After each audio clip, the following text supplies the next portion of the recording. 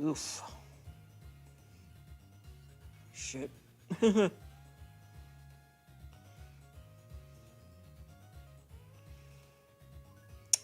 Well, didn't realize Eduardo was looking quite so bad. Vibing time. Hey, welcome to the stream. How is the delay this time? Let me know when you get that comment. Because if it's still awful, it probably has a lot to do with the fact that I didn't really do anything to fix it.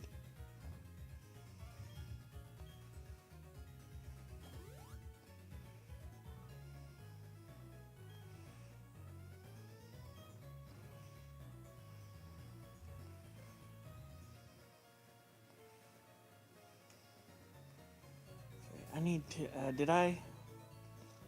Seems okay this time? Good, very good. So we got the delay problem fixed, and seemingly no frame rate issues whatsoever. You like to see it. Well, let us continue onward with the progress in this route.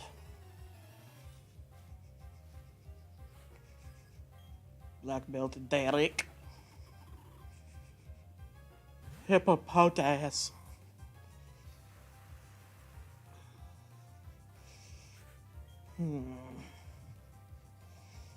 I actually just like, cause I seem to remember this thing's like part ground, or maybe just pure ground. Okay, yawn's fine. I just gotta hit you once. No, and we're good.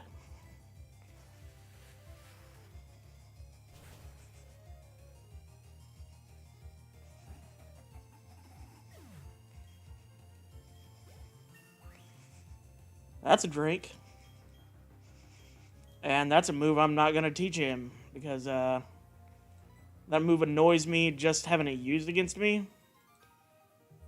And since I'm not running Armaldo with any kind of stall strategy, really just doesn't have a place on Armaldo's moveset. First drink of the night, let's go.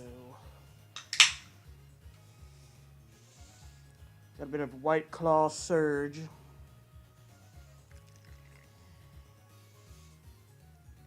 And also, we got just a dab of Austin East Sider's Blackberry Cider.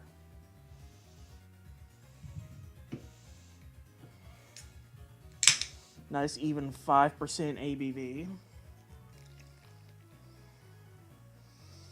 It's the kind of thing that's good to have for the Drunklocke so that I don't get drunk too fast and I can last longer. Yummers.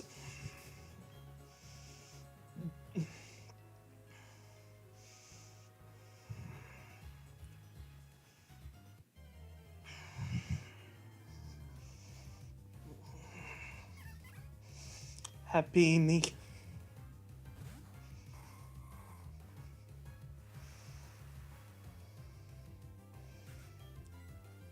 I wish part of me kind of wishes I could get a first encounter Happini or Chansey or something. Or Blissey, whatever. Because I feel like I could get a lucky egg from that, and that would be very good for grinding and stuff. And whatnot. Oh, would you stop giving me encounters? Maybe getting about ready to break out the repels. Okay, Eduardo. Oh, god damn it, I didn't mean to use Harden. I need to take Harden off of the first move slot. Oh, fuck. That's the sleep moves that hits every single time. You know, I don't really have any good moves to use against Parasect. And, what does this do? Recover from poison. Shit. Don't have any battle items. I guess I'm gonna let Eduardo get woken up. and then I'll maybe just switch it out or run. Because I don't want to switch it out while it's asleep. I don't have anything to cure sleep. And I don't want it to just be a sleeping Pokemon in my party.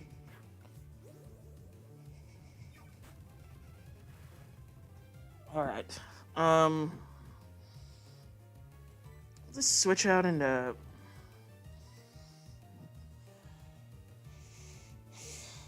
I don't really have anything good again. Well, no, I do. I got Spludge. Spludge is good. You fucking piece of shit.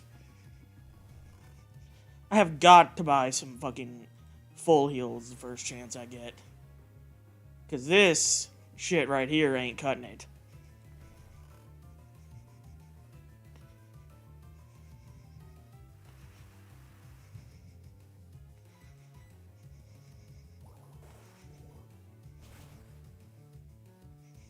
Alright. You're out of here. Hit the road, Jack. That Giratina is never gonna fucking get any levels. It's gonna take it forever to get any kind of... A pink scarf, great. Isn't that the... Wait, isn't that the one that boosts normal moves? That might actually unironically be good.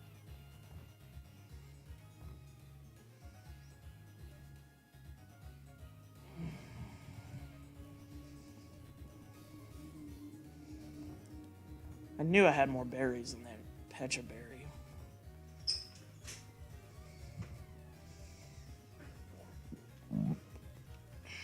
No, it just boosts the cute stat in Pokemon contests.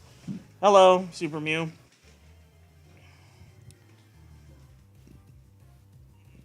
Yeah, okay, I'm gonna use Repel after I kill this thing.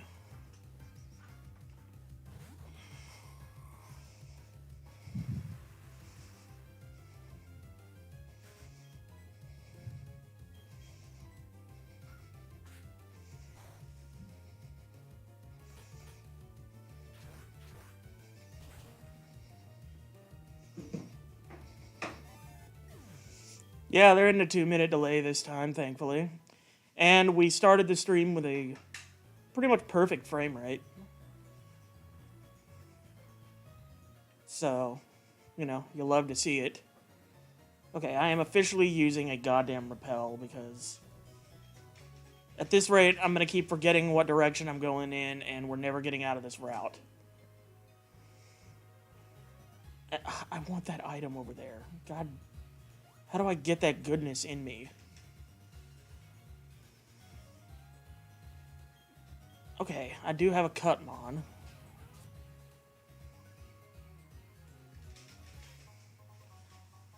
Alright, okay. I won't say no to another Super Potion. I mean, it's nothing, that's nothing extravagant, but by God. Yeah, I guess I already fought that guy last stream. Hey, what's up, Magetsu?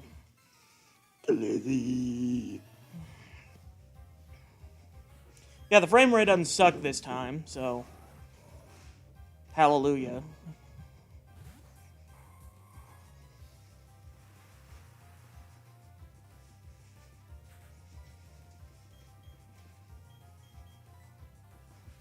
Frosted animal crackers. I don't remember the last time I had any animal crackers.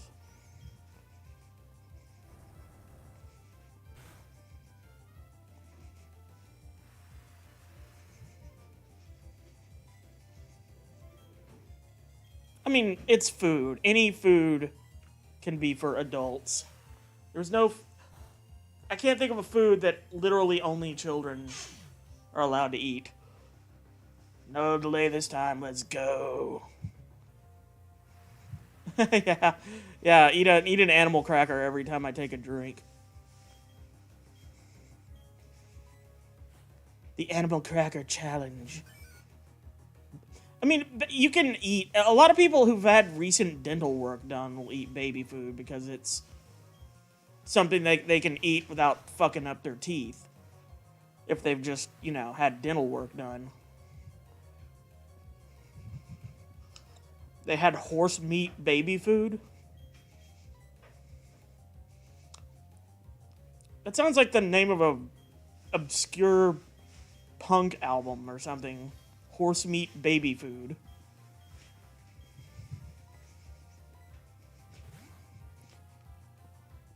Like if the Sex Pistols had stuck around for a second album.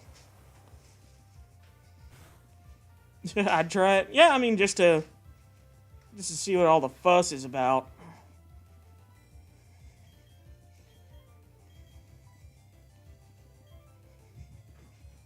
I really need to stop trying to use water moves against this water Pokemon that has fucking water absorb.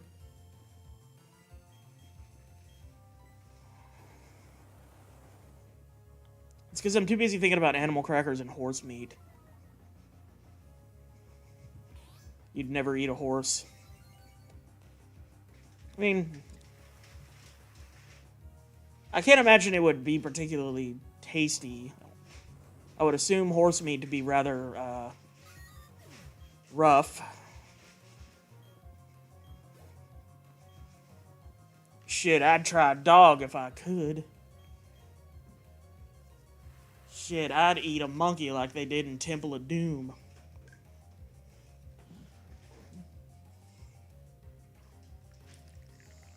Or it's like that age-old question, how much would you need to be paid to eat human meat? Assuming that it was, you know, removed from somebody who had recently died of, you know, something not toxic to you. And, assuming you had their permission before they died.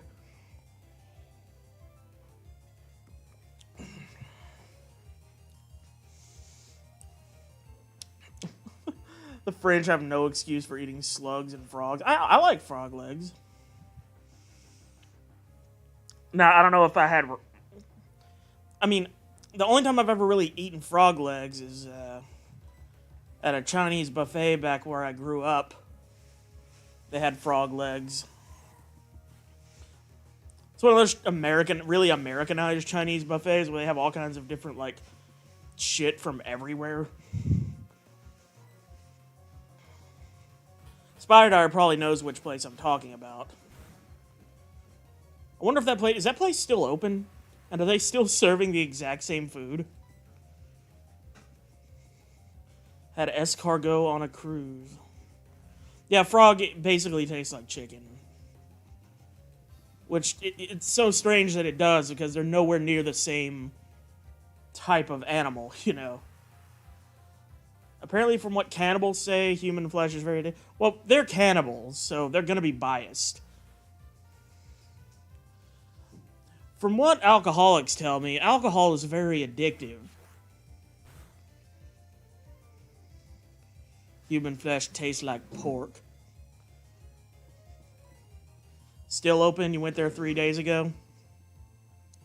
Most of the same stuff. Bitchin'. I'll have to go stop by that place when I'm in town next. Whenever the hell that's gonna be. I took this whole week off from work, and I didn't once visit home. I feel like an ass. Well, part of that's because my truck's registration just ran out. From what gamer are telling me, gaming is actually fun. Even from the guys who had to eat to survive from, like, playing... Oh.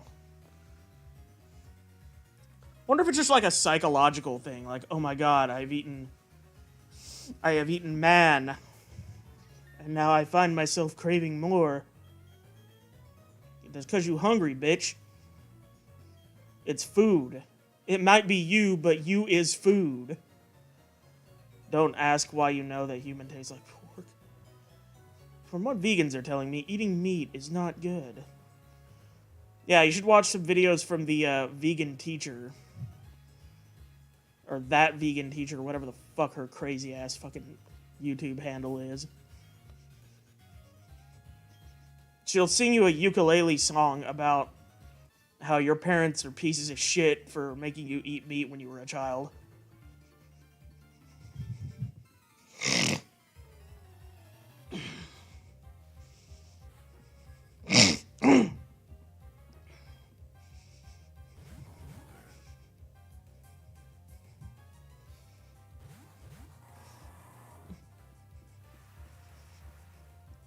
It's a mix between pork and lamb. Interesting. Speaking of ukulele songs, Colleen Ballinger, yes. That was less of a song and more of a sustained, slightly sung rant with some ukulele playing in the background. Vegan teachers in the NSFW industry. I would argue that her videos aren't safe for work for reasons that are not related to pornography. They're not safe for work because if you watch them while at work, everybody knows to avoid you. Okay, I saw him watching Vegan Teacher. We need to all stay the fuck away from Chris, okay? So we're all in agreement? Stay the fuck away from Chris!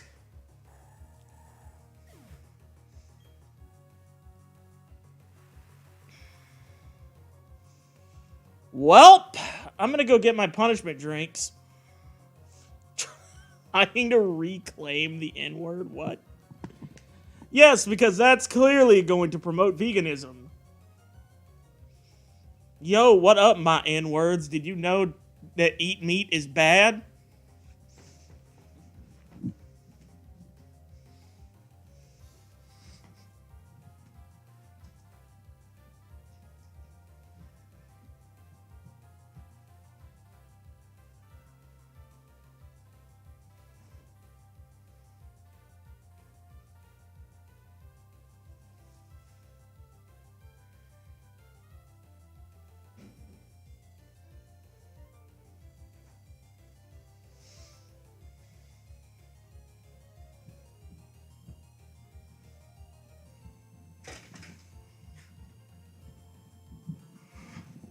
Meat is...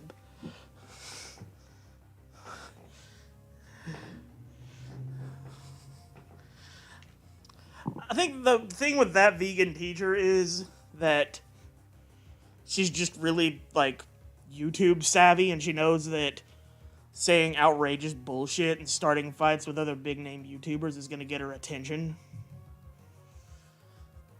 Which, I mean, you gotta hand it to her a little bit.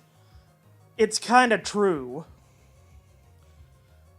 You know, you kind of come around and just to see the stupid drama and bullshit, and you stay for the vegan messaging. Now, you may almost in every circumstance not agree with it, but she gets your attention long enough to preach to you. Video evidence of her eating at a damn Wendy's. What could you eat at a Wendy's that would not be just covered in dead animal? Fries, I guess? But even then, they probably use some kind of lard or butter substance to cook them with.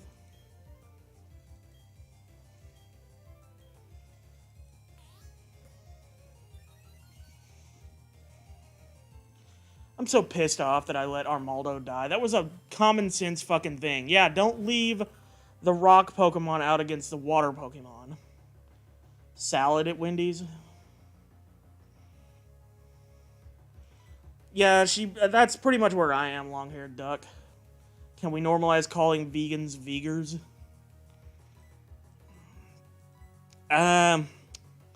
We could try. I don't know how successful would be. Or like how do you pronounce it? Is it veggers?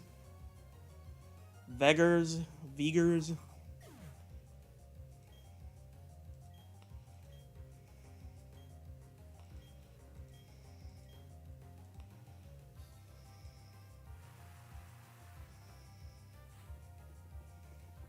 Oh, it's vegers.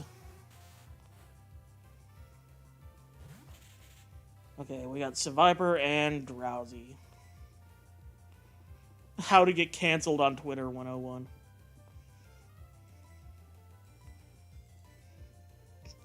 Love how people have taken to calling the N-word the gamer word when that word's been around for centuries. But it's now colloquially come to be known as a word that a lot of gamers use. That's very flattering to the gamer community that's been around, what, 20 years? And they have managed to entirely reclaim the N-word as theirs. What a shameful community. You got called that in the store one time? What, the gamer word or, Viger?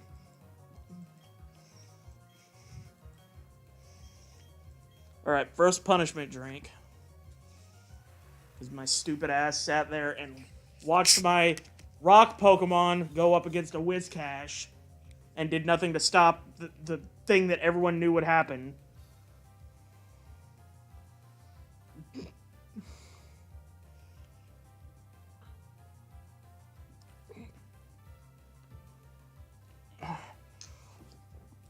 Just a giant foot coming for my ass, and I'm the only one that didn't see it coming.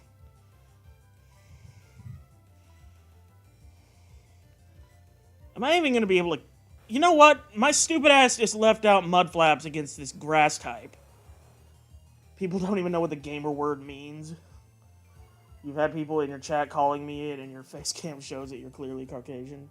I'm probably going to lose Mudflaps here, too. Watch. Holy shit! I was almost correct.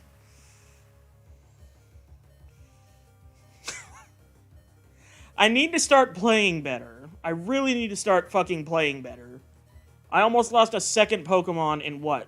Like 15 minutes? Swap him out.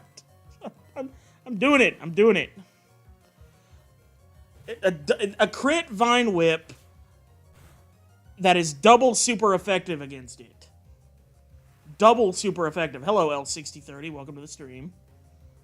How goes it?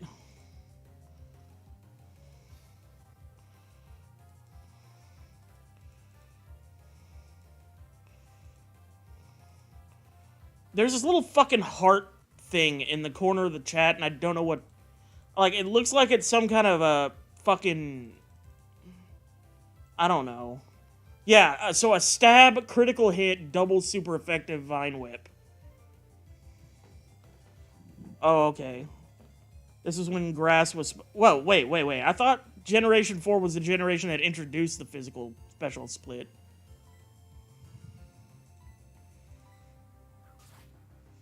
Or is Vine Whip a special attack?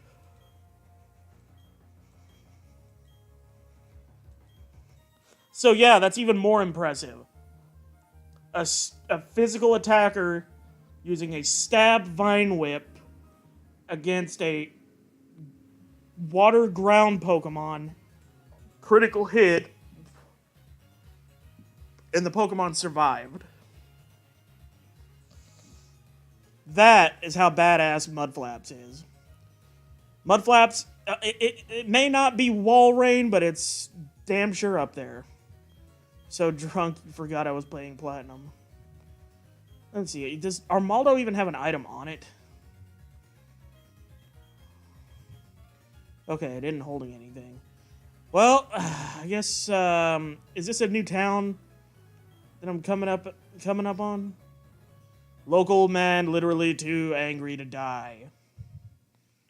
Well, you know, anger makes your heart rate go up, and more heart rate sometimes mean more alive. Platinum was your jam after Pearl. How the fuck do I get... That's the Pokemon gym, isn't it? Oh, I'm gonna need goddamn Rock Slide to get up there, I think. Where's the... Okay, I think the Pokemon Center is actually over here. Never really liked Gen 4. It's the last gen that I've played. Besides, like, I haven't played Gens 8 and 9 yet. It played like molasses. Yeah. Yeah, it seems very slow. Florida man eats man face after taking bath salts. Florida man breaks into a neighbor's home to pet cat.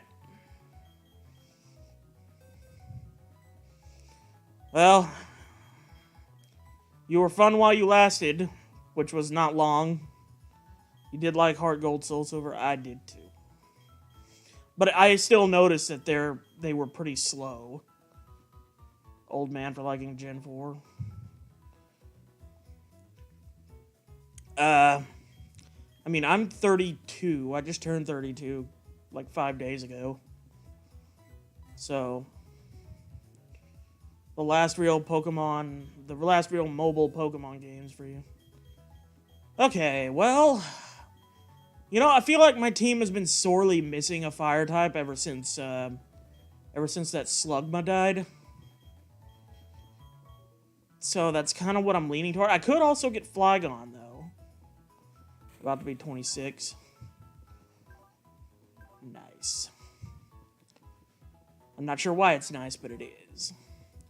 Do I have a... I don't really have a dragon Pokemon. Restores HP if the Pokemon is poisoned. Shit, that's actually pretty good. So we got a 24, 26, and 18. Spider, I know you're like 18, right?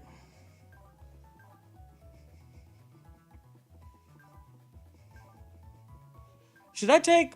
What do y'all think? Should I take Growlithe or Flygon? Because those are the two I'm divided between right now. Haven't played any of the Switch games. I'd say my rankings would look relatively different from that. Turned 24 8 days ago. Nice. Take Cleffa. Alright, so that's 1 vote for Cleffa and 2 for Growlithe. If no one else has any horse in this race, I will go ahead and I will take yonder Growlithe here. Yeah, Gen 2's level curve is kind of ridiculous. Like, I remember when I was a kid, it took me forever to get through the Elite Four just because, like, you have to fucking grind some... Can you change your answer? You like Cleffa? Man, don't make me play with fucking Cleffa. Come on. Really? I mean, what? Maybe it has a good ability.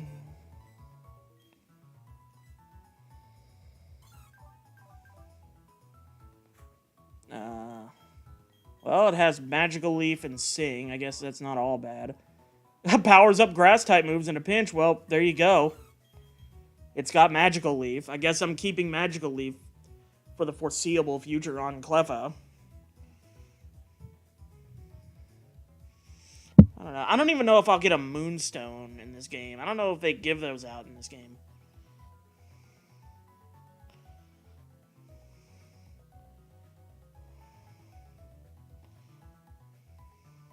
You're dying laughing. Why? Because the Cleffa knows fucking Magical Leaf and then just happens to have the randomly generated Grass-type Overgrow ability.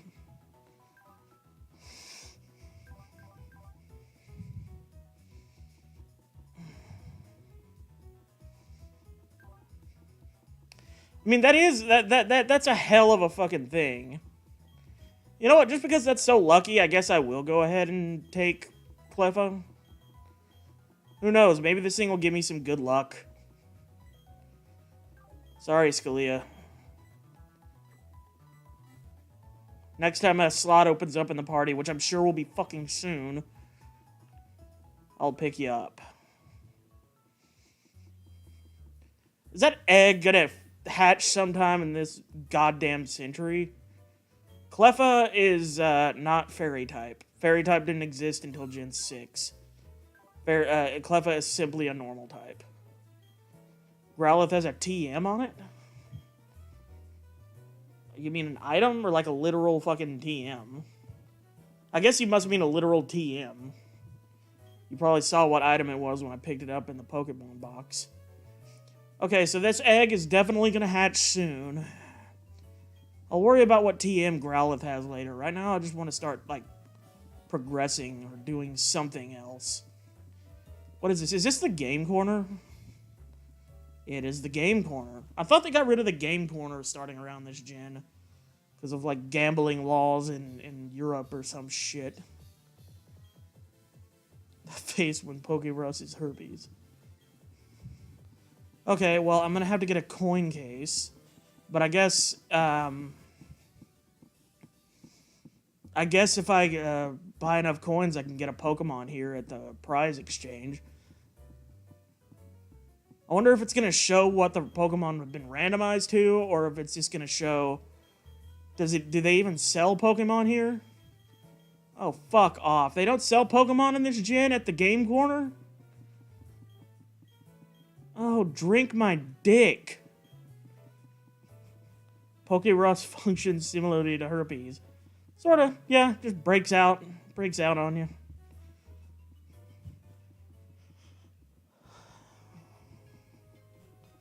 Okay, I'm going to the fucking grass down here now. Wait, have I caught something at Route 214? I have not. Let's change that. Here, let's take the EXP share off of Giratina. Give it to little Sonia. People should not want herpes. I mean, people... In theory, Pokemon shouldn't want Pokerus, but it just happens to have a benefit. Okay, man. Behind you! It's a viral infection that spreads really easily and doesn't really cause many issues.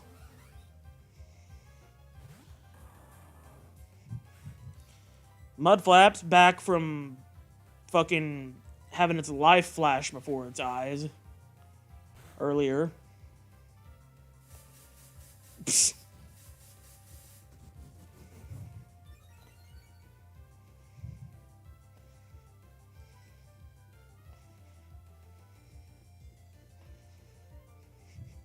Yeah, herpes makes your stats increase more. You know?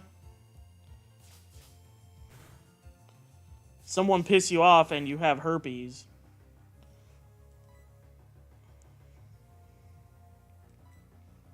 Break into their house and use their toothbrush.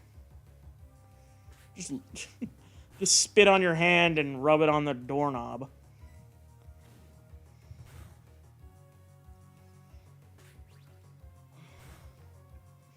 Pokerus 19.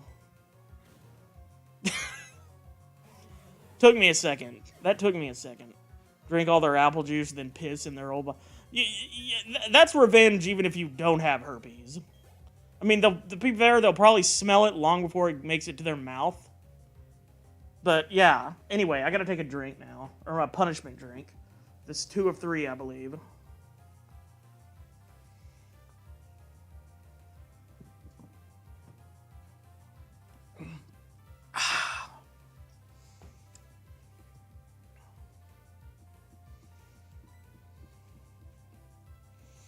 See, I'm gonna go ahead and use Giratina here. It's probably a bit overkill to use a Giratina on a fucking Pineco, but... Is that a Little Monsters reference? I don't know what that is. Dragon Breath? You fucking piece of shit. Only I am allowed to do that. Piss! Who put piss in my apple juice?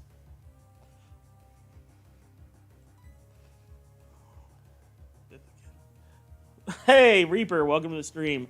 Pineco, the living grenade. Pineco. I always, like, go between the two. I always, like, dither between them. Hopefully no one pissed in your juice, Spider, yes.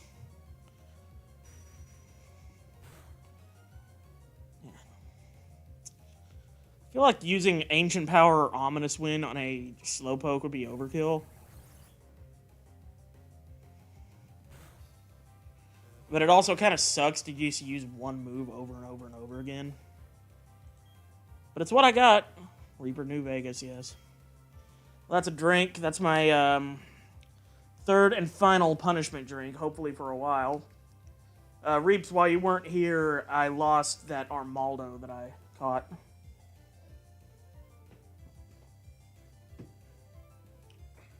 One stream ago. I am not proud of that.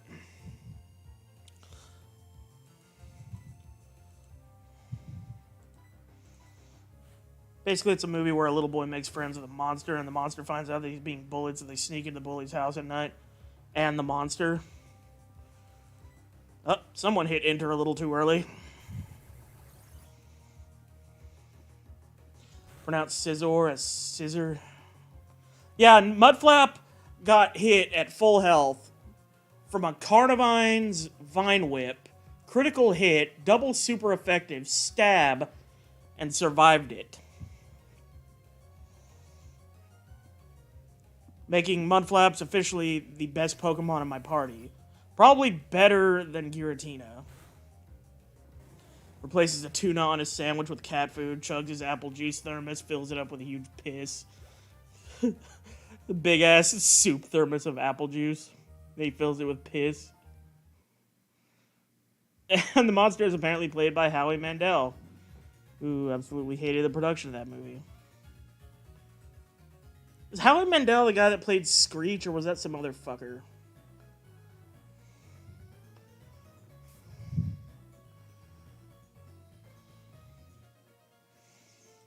Alright,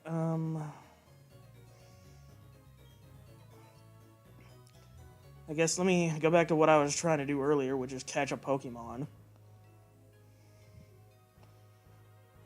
First encounter. American Got Talent. Just one American Got Talent. Meryl. I mean, Azumarill's decent. But I've already got such a strong water type. Pretty sure Screech was another guy and that guy is dead. Howie Mandel was Bobby's World. Excuse me. Howie Marill. That wouldn't really fit too well. For one thing, it's too large, and for another thing, Meryl here is female. Favorite singer is Sting, but you've never really listened to his music. He's just your favorite celebrity. I wouldn't characterize him as a particularly great singer. I mean, he's passable. But he's not one of those dudes you would cite as, like, top 10 greatest singers of all time.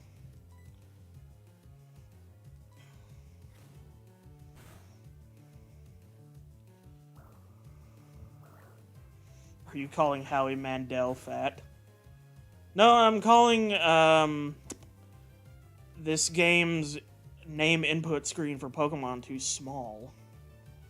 Apple juice. Now that I could go for. Or better yet, piss juice. He's mid, but he means well, so we don't hold it against him. I think mid is a pretty accurate description of Sting as a vocalist. I mean, he does get some pretty good high notes on Roxanne.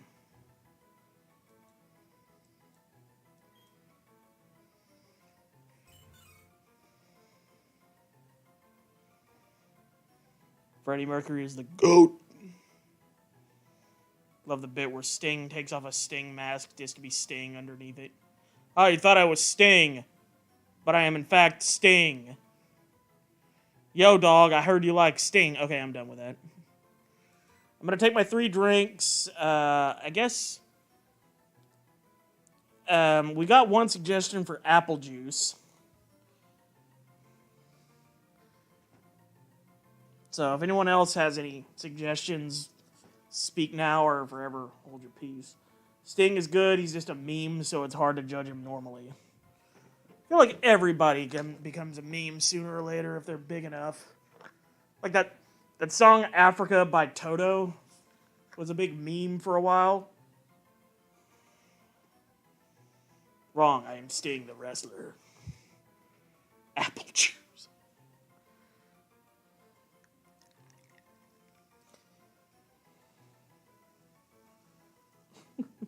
The Jew Juicer. Yeah, Africa is a legit good song. But it got to, like, almost Despacito status back 5-6 years ago or so. To the point where, like, fucking Weezer covered it on their covers album. And Weezer is known as the band that, as great as they were in the 90s, they made a music video in the mid-2000s for their song Pork and Beans that was literally just a shit ton of YouTube memes. Like, they had Tay Sunday in there. They had a bunch of other YouTube crap from that time. What song was fucking escapable? Inescapable. It wasn't even a good song, but it was fucking everywhere. Sail.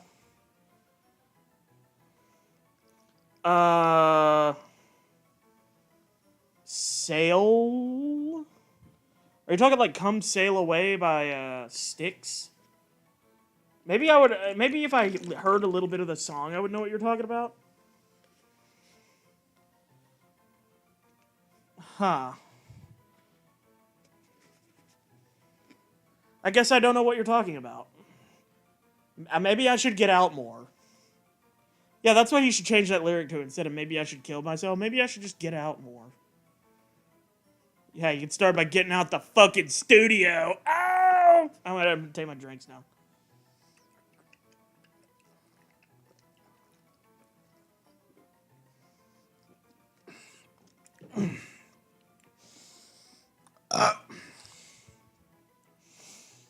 Alright, apple juice it is.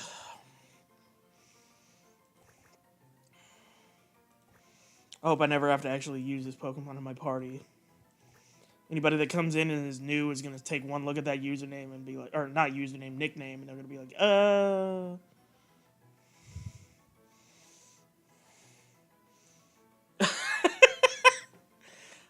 Now Reaper's like, maybe I should kill myself.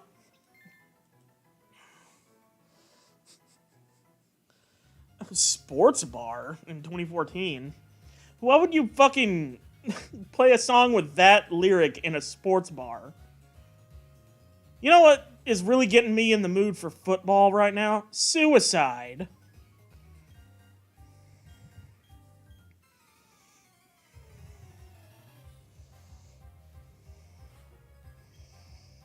P.I. Carlos. P. Carlos. Oh, yeah, that's... So you had a bad day, taking one down. I am so glad that fucking dude was a one-hit wonder. Can you imagine if, like, 10 more of that guy's songs got big?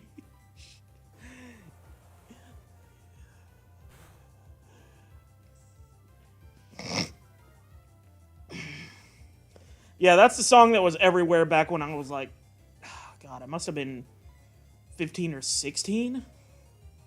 Mom was in on alt rock towards the end of her life, so I had the misfortune of hearing that over and over again among other annoying songs. Ugh. It's one of those songs that got a lot of airtime because of its melody, but nobody really cared about the lyrics. Yeah, Bad Day is catchy. But it's one of those songs where it almost feels like radio DJs were like, well, I can't think of anything else to play. I guess we'll play Bad Day for like the 50th time.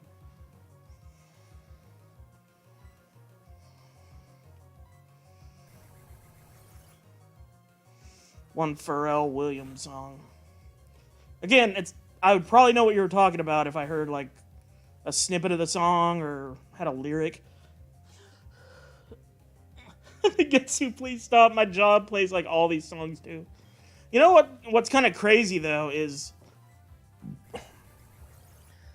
when I worked at Walmart, the station that they had playing there, like the overwhelming majority of those songs were piss ass awful, but there would be occasions where something would come on and I'd really like it. Like, they played Steve Winwood's Valerie a few times. I really like that song. Let's see, what else? They played that one, like, Alan Parsons Project song. Where do we go from here? Train. Okay, yeah, now I know what you're talking about, Magetsu. Fucking... Happy! Yeah, Train. Yeah, Train's another one that, like the lyrics to Hey Soul Sister are some of the worst shit you'll ever hear. But as long as you ignore the lyrics or just treat them as babble, or, you know, just like word salad or whatever, the melody is good. That's one drink. Yeah, Hey Soul Sister. Like, a lot of Train songs are like that. Like, they have a song called Drop to Jupiter, where it's, again, the melody is really good. The song is good, but the lyrics are so fucking stupid. Like, look up the lyrics to really either one of those songs. Hey Soul Sister and fucking Drops to Jupiter. Hey Soul Sister, ain't that me? The thing is, you say that's AI-generated music, but here's the thing. I feel like an AI would generate something way blander than that. Like, Train's lyrics aren't bad in a bland way. They're bad in a what the fuck were you even thinking kind of way. They cover Light My Fire? Train did? Where the fuck did they get off covering that song? I don't think I've ever even heard any band cover that song. Ugh. That sounds fucking awful. Sugar by Maroon 5.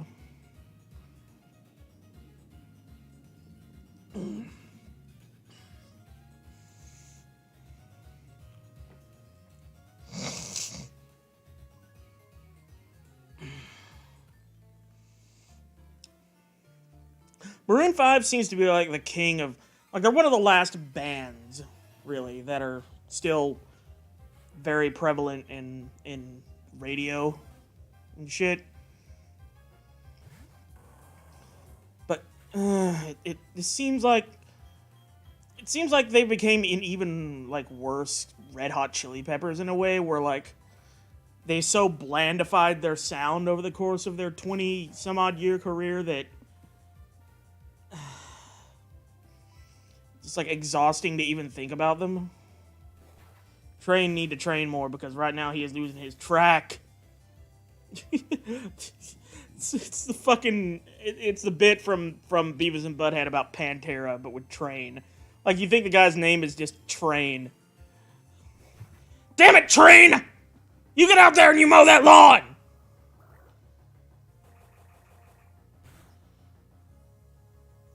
Are you serious? I think I remember hearing about how Avril Lavigne covered Chop Suey. Imagine part of the reason why Surge was so pissed. Imagine Chop Suey is one of their big, like, maybe encore songs. It's one of their most well-known hits. So she was probably spoiling it on their fucking set list by playing it before them. It's like, bitch, shut the fuck up and get off the fucking stage playing our song. They're like Muse. I remember when one of their albums came out and I denounced being a Muse fan. Is your name not We Flash People? I mean, our channel name is We Flash People. So, I mean, yeah, that's the name of the YouTube channel.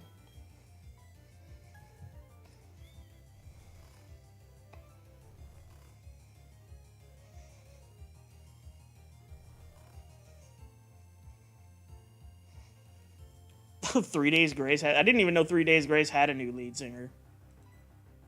Then again, I only really liked one or two of their songs. Like, I thought Animal I Have Become was pretty good.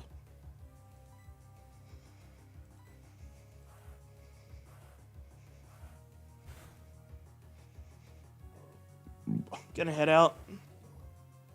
Alright, thank you for tuning in, Super Mew. See you later.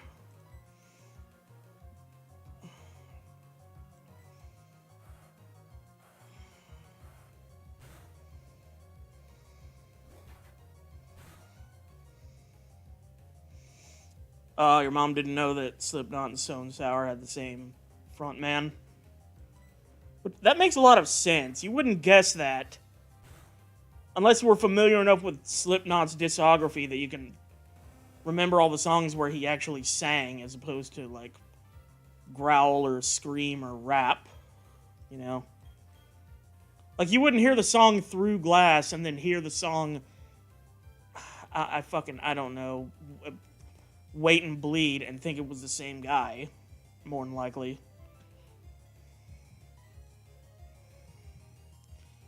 Yeah, I think I gotta take a drink.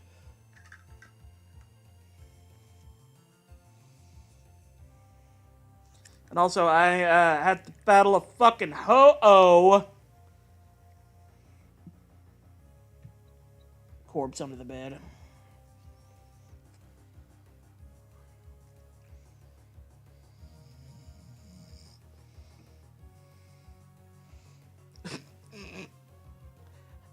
I have a funny story about a corpse under my bed.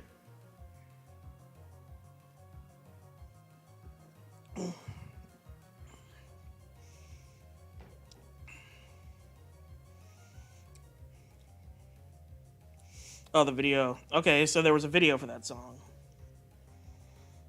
Let me see. You know what I'm gonna do is I'm gonna switch into Are You Serious? And then, well, Giratina can probably handle this. I'm not sure though.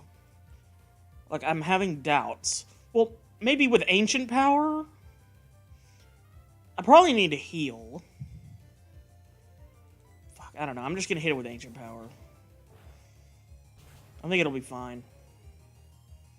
Okay.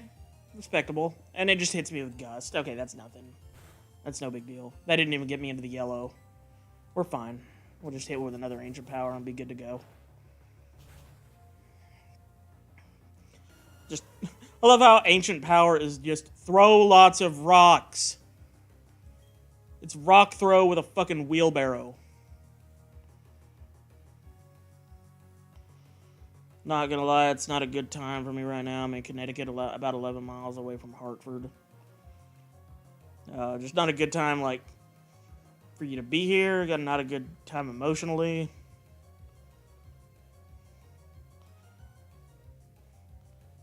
Oh, you're constantly having tourists ask you for directions because of Connecticut?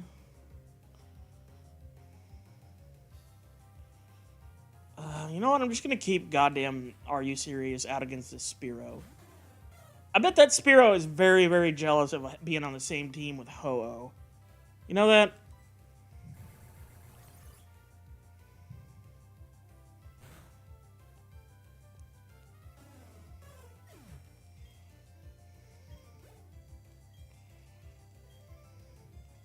You just really like your birds, don't you? It was Pidgeot's better than friggin' Ho-Oh. Or better than Spearow. Worse than Ho-Oh, though. You know. Let's just hit it with another Ancient Power. Oh, listen to the stuff others in this chat listen to, apparently. I like stuff by S3RL and Moxie Floxy and stuff with electronic music and hella bass for your headphones. Yeah, we're all in here talking about alternative rock and shit. Do you know where the DMV is? No, I don't. Stop listening to Google and look at the road.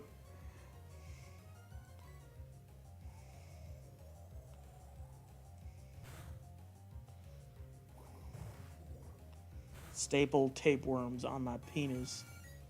Isn't that by... I don't remember. There's some kind of weird gore electronica band. They have a song about making speedcore from your poo. I think I vaguely know who you're talking about.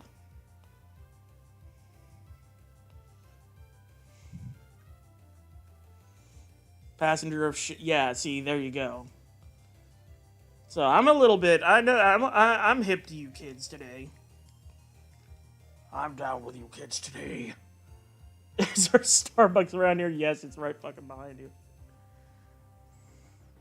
I never really had people asking me for directions and shit while I worked at Walmart. I feel like that's a bad person to ask for direction, is somebody who's just trying to... Because, like, we're in a grocery store a lot of the time. Like, you're just assuming that because we happen to be in this area at the same time as you that we know where anything is. You're having traumatic flashbacks.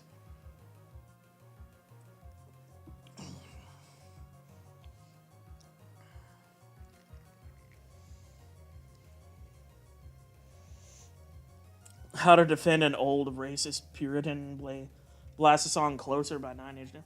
Shit, I mean, you could probably blast like Sympathy for the Devil by Rolling Stones and piss them off. And pretty much anything is gonna piss off an old racist Puritan as long as it's cool enough.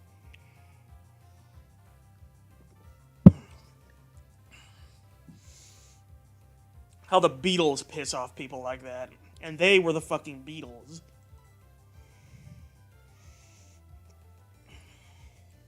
Also, I completely wasn't paying attention. What's this nice Pokemon? Oh, Skitty. I don't know.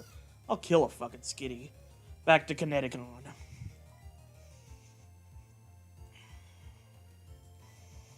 I will go ahead and heal Spludge, though, just in case. I don't want to lose another Pokemon in this stream.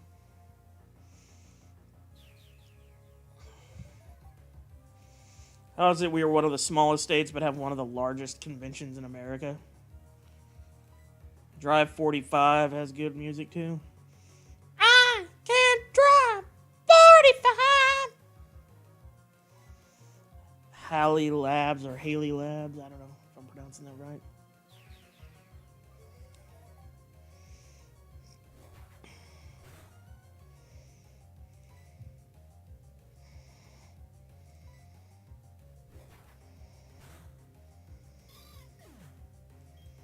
Blink 182 used to be good, but then became a parody of themselves. Is that because I knew didn't they get back together with Tom DeLonge like last year and release a new album as, you know, the fully reconvened Blink 182? A lot of punk bands end up flandering. Well, what usually happens with punk bands is one of two things. They end up flanderizing, like you said, or they wind up going in a wildly different direction. Like, take the Clash, for instance. Clash were always punk in spirit. And in their last album, without their drummer and their Mick Jones, their, you know, other lead singer and songwriter and guitar player and shit. Yeah, their last albums. That's what I was just saying. The last album sucks. And it's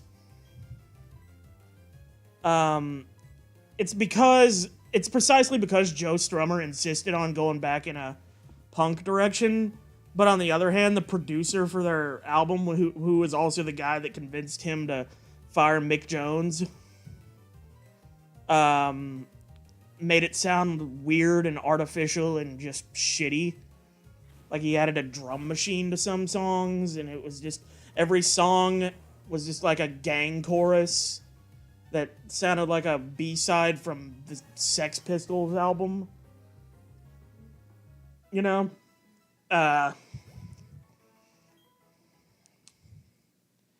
But the album that The Clash did before that, which I believe was Combat Rock, it had all kinds of different shit going on. For that matter, Sandinista, London Calling, they did all kinds of...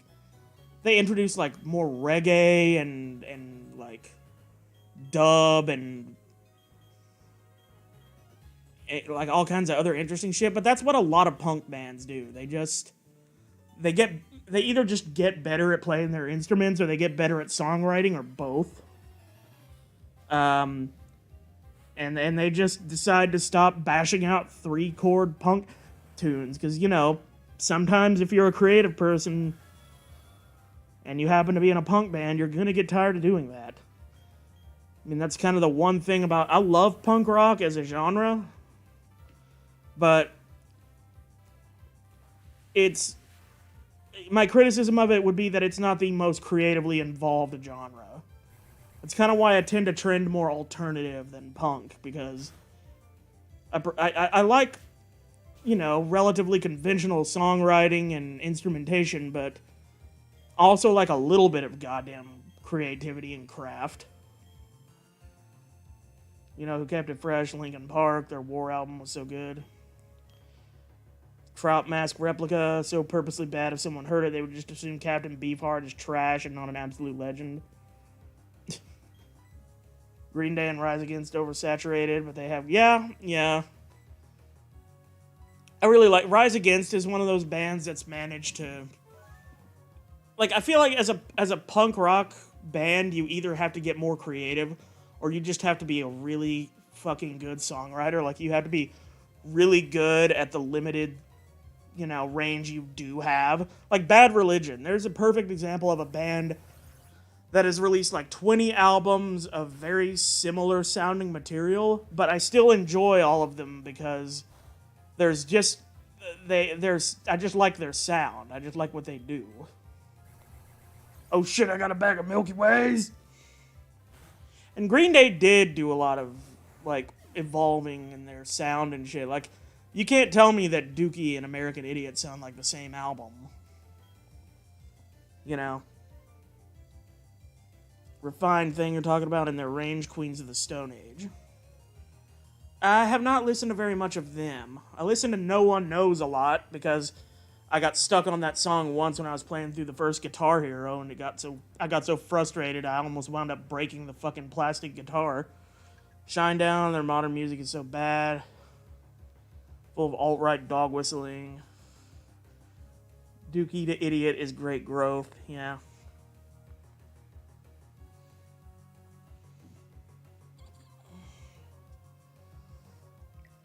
But it's not just like the straight shot from there. You got to listen to them kind of evolve. Like, Insomniac was a much harder album. It came out right after Dookie, and it had much more of a aggressive sound because of how frustrated the band was with, having been left behind by their old punk audience and stuff. And then Nimrod, they went and did all kinds of shit on Nimrod, man. They had like some hardcore tracks, they had the acoustic ballad, they had an instrumental, like a surf rock instrumental, they had kind of a vaguely rockabilly sounding song on Hitching a Ride. Well, I mean, you probably don't listen to Nirvana much because there isn't very much of Nirvana to listen to, unfortunately. They only put out 3 records.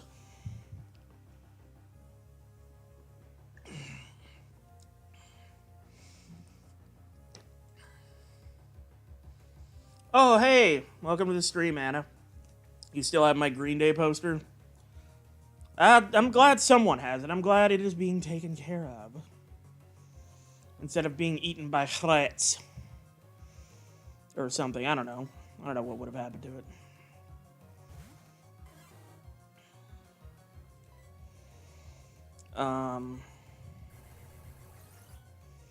But yeah, Nirvana didn't get much of a chance. It's kind of frustrating because, like, R.E.M's Michael Stipe even talked about it a bit. Like, if Kurt hadn't killed himself, he already kind of knew what the direction of the next Nirvana album was going to be.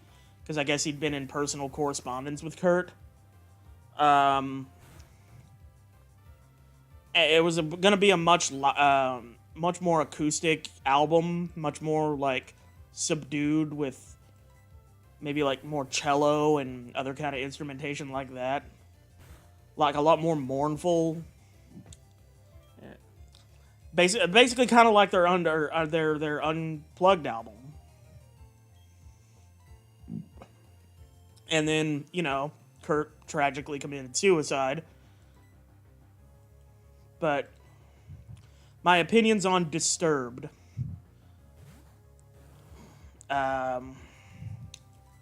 I really don't have much. I'm not very versed in their actual music. They're a band that me and Patrick make fun of a lot because of that ooh wah ah ah shit and Down with the Sickness and all that. But I can't be a fair judge of their music because I haven't actually sat down to listen to it. Suicide, LOL.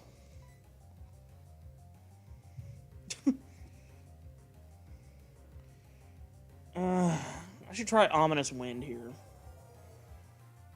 Just for shits and gigs. Alright, that worked. It got the job done.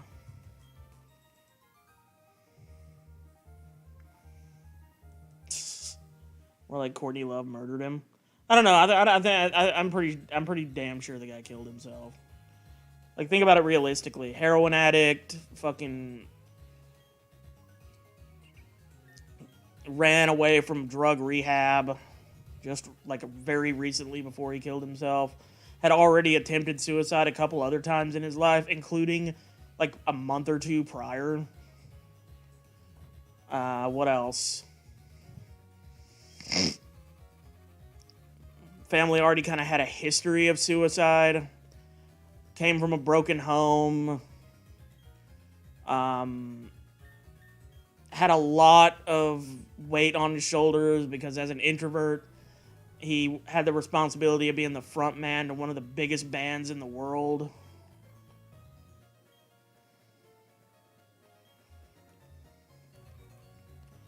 I don't know. I feel like it's a lot easier for me to believe that Kurt killed himself than...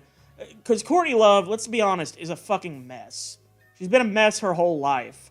I find it very difficult to believe that somebody like Courtney Love, who was also struggling with heroin addiction, and who is known for her fucking irrational behavior, would be able to successfully pull off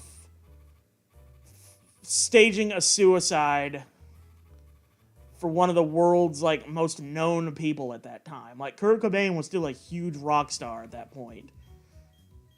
Like the band may have been waning a tiny bit because of In Utero and how harsh it was, but the dude was very high profile. And I just find it hard to believe that she, with all of her fucking instability, would be able to instigate what, if it were true that she had him killed, would be essentially the frame-up job of the century.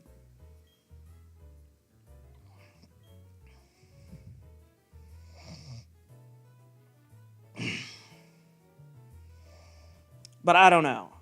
I would have to go in and dig and do the research, and I'm trying to play Pokemon. So, but I've heard some stuff. I've read up on it. Like people dispute, like you said, the angle of the shotgun and the fact that he used a goddamn shotgun. Like you think if he were gonna kill himself, he would just OD on heroin. But I think at that point he was so fucking, he had built up such a high tolerance. Clearly not Kurt's handwriting. I mean, the dude had probably just taken like a mammoth dose of heroin. Your handwriting is gonna look different when you're trying to write while you're half-ass asleep. That's the one thing I struggle with, is like, how the hell did he even managed to put that together? Because, like, from what I understand, when they did the autopsy on him, he had a shitload of heroin in his system. Now, again, he had a pretty high tolerance, but that only gets you so far.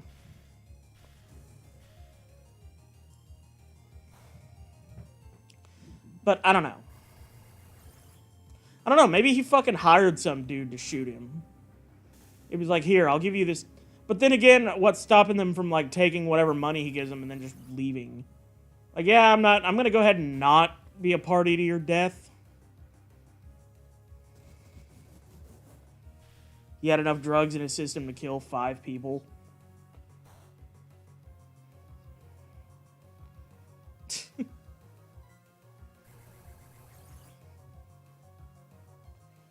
Maybe...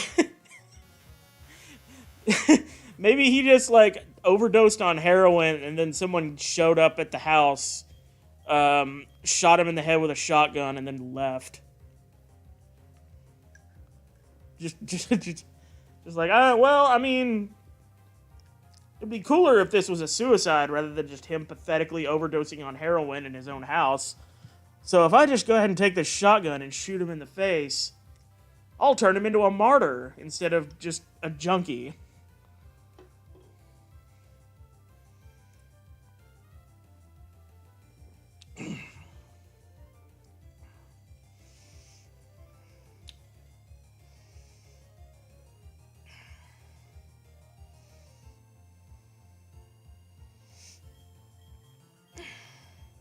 Do I find Santeria to be a suicide note?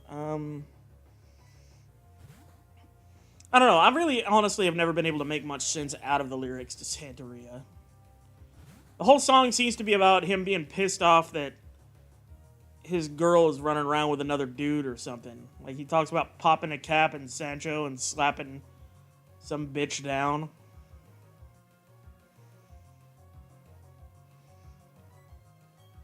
So I don't really know what to think of that song. I would have to go and read the lyrics.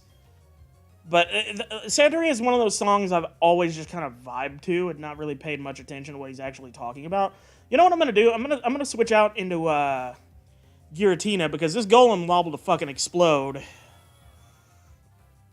And if this thing does lay down the boom, I want something to, you know, weather the blow.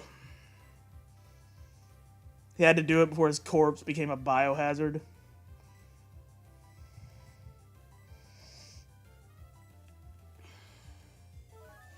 What song is fucking haunting? Paper planes.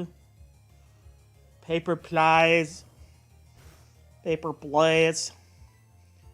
Paper plays. I don't know.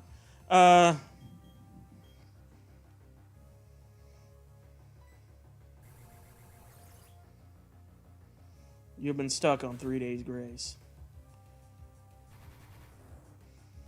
I'm gonna be stuck on this fucking golem for a while. Papers, please.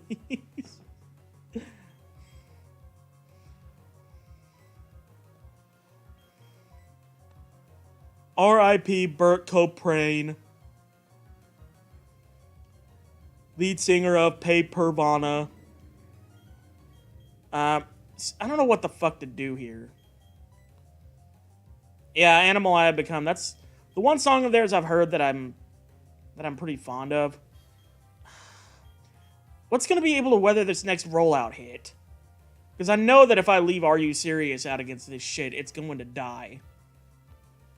Or it's gonna be severely injured. I only have one super potion left. I feel like I just need to...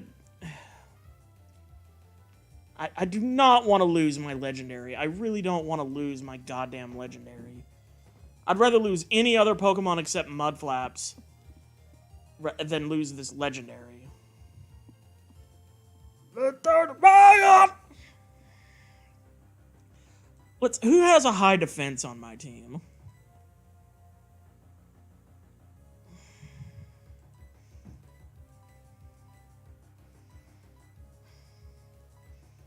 Fuck, honestly, you know, the Are You Serious basically is tied with Fart Bro for the highest defense.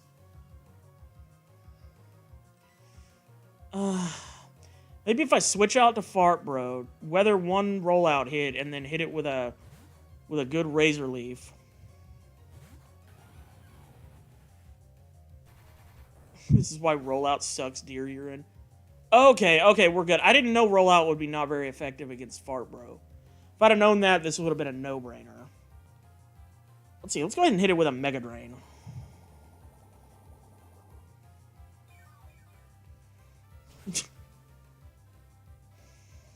Alrighty, we got rid of it. My favorite Pokemon? God, I don't know, design-wise, or in terms of battle?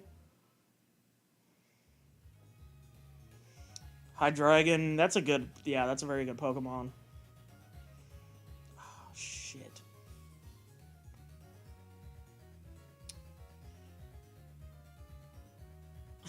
You know, because of these Drunklocke streams, unironically, one of the things that comes to mind is Walrein. Like, I've had Walrein as a starter for, like, 2 different Drunklocks, and both times it has been an utter and complete fucking tank. Just able to deal lots of damage, big fucking hits, you know, and it's also able to weather a lot of battle. Uh-oh, the egg's hatching. Oh, maybe this will be a Shuckle or a Hydreigon. Well, yeah, well, I already had gotten another Walrein bag on. Do I like this? I'm not sure.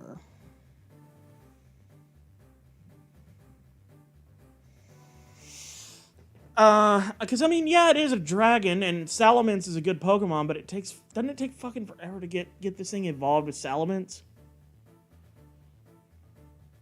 I mean, I'll gladly take it. Mama Mince.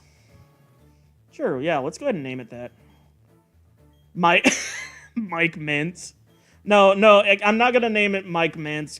Mama Mince is better because like, it's a female. If I name it Mike. Mike. Besides, Mike Pence likes to refer to his wife as mother, so it's like this is Mike Pence's wife. Mama, ooh. It's gonna take 40 eons to evolve, but goddamn, does it work? Yeah, Reaps already has Mike Pence, the weird fucking semen booger thing from what was it? Fire Red Sun version or something like that.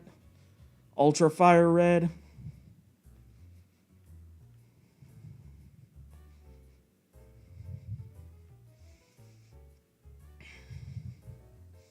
Here, I'm gonna go get myself another beer. This one ran out.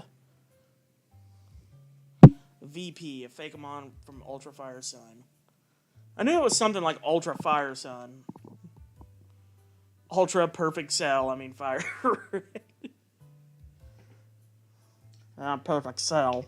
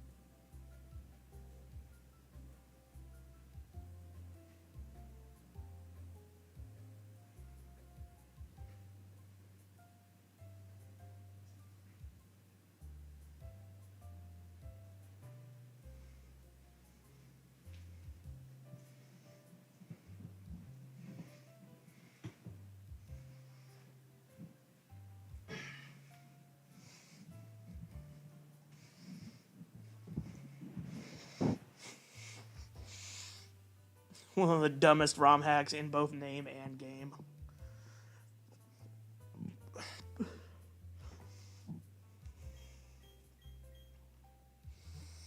Yeah, I seem to remember that one being pretty awful.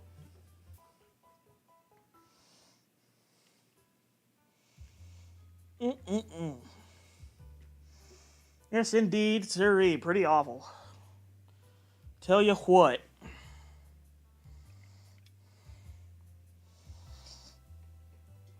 And OG Dragon Ball TN was the MVP. TN was pretty badass, but he was already starting to get power crap by the time the last World Tournament rolled around. Like, he put up a decent fight against Goku in that last World Tournament where Piccolo debuted. Like, not King Piccolo, but just Z Piccolo. But he was already clearly getting to be out of his depth. He did make a pretty interesting villain, though.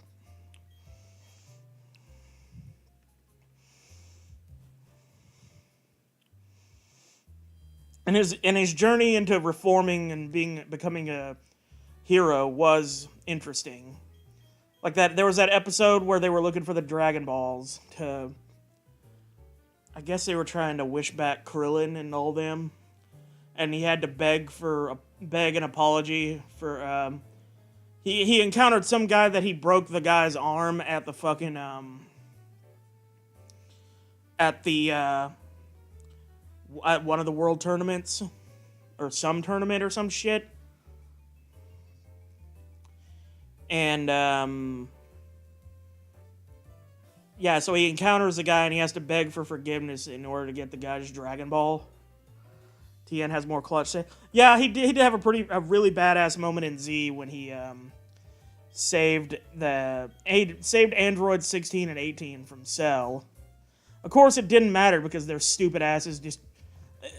I don't understand.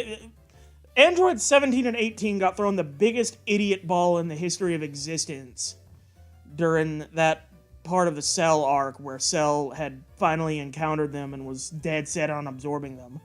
Like, they could have ran away so many times. Like, Piccolo had distracted Cell, Android 16 had distracted Cell. They could have easily ran away, and they could not be detected because they're androids and their fucking life energy can't be detected. But no, they didn't fucking run. They sat there, they stood there like two fucking gaping morons while Piccolo and Android 16 did all the real fighting. The only fighting that Android 17 did was fighting for air as Cell was beating the living shit out of him. And he still wouldn't run away even after it became clear that he was outmatched. As far as I'm concerned, those two idiots deserve to get absorbed.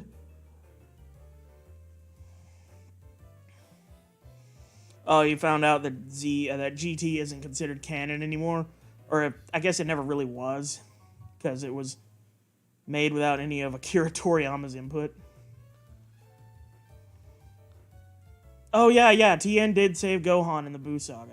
I do recall that as well. That one was a little harder to recall because it was such a quick little save, and then he didn't even get beaten by actual Majin Buu. He just got kicked by Majin Buu's legs that had been cut from the upper half of his body. Is there a goddamn Pokemart in this place or what? Pokemart? Anywhere? Oh god, no. Fuck you! Are you gonna take the gym challenge? Your department store, you say? Oh my god. Crasher Wake. Well, I already hate this guy. Hello, dude, young lady.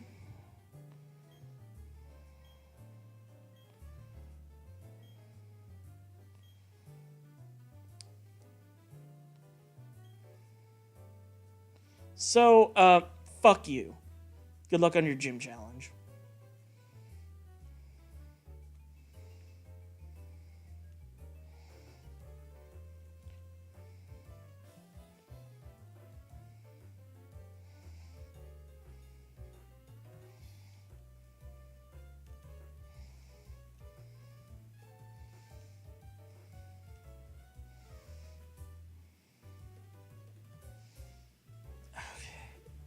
Here we go. Here's the department store.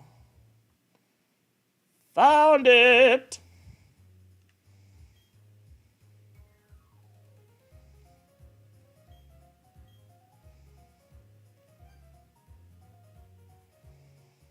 I'm gonna take 1 billion super potions, please.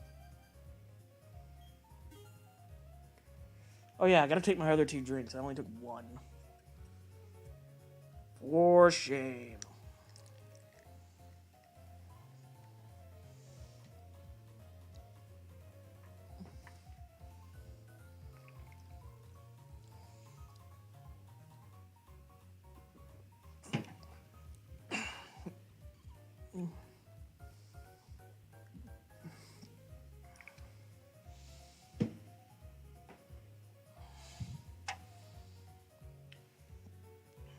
And no, it's not bad that you're getting into Dragon Ball more than you were when you were 16. It's quite nice, in fact.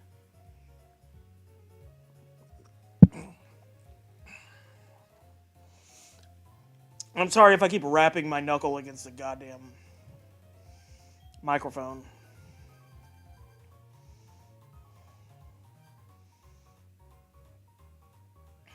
When you think of Justin, you think of DBZ, and then Super Saiyan Goku with his big yellow hair.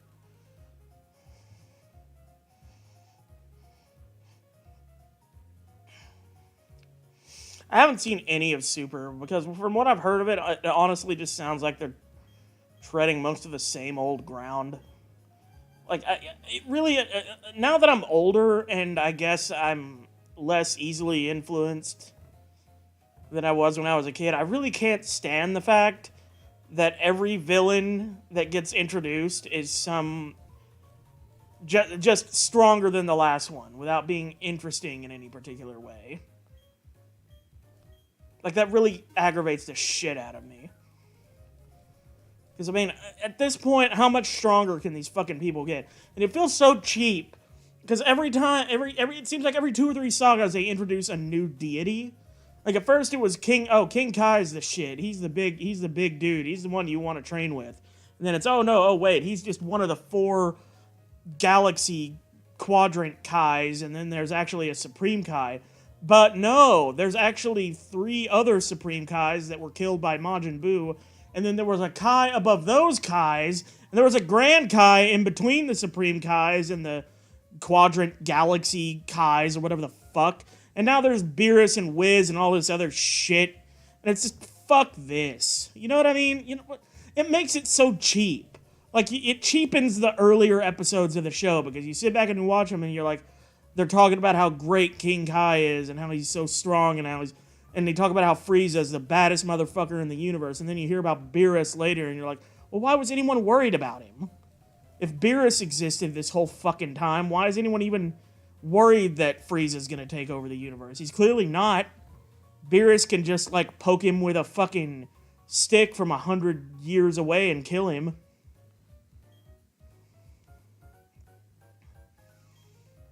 At least, I'll give GT credit.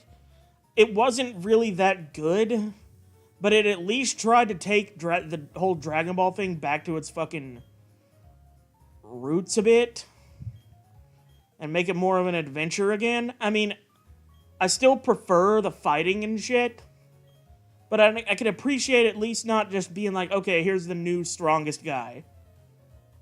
Now you're gonna need a new transformation to get past them. And this transformation makes your hair blue instead of gold for some god-fucking dicked reason.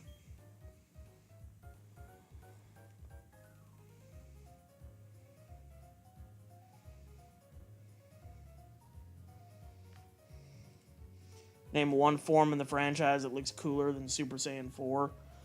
I mean, again, at least with Super Saiyan 4, they tried to do the interesting thing of like, oh, it's kind of, they're bringing... It's like a throwback to the giant monkey form. Do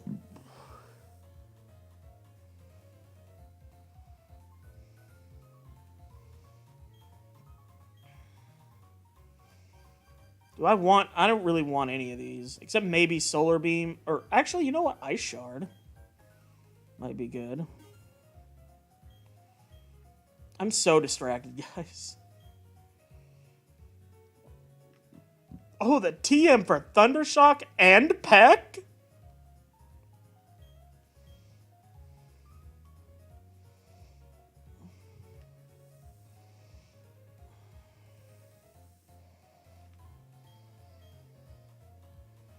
Yeah, I don't want any of that crap. Yeah, I don't want any of that crap. Oh, would you like to buy a refrigerator sprite for your home that you're never going to use because you're going to be too busy playing the fucking video game? TMs and randomizers are always the fucking worst.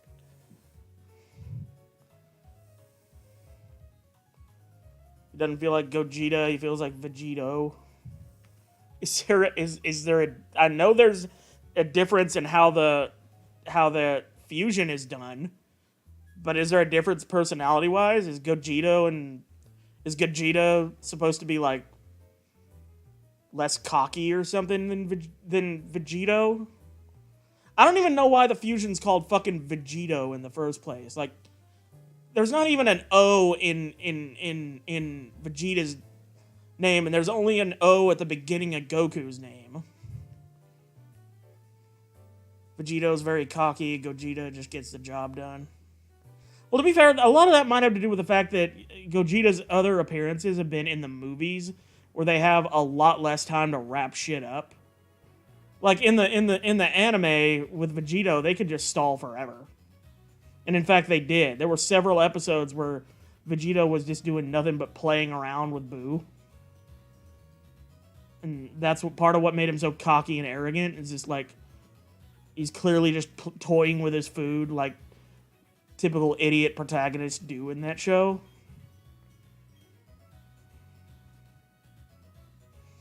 Fusion is a lazy storytelling tension extension. Never liked it when Piccolo was doing it. White 2 runs proof of that. There's only 2 or 3 usable moves in there. Let me see. I kind of want to switch the EXP share over to Bagon from Sonya, because I don't feel like Sonya's getting much use out of it right now. Or I'm not getting much out of investing Sonya. Honestly, I only put Sonya on the team because chat voted for it. I kind of don't want to use her. She doesn't seem like she's going to be a very good Pokemon. Watch Bleach, ignore the hate, just skip the filler arcs. See, though, I don't like doing that. I don't even if I know it's filler. And, like, I've been doing reviews of every DBZ episode, and I had to get through, like, 20 episodes of filler between Raditz and Nappa and Vegeta. But I don't like, because at least in filler there might be the potential for some kind of character building and shit. Watch this, Sableye is gonna have fucking Wonder Guard, and I'm just gonna be screwed.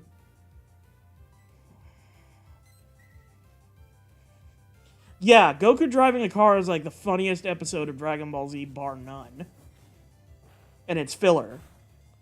I think they probably wrote it out of DB Kai entirely. It's like, how do you do that? How do you sit there and do that? How do you sit there, watch that episode, and be like, people don't need to see this?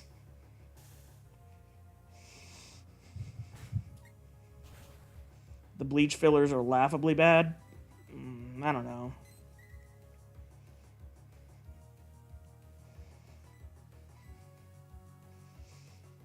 Fucking, I hate Pokemon that use Detect over and over and over again. It's like, you're accomplishing nothing. I'm not even poisoned or anything. You're just doing this to be a dickhead.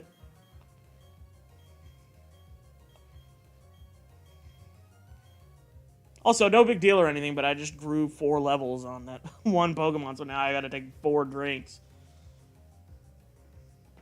That may or may not be part of why I gave that EXP share to Bagon, so that I'd have an excuse to drink more. The Bout arc is one of the infamous filler arcs. Like 90% of the people who dropped Bleach were because of the Bout arc. Adult, you just have more patience for the status quo. You want to watch Dragon Ball, but you would never wanted to watch it as a kid or a teenager. Yeah, it was actually my second year of college when I finished Dragon Ball. When I actually watched it front to back. Dialga, leave us alone.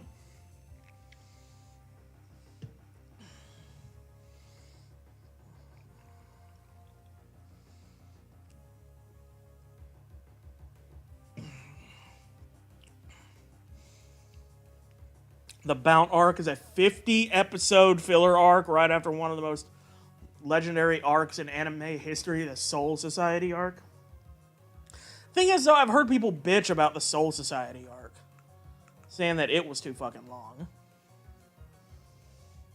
And I'm not saying they're right. I haven't watched it. But yeah. 50 fucking episodes. God damn.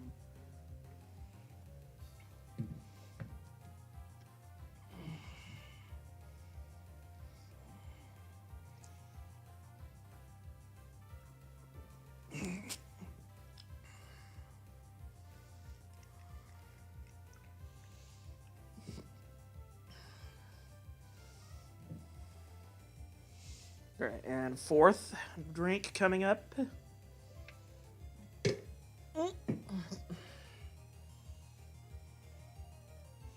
So it's another one of those things like DBZ where they're trying to get caught up. They were letting the manga catch up or whatever.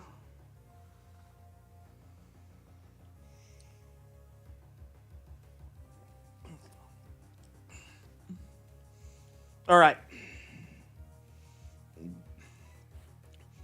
Well, Place your bets, everybody. Dialga versus Giratina. What fucking type is Dialga again? Isn't it like Dragon Steel or some shit? Ichigo might just be the drippiest anime protagonist ever. He has a lot of fits and transformations, and all of them look really cool. Game of Thrones vibes. The TV show had to basically write its own ending, right? Because George R.R. Martin has been writing the same book for 25 years.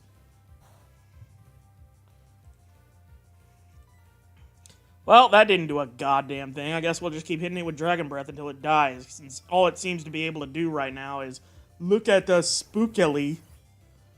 Oh.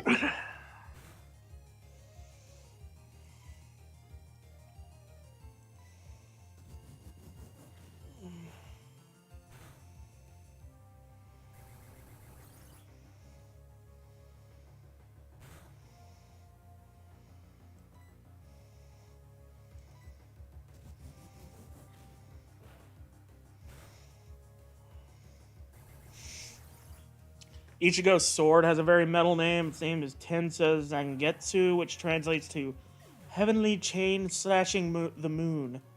That sounds like one of those weird, ridiculous, like, made-up attack names that one guy in Jackie Chan Adventures would scream out when he does anything. Like, he had some attack where they were trying to break some crystal or something. He goes, Reggie cracks walnut! I don't remember the first half of it, which is why I babbled, but you get the idea. That's what that reminded me of just now.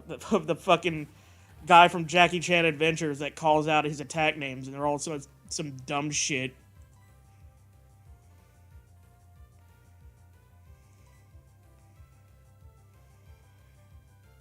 Alright, so that's 3 more drinks. I'm going to be coughing up blood here shortly.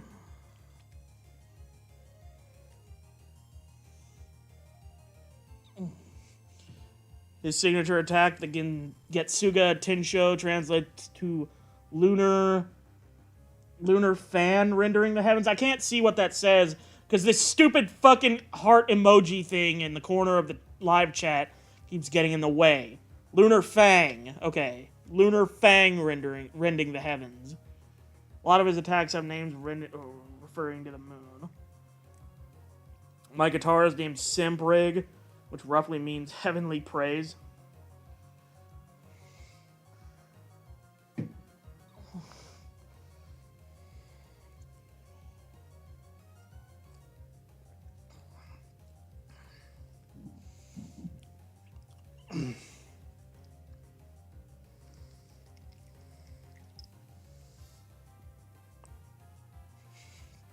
Naming objects overly dramatically is cool.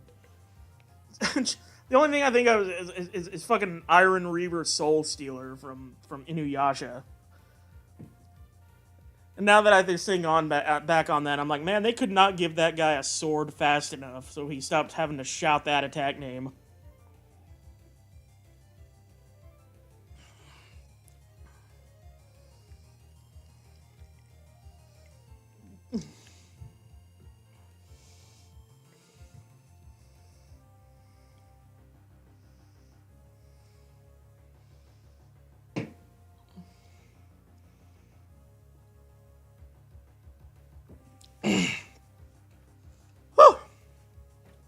A lot of goddamn alcohol. Okay. I think I'll throw Spludge into the mix. It sounds like the beginning of a recipe. I'm gonna throw some Spludge into the mix. A lot of different factions in Bleach based off of different real-world cultures. Shinigami are based off samurai. Arankars are based off Mexicans, and the Quincy's are based off... Well, the Quincy's are problematic. Are they supposed to be like, Romani or something?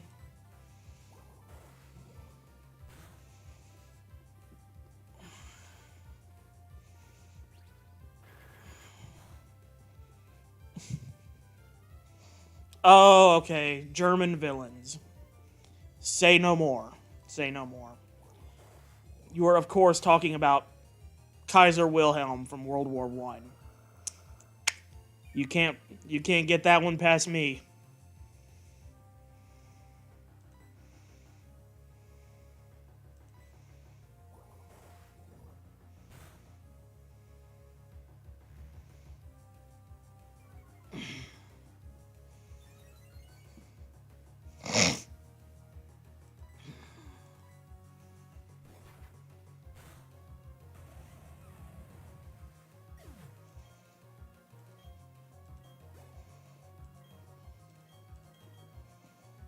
Flashes of the Kingsman.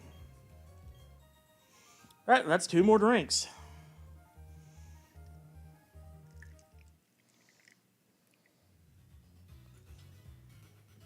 I can feel the urine in my body starting to steam. Bleach characters are ruthless. He's ruthless! Alright, I gotta go get another beer. I knocked this one out.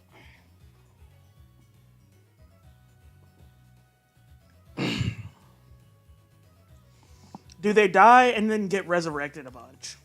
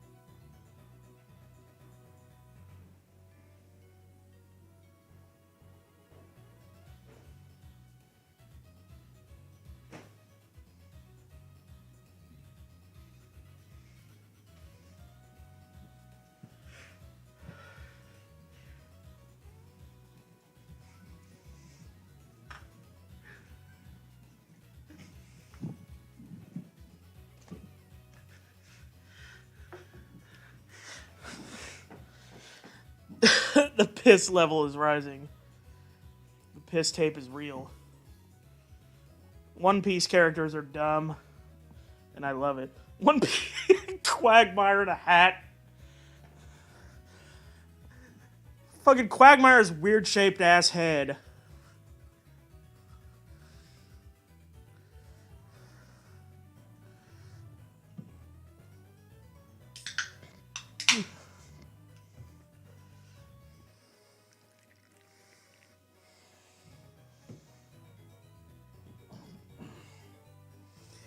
I've heard it's good, but it's also like 1,000 episodes long, and I just do not want to invest myself in a show that's going to take me a decade to finish. You know what I mean? Or, well, let's be a little more generous than that. 365 days in a year. If I watched 3 episodes a day, every day of the year, I could probably get through it in a year. But that's still very fucking long. That's still watching the same TV show from January 1st to December 31st. And oh god. Like, people talk about how long and shit Dragon Ball Z is, but hell, you could watch 1 episode of that a day and get through it in less than a year. Just do 1 day a week, 21 hours that hold. Oh, God. Sure, hook me up with your fucking meth contact and I'll do an all-nighter and just bang out a bunch of episodes. No problem.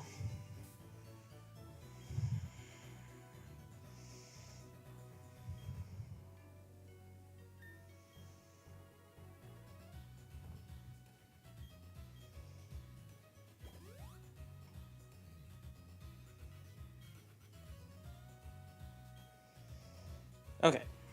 What's up here? You're up here. Getting tired of this goddamn maze, I'm not gonna lie. Oh my god, what? Oh, no, it's... You know what? It's okay. I've got a Pokemon with a super effective move against this, It's also a legendary. We're gonna be fine. But oh my god. A fucking Mewtwo. Just casually hanging out here with my single level 27 Mewtwo. Jesus pleases. I'll hit one Dragon Breath and then I'll do another fucking... Well, I was going to do another Ominous Wind until this thing used Disable. But it's fine. It's fine. I'll just keep... I'll try an Ancient Power. Maybe I'll get the random stat boost.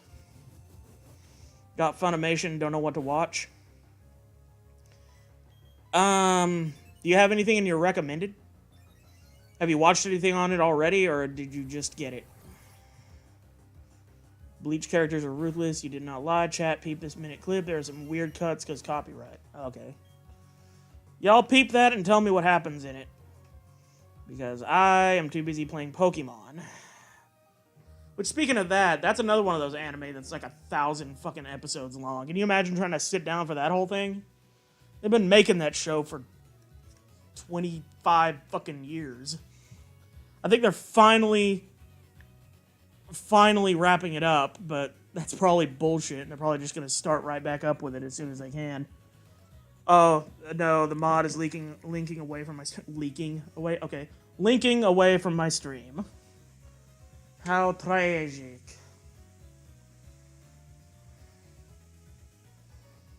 What an awful thing. I know you're kidding, though. It's all good. Honestly, I'm fine with it just to have it as a discussion point in the chat. Because I know this cannot be very entertaining right now. Me just plugging away at these battles.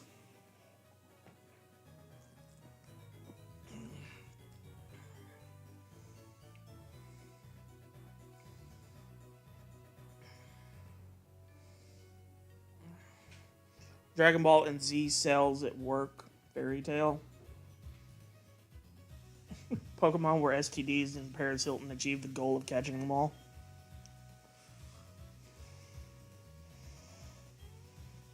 You know, I was thinking about Paris Hilton like last night or a couple of days ago, maybe it was. You know, I've gained a lot of respect for her since I was a kid.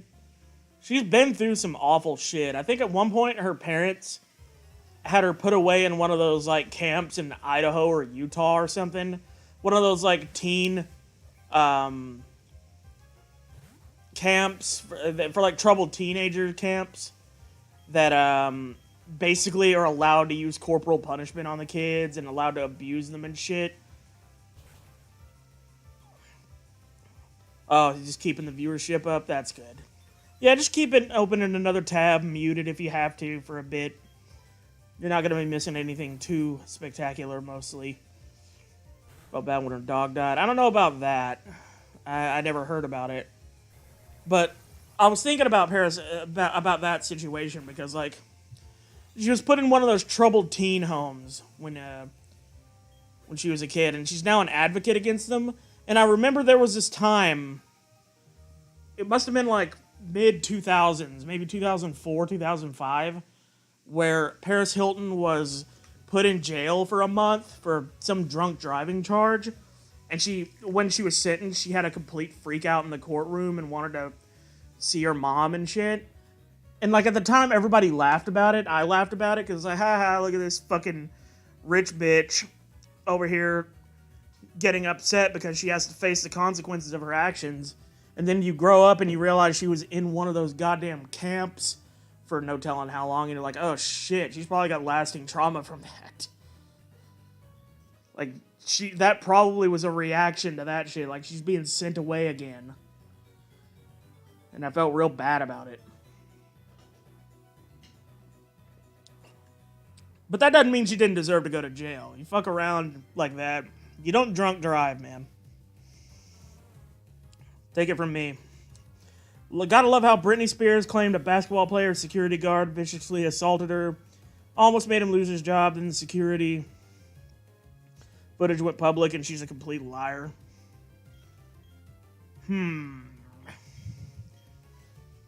Yeah, Britney Spears is another one of those edge cases where it's like, there's a lot to pity about her because her parents basically, as far as I know, her parents still have like custodial power over her finances and shit.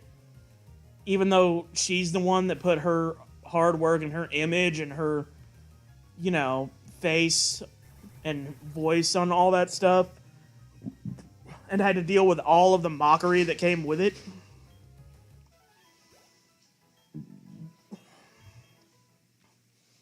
Sometimes people are just evil, need to be put away, but 9.9 times out of 10, there's a reactionary explanation. Yeah, people do need to be held accountable, which is, you know, you can feel sorry for someone like Paris Hilton, but still be like, well, you're not above the law. Especially when it comes to something like drunk driving. Like, it'd be one thing if they were getting her for, like, shoplifting a fucking apple or something. But drunk driving, that endangers other people directly. Same situation as Amanda Bynes. Yeah, Amanda Bynes, that was another one that everyone was making fun of until it came out that she was actually legitimately mentally ill. And then all of a sudden, people were like, oh, sorry.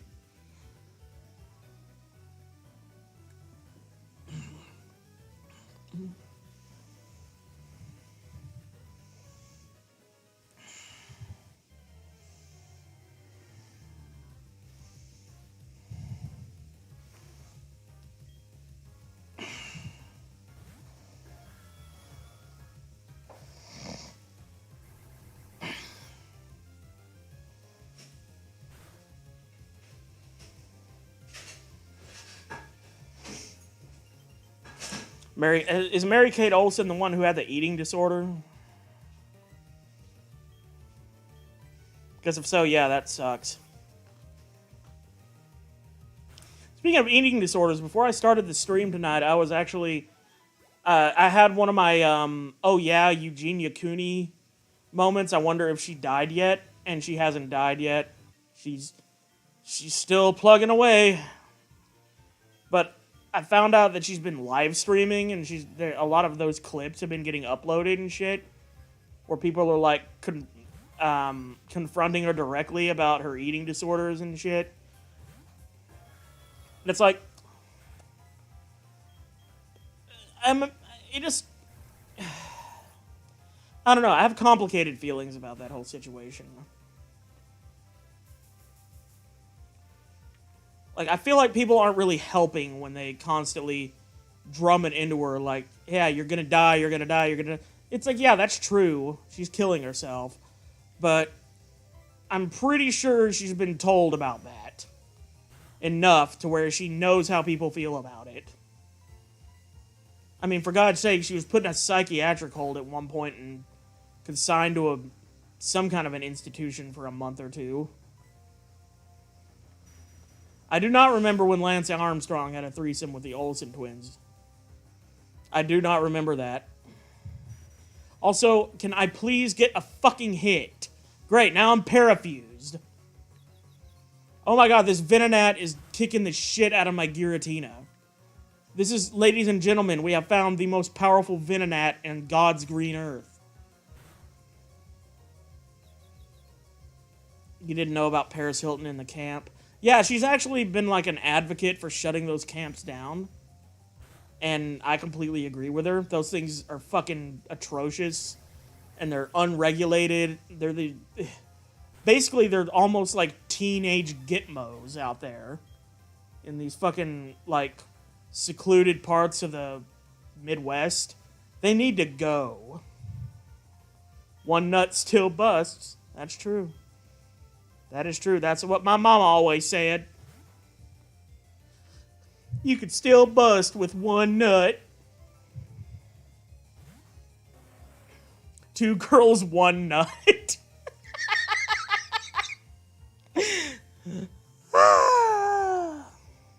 There's a lot of sexual abuse. Yeah.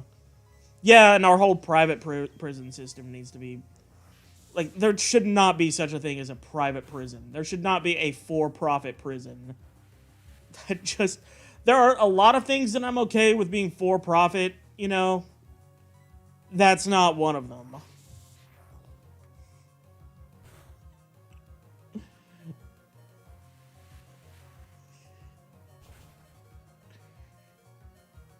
I know, 2 girls, 1 nut. That just came right off the top of my head. Like Lance Armstrong's nut. Cash Me Outside girl exposed a lot of horrific things going on at Dr. Phil's ranch. Well, you're probably like most people, L6030, in that you're not completely left or completely right on all issues. You just have a mixed series of opinions.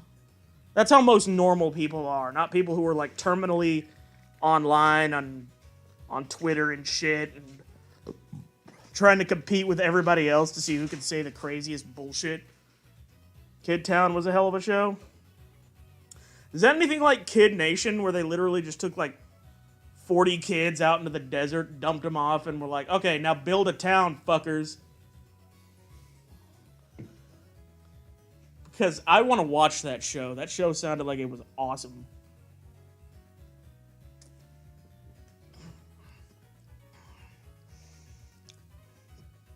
Holes? Yeah, holes.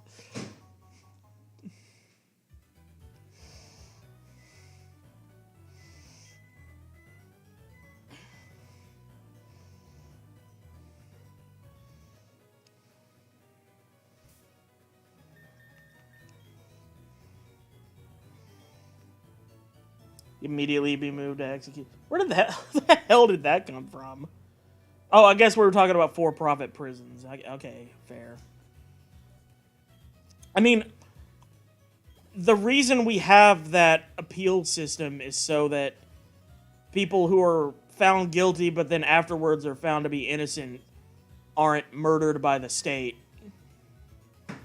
Because that's actually happened a lot, especially with, like, it's disproportionately happened from what I understand to a lot of black people.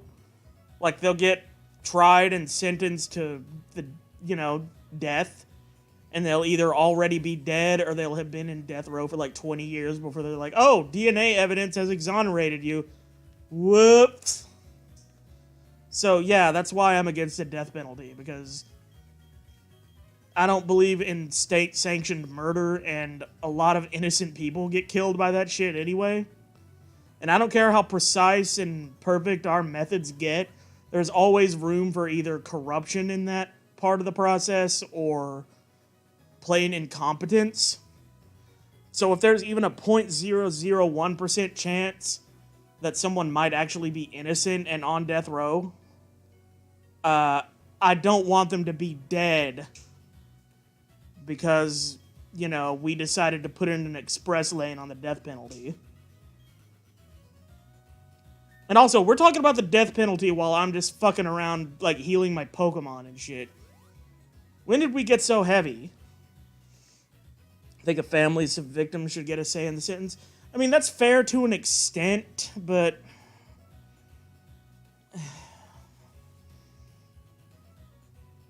I don't know. I mean, because victims are not going to be able to think critically about what actually needs to happen. Because, like, if you give victims too much leeway, they're just going to get rid of any kind of prison system or death penalty system entirely and just like, okay, the family wants to gather and be given a bunch of big pieces of wood to beat the person to death with. Like, even if that person deserves it, quote unquote, I don't believe people should be encouraged to have those kind of savage instincts. I don't think that's a part of the human psyche that needs to be encouraged or awakened.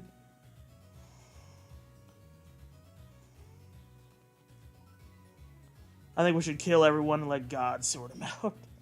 Gotta be a neutral executioner.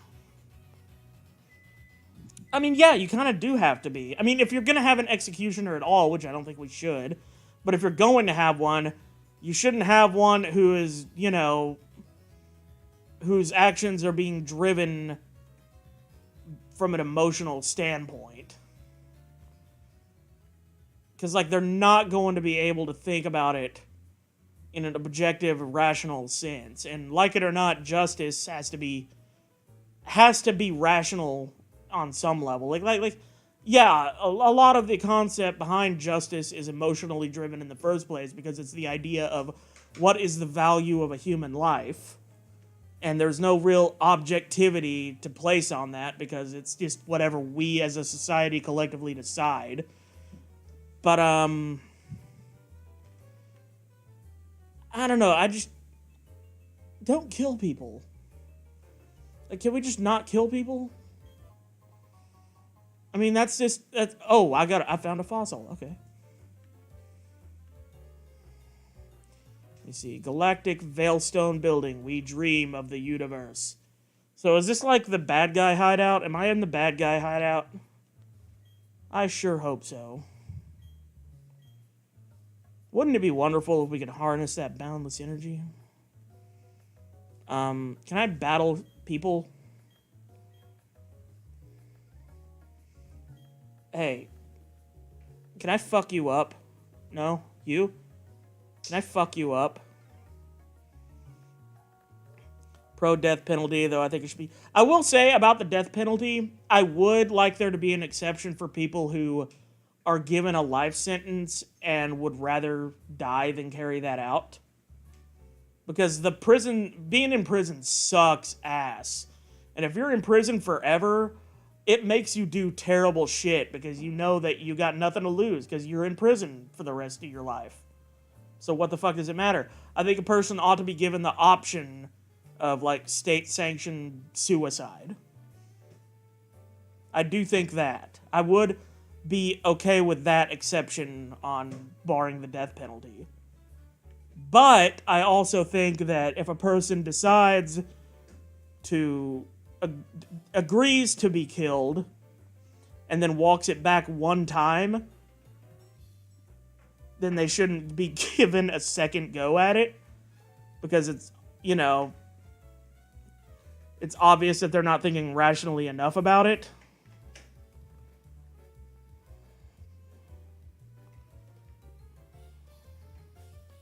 That's also with the caveat that life in prison is inhumane. Isolation from society is the goal. Why does that mean a concrete box? Well, I mean, because there has to be some punishment aspect to it. Like, we should be careful about making prisons too gentle, because then people might be like, well, shit. I mean, they might not go out and commit rape or murder or something, but they wouldn't care if they were, for example, caught stealing a bunch of shit or committing credit card fraud or otherwise finding a way to ruin someone's life in a more indirect manner. Because it's like, oh, I'll just go to prison and it'll be like a resort for about 5 years, and then I'll get out and I'll just do it again.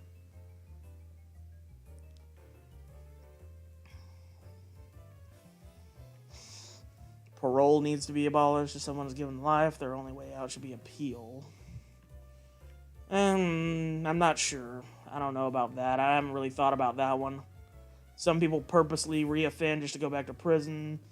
Prisons are too soft on criminal. Well, it varies from criminal to criminal. And prison to prison.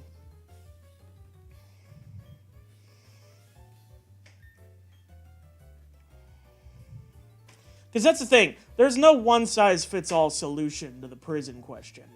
Some people, you put them in prison, and it doesn't matter if it's like a fucking Soviet gulag. They'll be fine with it because they're just that kind of person. They can handle it.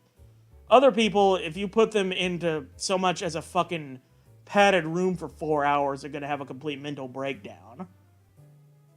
Not only do you have to make the punishment fit the crime, you also have to make the punishment fit the person.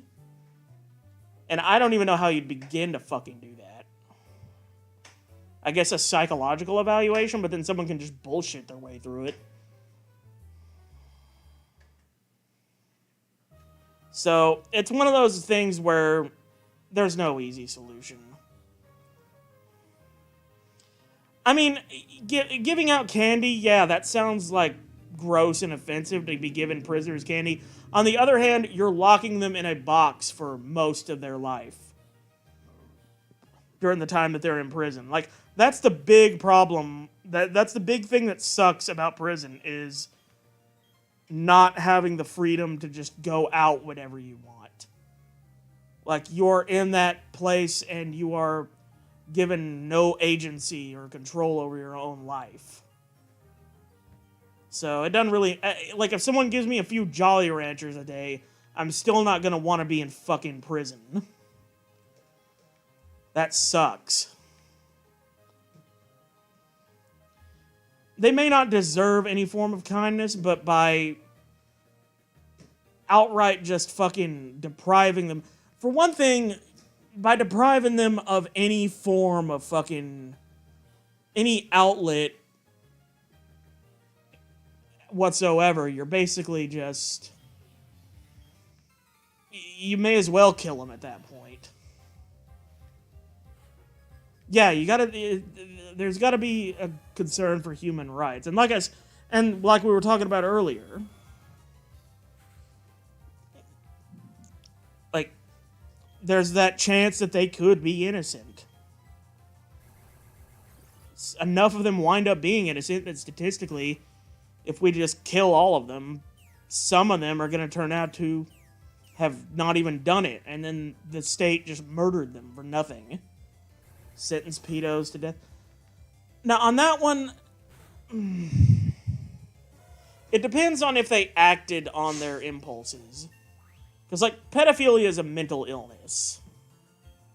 And often it's a mental illness that person wasn't even born with, but they were just put into a terrible circumstance where they were basically, attacked when they were like a child. No, you mean actual child. I'm like, okay, well, I could be a little more sympathetic to that, I guess. Because it is a very fucked up thing to do, but... There's also the possibility of just, I don't know, sterilizing them. But then they might be the kind of pedophile that doesn't get off on the sex. They get off on the act of harming a child. And then I don't know what the fuck you do with a person like that. If they're sent to prison, they're probably going to get killed anyway. Possibly. But, I mean, that shouldn't be an excuse. Because, like, you can just make that argument for, like, the death penalty for anybody that does anything even a little bit wrong. Because, like, well, they were going to eventually die anyway. Why not just kill them? They were already going to die. You know, the inevitability of death is pretty universal. It's not just for criminals. It's for everybody. We all gotta take that big trip to the big fucking coffin in the ground.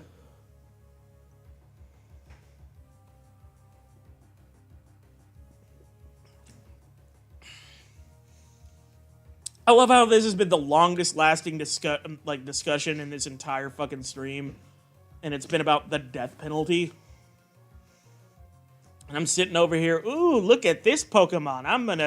I'm gonna use my tackle attack on it. They had to renovate the prison Jared Fogle was sent to give him a safe room because so many people wanted to murder him. Wonder how many of those people wanted to murder him just because their Subway diet didn't work out. Like, they ate 3 Subway sandwiches a day and were pissed that that they were still fat. And then they went out and murdered somebody because they were so mad, and now they're sitting in prison with a fucking death penalty, and Jared Fogle just got sentenced to prison. They wanted to give him a 5-year footlong, yes.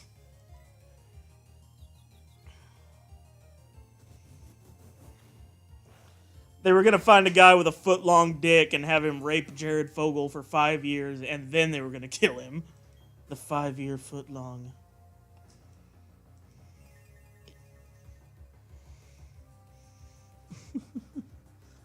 Extra mayo with pumpernickel. Yuck.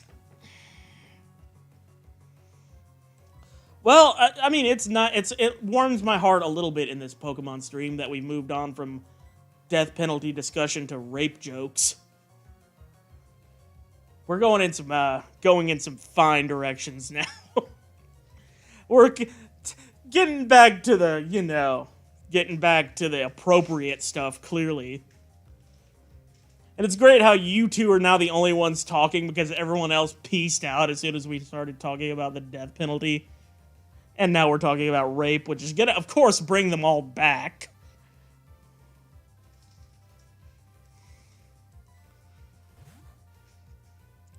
Would I be mad if Jared had his goodies taken? I mean, I wouldn't take any kind of satisfaction from it. I wouldn't hear a news story about Jared Fogle getting raped in prison and be like fist pumping, going like, yeah, rape. I mean, I would also not shed a tear for the guy because obviously he's a piece of shit.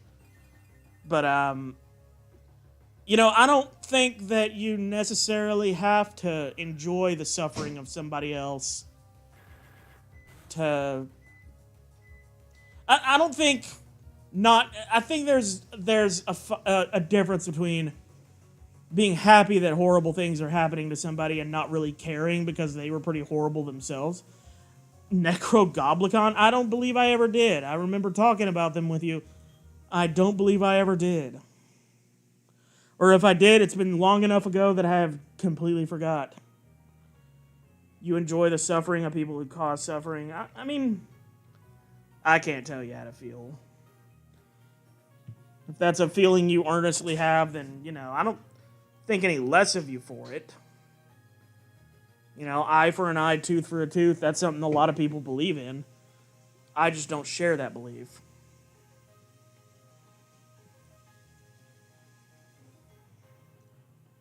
I'm still here, I'm just doing a happy stim sitting back in my office chair because this stream is funny.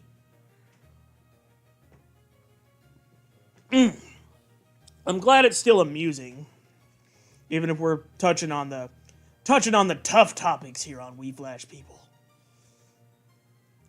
That's fair. When a piece of shit gets treated like a piece of shit, you know, you feel like there's some kind of karmic justice in the world. Not something I really necessarily share, but I will also say, you know, like I said earlier, I don't shed a fucking tear for them either. Like, I'm not sorry to hear that they're going through it. I also just don't take any joy in it because I think paying evil unto evil just means that 2 evil acts have been committed. That's just what I believe.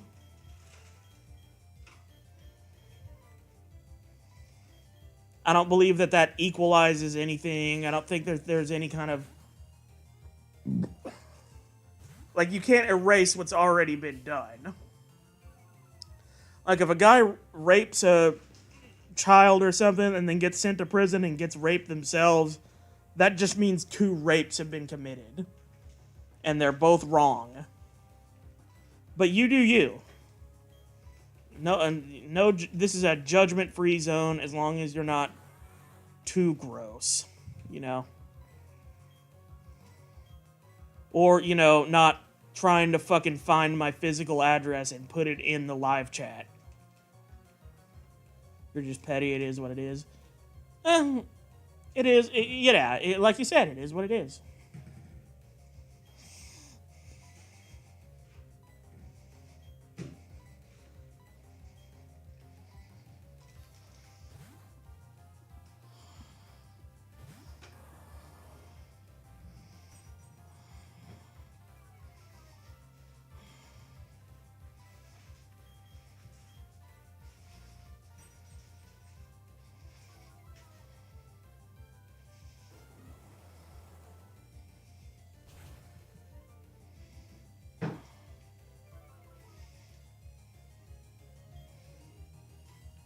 I mean, your opinions aren't that fucked.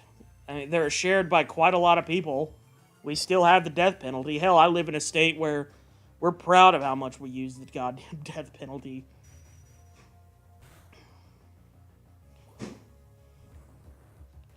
We take that shit as a badge of honor. Or not all of us, but the state in general.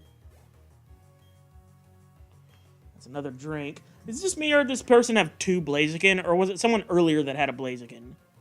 One of my friends is planning to visit and vandalize Charles Manson's grave. Okay, I don't give a shit about that. I don't give a shit if someone's grave gets vandalized. Especially not Charlie fucking Manson's. Like, the guy's dead. Vandalizing a fucking grave isn't gonna make him any more or less dead. You can take a shit on that thing for all I care. Hell, I'll go out there and do it with you. It's just a fucking headstone.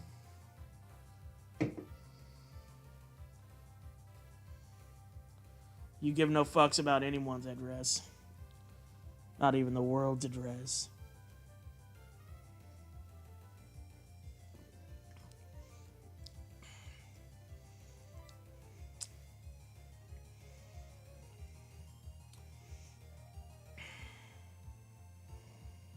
So Blaziken, I guess we can just hit him with pretty much any of our moves on Mudflaps kill this thing. You're surprised his grave hasn't already been fucked with? I mean, there probably aren't very many people that even, to be honest, probably not even that many people that still know much about him or what he did. Never mind have the fucking interest in going out of their way to vandalize the guy's grave. Because the vast majority of people don't live near enough to it that it's really worth a whole trip to go out there and shit on his grave. Or do whatever you want to do to his grave. Like, and at that point, you're just costing yourself money to perform an action that's largely meaningless. I mean, Charles Manson is still dead. He doesn't know that you're fucking with his grave. And if he did know you were fucking with his grave, he probably wouldn't care, because the guy was a goddamn nutbag. Do you feel blame? Are you mad? Do you feel, Wolf Kebab Rob Vantage? Speak like you speak by beat. You fecal rockabug? You seen that clip? That clip of just Charles Manson being asked some fucking question about does he regret anything he did? And he responds with that. That's how you know you're dealing with a fucking maniac. Not only does he not care that he got a bunch of people murdered, he's just gonna mock the question. Like, he doesn't even have the decency to dignify it with a no. Instead, he's just gonna mock you for even fucking deigning to ask it. There's an ad on Craigslist offering 10 grand to exhume his casket and grind his bones to dust. Hell, my parents volunteered to be cremated. It's just... That just sounds like another form of turning somebody into the dirt that they started out as.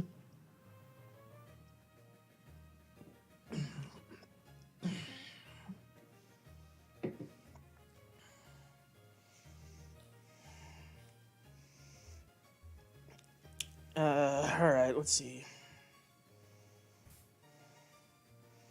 I imagine Charles Manson basking in the piss and shit as a ghost on his grave. Just him there with an invisible ghost cup. Fill her up, baby.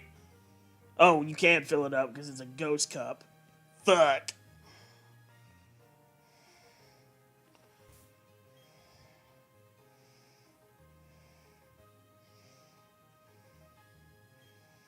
So you know what? I'm gonna... Well, I was about to say, I'm gonna leave the gym to go heal.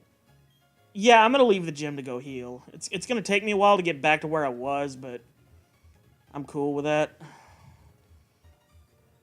If I can even do that. Oh, okay. I think I know what I'm supposed to do here. That's what I'm supposed to do here. Wow. Ghost Manson probably wants his skull to be the next 4chan jar. Yeah, I mean, you're probably only humoring Charles Manson by going and shitting on his grave. Because that means that you're still affected on some level by what he did. Imagine probably one of the worst things you could do with somebody like Charles Manson is just be like, who? When somebody asks if you know about him. You know, because his pissant little impact on society has already been erased from the memory of most living humans, if indeed it was ever there to begin with. Like, people misconceive just how narcissistic certain serial killers and mass murderers are.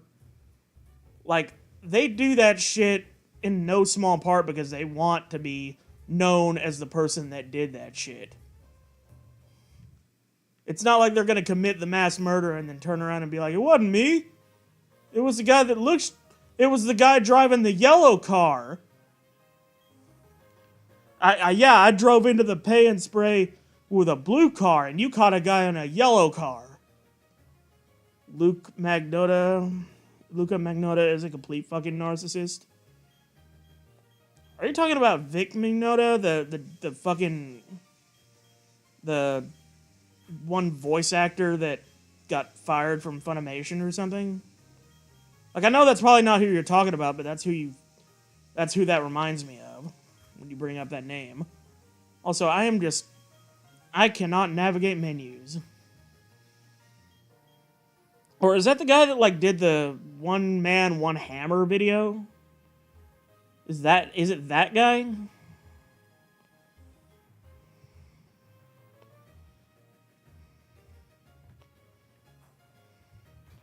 Or like one man, one ice pick or some shit like that?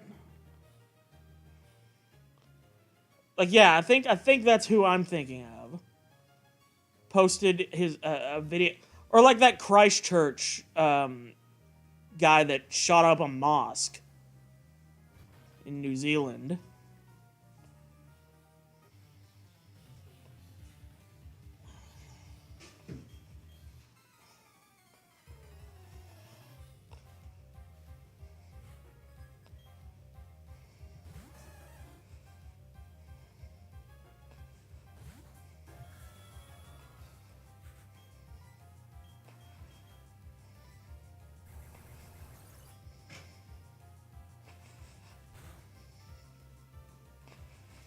It's believed he was a serial killer, but he's only been tied to one human death. Lucky some bitch. I guess. I don't know. Oh, yeah, that's the Charles Manson quote from another interview question. He was asked, nobody, a tramp, a bum, a hobo. I'm a boxcar and a jug of wine and I'm a straight razor if you get too close to me. You know what? The thing about that video clip, though, is I feel like... Because the person was asking him, how would you describe yourself? And before he even says that quote, he spends like 10 minutes just making faces and like wiggling his eyebrows and just being all around freaky. I feel like that should have just been the whole response. Like, how would you describe yourself? And just make a bunch of fucking fucked up weird faces. He killed cats, which got 4chan's out. That's fucking depressing. And that says a lot about the people on 4chan and how fucking, like, non-humanistic they are. It's like, oh, you're gonna kill a fucking Vietnamese dude? Okay, haha, that's pretty funny. Anyway, oh, you killed a cat? Find him. Find him and rain holy vengeance. It's like, give me a fucking break. It's a cat. Like, obviously I deplore animal abuse, as any sensible person does, and I would never want to look at it. And there is an innocence to animals that isn't present with humans, but as a society, we have to kind of go with the presumption that a human life matters more than an animal's life. Or else a lot of shit just goes flying out the window.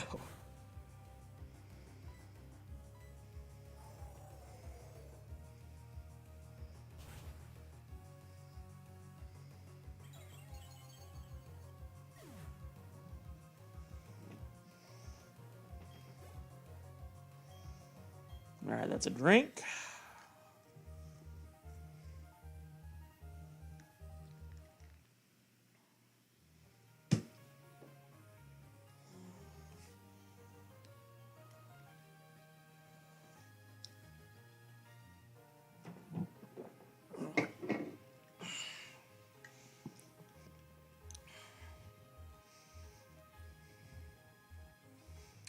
Can you let me through, you dickhead?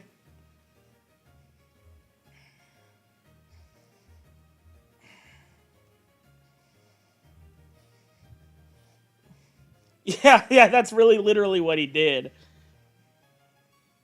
They were already looking for him and found him because of the cats. Then he killed the dude and knew where he was because of the cats. Ah.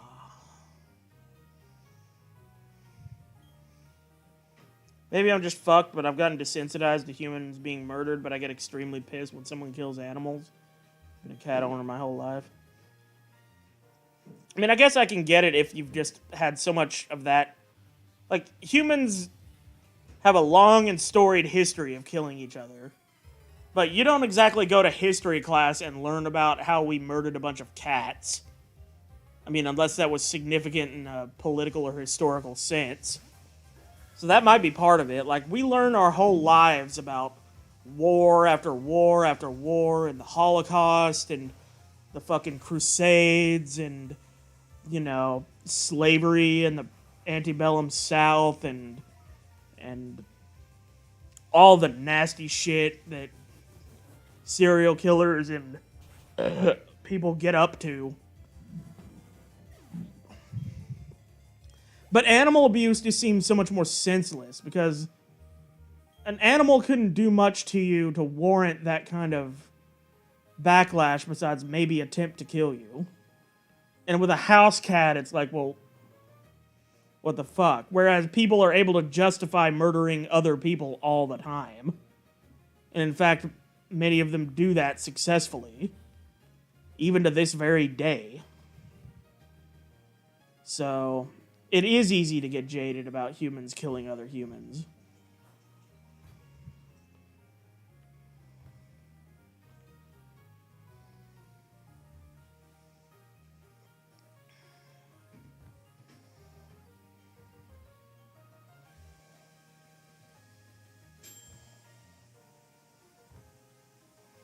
Okay, so now what the fuck am I supposed to do here? Oh, okay, I think I got it. Humans are individuals that have grown desensitized. Don't really care when someone I don't know gets killed, but if it's an animal or a child, it activates some rage. What's a cat gonna do? Steal your slice of meatloaf? I mean, if a cat stole my slice of meatloaf, I might not care if somebody else killed it. I mean, I wouldn't kill it, but, you know, come on. That's my fucking meatloaf. What are you gonna do, buy me another one? You can't. You're a goddamn cat.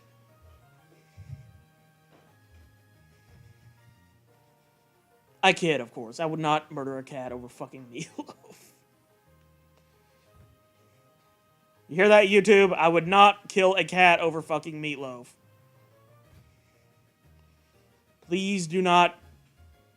Well, I mean, I don't really care if you demonetize this video. It's not going to make any money anyway. But please don't come after the stream.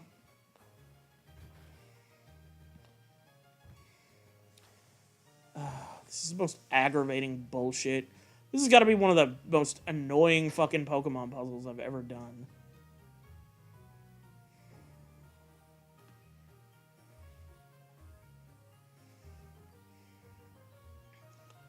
A lot easier to get attacked. Yeah, because, I mean, there's not as much...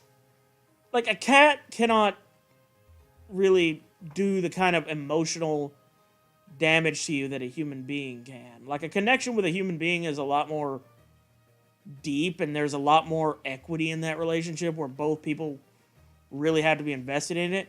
You can have a cat, and it hates you its whole fucking life, and you still take care of it because it's a cute, snuggly little kitty. Our relationships with animals are much more simplistic.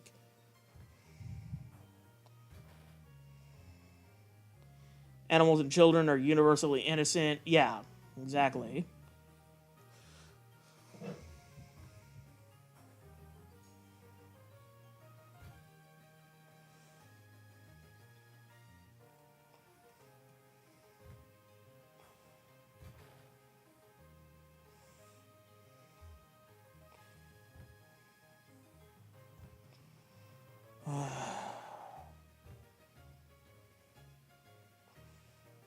Okay, now what the fuck?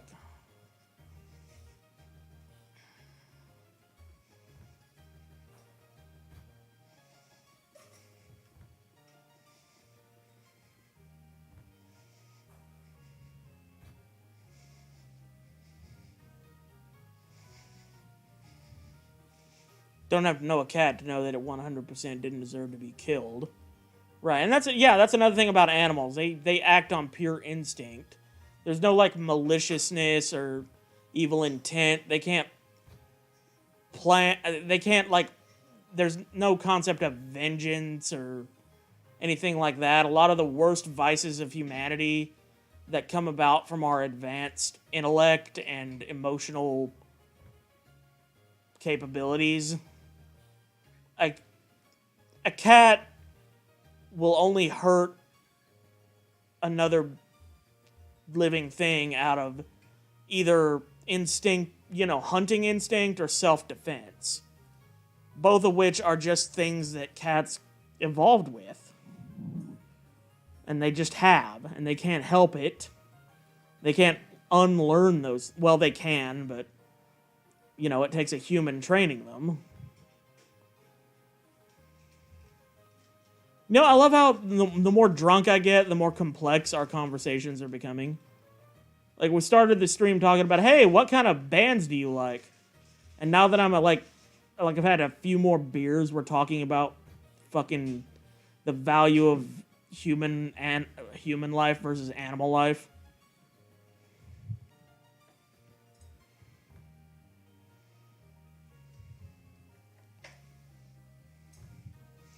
Hey, come for the drinking, stay for the thinking. You know what I mean? Yeah! Also, seriously, I've fucking done so much shit, hit so many punching bags in this stupid fucking punching bag gym. The only gym I've ever seen in Pokemon that has actual gym-like characteristics, and I feel no closer to getting to the fucking gym leader. Oh, this is starting to aggravate the shit out of me. Come for the cum, stay for the cum. Come. I don't know. Oh, you son of a bitch. You absolute motherfucking son of a mother... What the hell is in the way now? Like, what is blocking my path? Every goddamn thing in this gym just... Wait a minute. Okay, I think I figured it out. Yeah, I figured it out. Thank the fuck Christ. When I'm drunk, ice puzzles make me irrationally angry. Yeah, I can't even imagine well, I think by the time I got to the ice gym in Gen 3, I already knew how to do the puzzle by heart. But I couldn't imagine doing that one blind and drunk. Like, oh god. Alright, anyway. I guess, I don't know if I'm ready to battle this gym leader. I probably shouldn't battle this gym leader. But I'm gonna battle this gym leader. Hello, Maylene.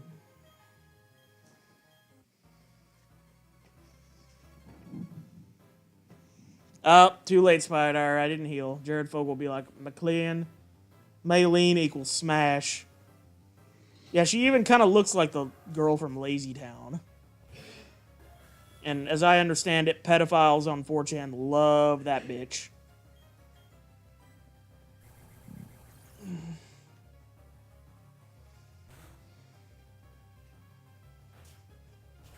Oh god, we're already in dire straits.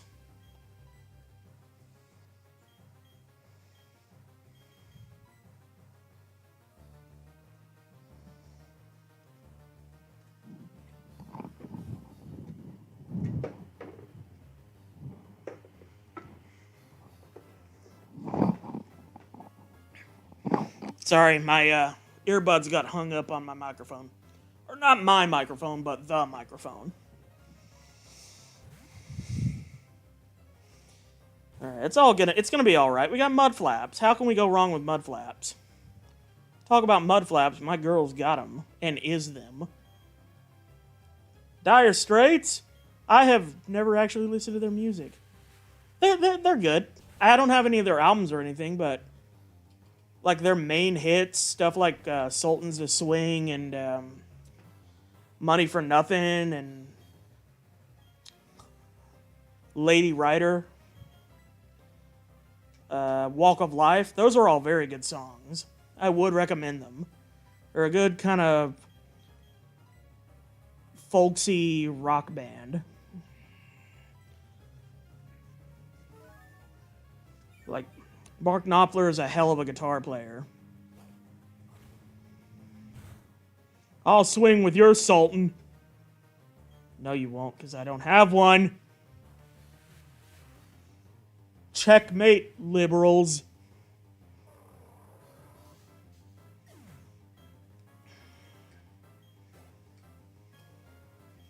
Now that's a drink.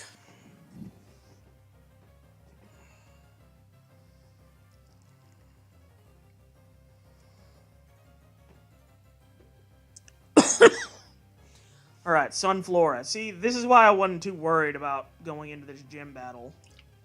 Statistically, they're going to have terrible Pokemon.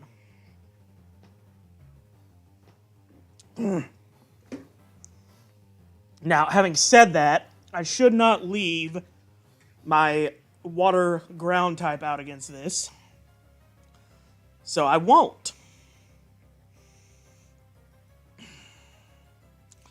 Spludge is going to take care of business here. Just got Shapiro'd. You've just been Shapiro'd.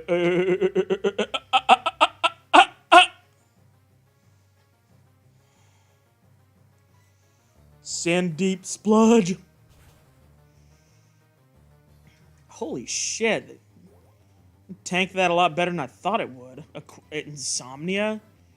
That's not going to put me to fucking sleep somehow, is it? Oh, no. That's the thing that stops you from going to sleep. Duh. That's why it's called insomnia and not fucking NyQuil. Hope she has Arceus or Mewtwo for that pun. Please don't put that kind of death on me, Ricky Bobby. Don't you put that kind of curse on me. Yeah. No, she just has a Rhydon. Double weak against 2 of my Pokemon.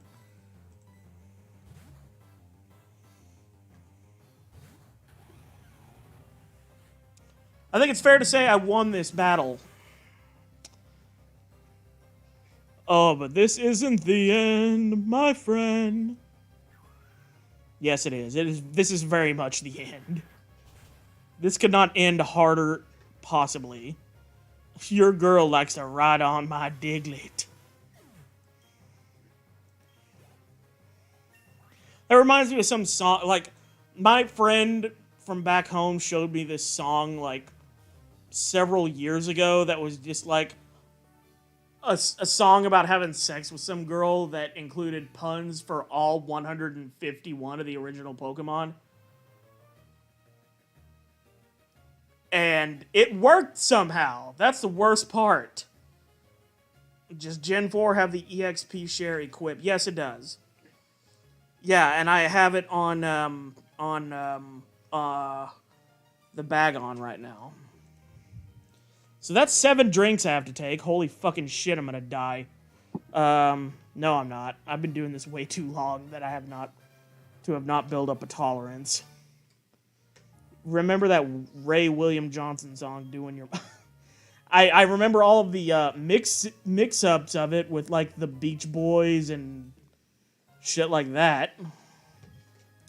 Doing your mom, doing your mom, do. I'm gonna have that played at my wedding. Just kidding, I'm never gonna have a wedding. I'm gonna be too busy doing these.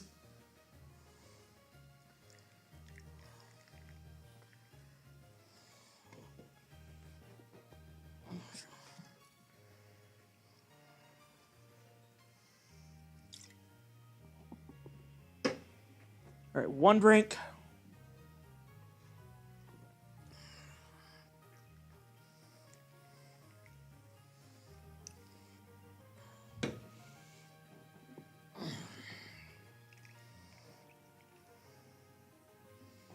Yakety sax. More like yakety sax. I could say that because everybody here presumably is 18 or older. At least physically. Mentally, I don't know. Hang on, I gotta get more alcohol to finish the rest of these drinks.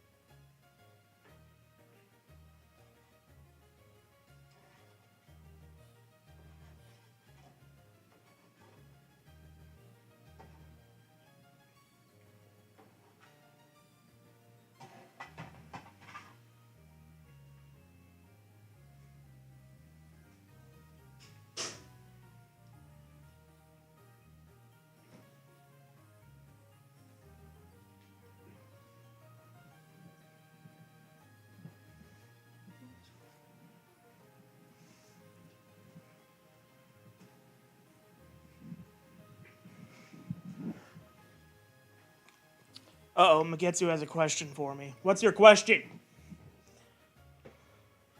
Talk to the mighty Oz.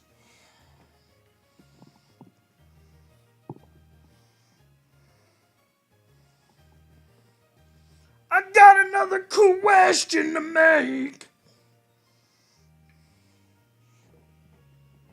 You get $3 billion, but you have to watch Nightmare on Elm Street 2010 twice a day, every day for the rest of your life. You know, I haven't even watched that movie. But the answer would be yes. Because all I have to do is watch it once when I first wake up, and then once before I go to bed, and in the meantime, I got the whole rest of my day in between to spend my $3 million, or $3 billion on all kinds of wild shit. Eventually, it would become to a point where it just like water off a duck's back. It's like I know everything that's going to happen right down to the... so I can just safely and easily ignore it. Even as I'm watching it, I can just think about something completely different. Like, I'd probably use that as my meditation time.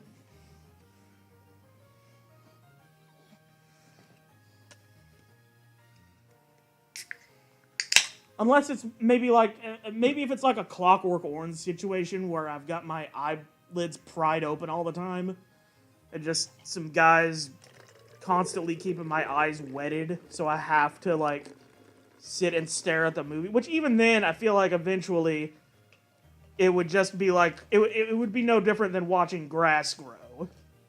Because you know everything that's going to happen well before it actually happens.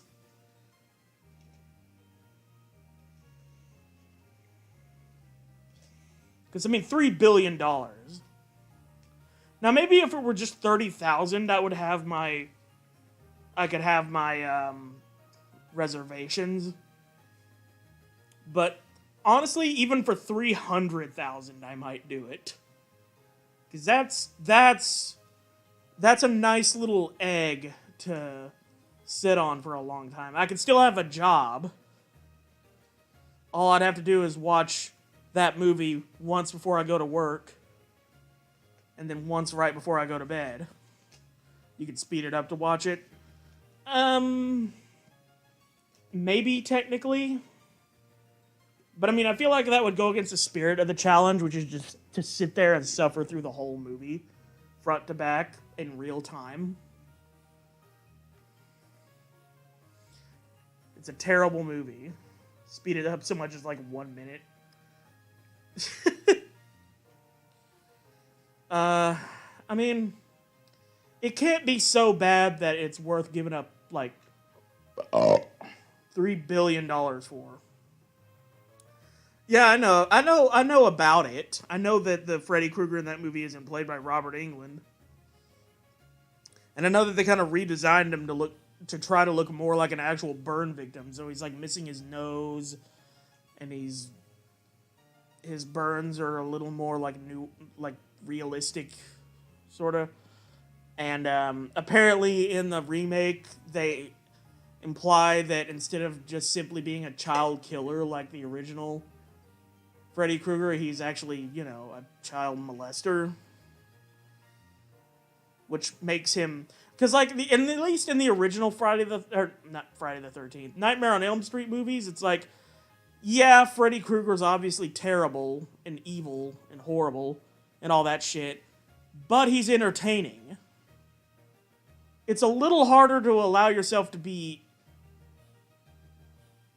entertained by somebody that you know is a child molester. They don't imply, they outright confirm it. Oh. Well, see, that makes it a lot harder to root for Freddy Krueger in the same way you would root for Jason Voorhees or Michael Myers. Because when you murder somebody, that's it. You're done. One and done. You fucking do something like that to a kid, it's amazing how that's so much worse than just straight up murder. But it is. It just is. I think because it just goes against what it means to be human.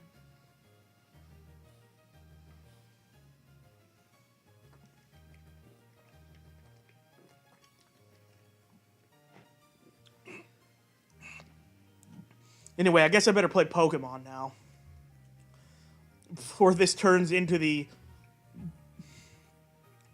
child molester discussion stream with footage of a Pokemon game sitting as background noise.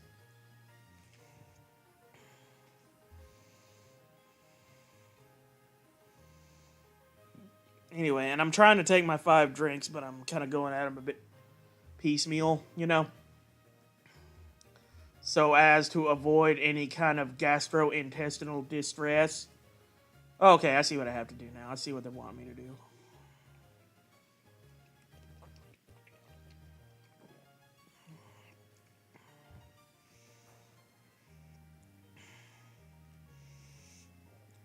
Here, you know what? I guess I better go ahead and save. I'll save a state.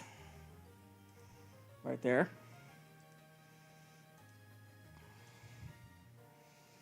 And I'll also go ahead and save in the game itself.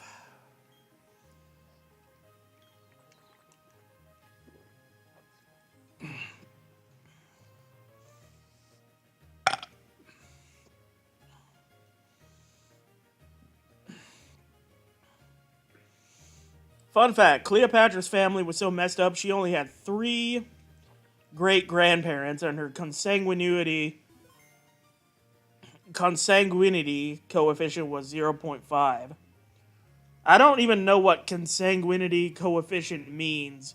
I do know that reminds me of the second King Charles of Spain, Charles II of Spain, who came from the Habsburg family, and whose genetics were so messed up. Like, he had that pronounced Habsburg jaw like all the other Habsburgs did, but because he was so inbred, because, like, his family tree consists of cousins fucking cousins, and uncles fucking nieces, and all that shit. And so, oh, hey, Supermew 9001, welcome back. We were just talking about incest. Anyway, so that's so full of that kind of shit that he wound up being just so diseased and inbred and, like, developmentally challenged. He couldn't walk until he was like 8. He never really learned how to talk properly. His heart, when he died, was the size of a peppercorn, according to reports from that time. He was basically a medical anomaly, the fact that he even lived as long as he did, and he was only like in his 30s when he died. Hi, fuck you. Please, can you help me? Oh, Cleopatra was almost double as inbred as him. Well, I mean, she managed to make it work. Apparently, according to things I've heard about Cleopatra. She was supposed to be... I don't know. I've heard conflicting things about Cleopatra, actually. And some people have said, like, no, she was real hideous. She was, like, ugly. And then other people have said she was the most beautiful goddess in all of Egypt.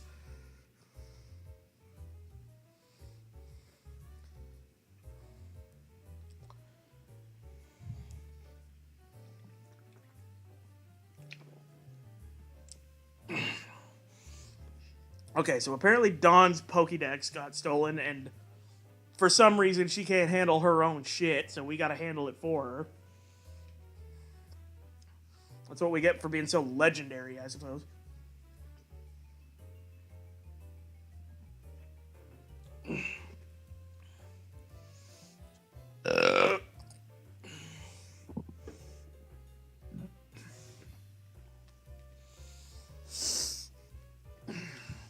She miraculously didn't have a lot of the symptoms of inbreeding despite being literally the most inbred person in history. Buddy, I wouldn't go around coming to a southerner stream talking about the most inbred people in history like they don't come from my side of the world. Let me just tell you something. Where I come from, most folks' parents have the same parents. That's right.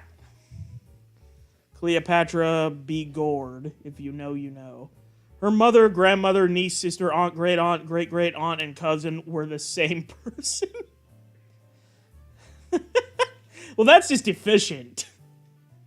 I mean, if someone tells you, I'm going to go visit my mother, grandmother, niece, sister, aunt, great-great aunt, and cousin, you assume it's going to be like a house party of like 20 people, and then you just get there and it's just Cleopatra and one other woman. Which is fucking amazing. It reminds me of that Bill Hicks bit about like being introduced to some guy after one of his shows. I want you to meet my wife and sister, and there was one woman standing there. Not a thumb between them, god damn it. Also, I'm lost. I keep getting lost in this motherfucker. I keep forgetting how to get to the Pokemon Center. It doesn't help that I've drank a lot. God damn it, where the fuck am I? This is a town in Pokemon. This isn't goddamn Metroid. I shouldn't be getting this lost.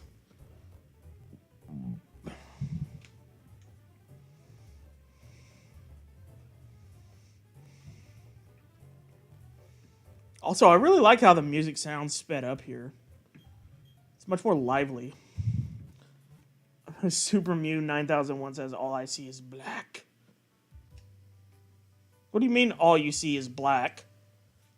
Is anyone else having that issue?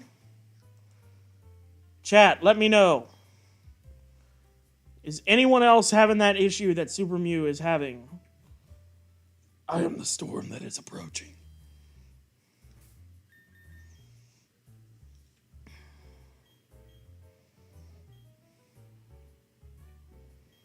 Alright, so it may be a problem on your end, Super Mew. Try just refreshing it, I guess. Hi, fuck you. Please, can you help me?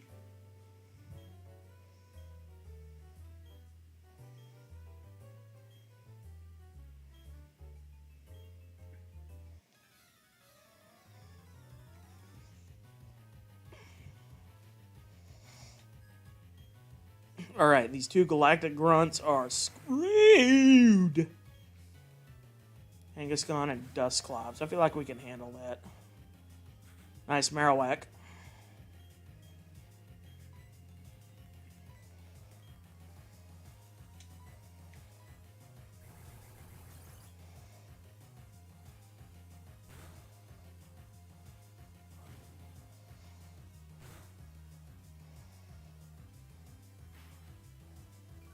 Oh, okay, you're good now. Good.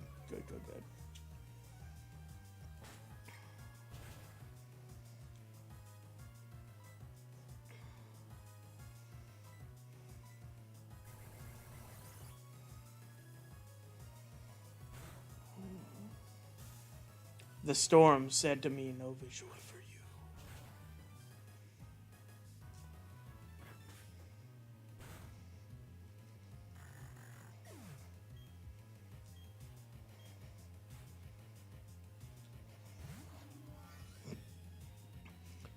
Alright, Togekiss.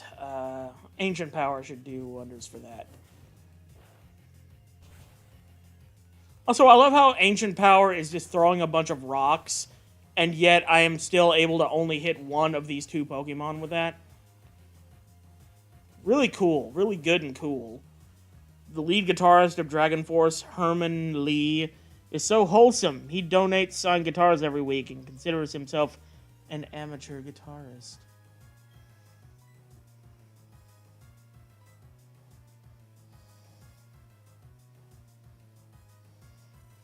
Inspired Iris says, I think people who play some kinds of video games are more likely to make weird, funny noises out of nowhere. Could just be me, but it sure seems to be that way. Well, it may be a chicken and egg kind of scenario where it's like the people who are more likely to make weird noises are predisposed to like certain kinds of games rather than the other way around. Also, I almost like had a heart attack there because that Marowak's health went down to red until I remembered, oh yeah, that's not my Pokemon. I don't give a shit. She's not doing a Nuzlocke challenge. She's just going to go heal that thing right back up and she'll be good to go.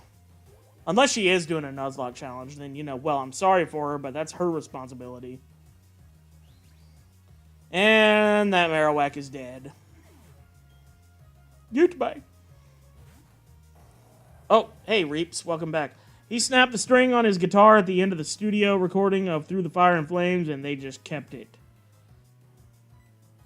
Yeah, you know, I mean, if it doesn't distract from anything significant, why not? And anyone who's heard Herman Lee play knows how humble he is. He is not an amateur. He's one of the greatest guitarists in history. I mean, I have not listened to very much Dragon Force, but I've heard enough to know that, yeah, that guy can play him a mean guitar. Also, Dawn just casually has a fucking Groudon. I mean, I guess I have a Giratina. But still, holy shit. Dragon Breath, I guess. I don't know. Actually, you know what? I'm gonna heal. Your Groudon can more than take care of this situation.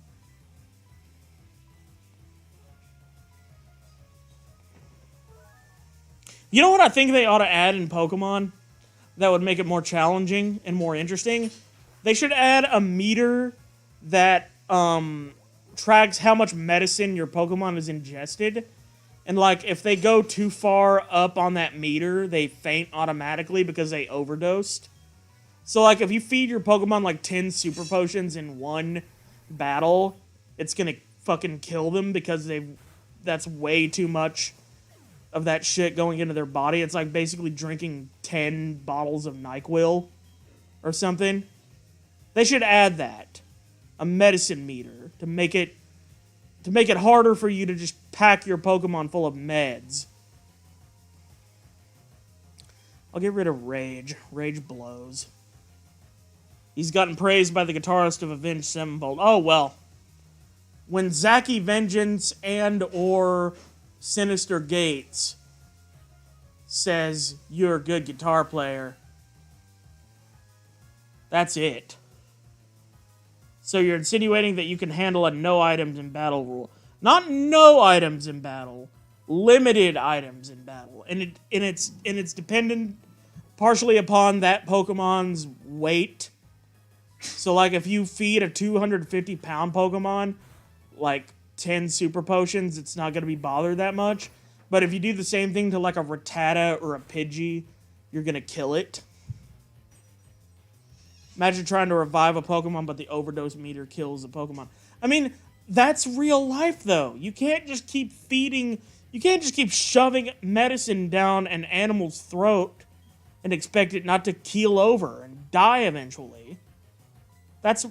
And I know this is Pokemon. It's not supposed to be that representative of real life. But I think it would be cool if they made a ROM hack, at least, with that mechanic in it. I don't know how the fuck they would actually do that.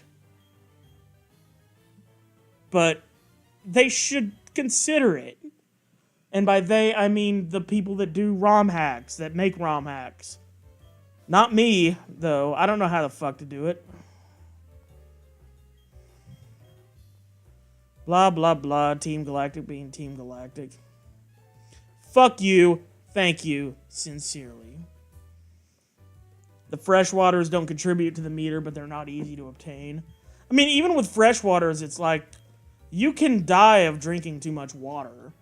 It would take a lot longer than dying from drinking too much medicine.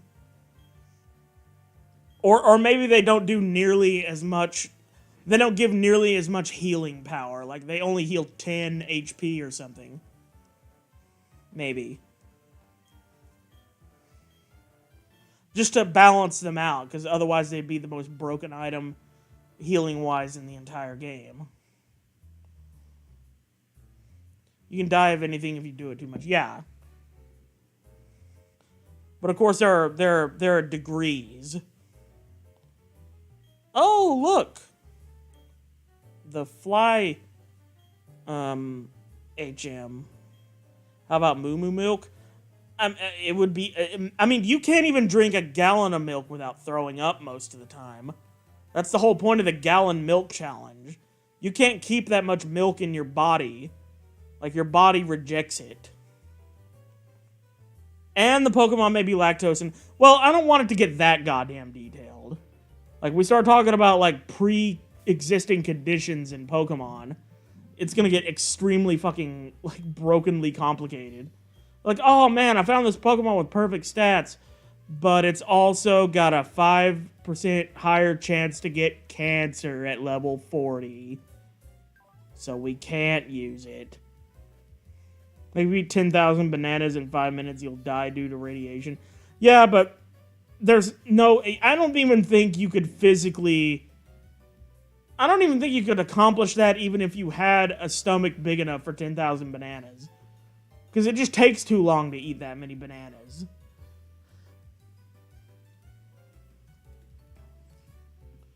Like, you would have to eat multiple bananas in less than a second. And those things are long enough and chewy enough that you would at least need a little time to break them down.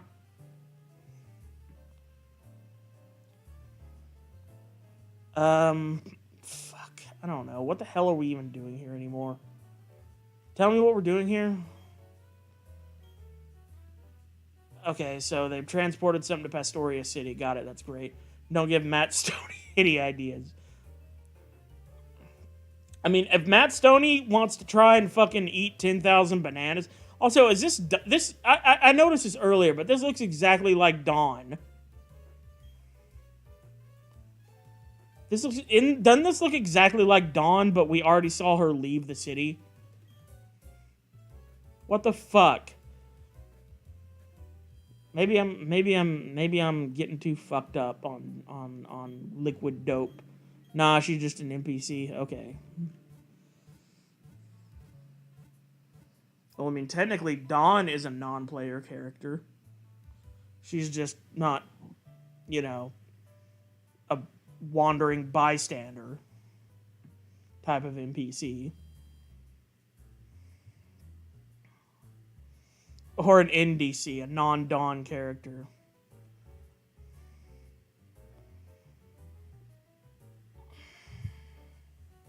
So that mean I can go in here now? And actually accomplish something by going in here now?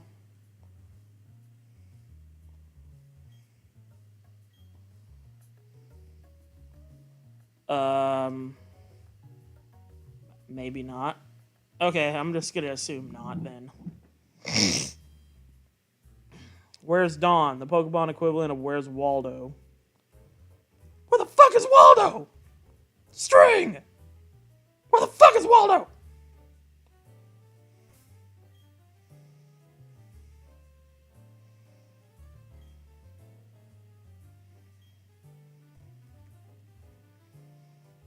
Also, I'm pretty sure I got a level back there. At some point.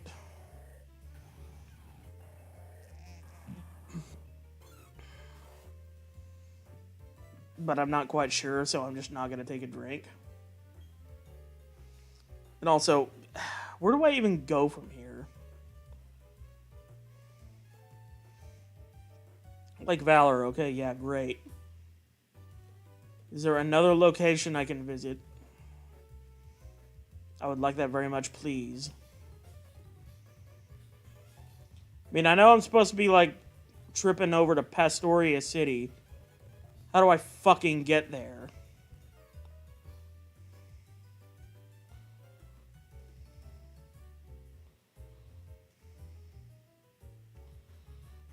Let me check the town map. Maybe I need a nudge in the right direction here.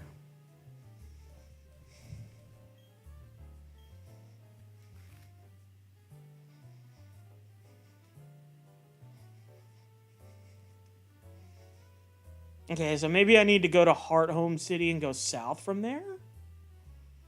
Like, maybe that's why I was given Fly just now.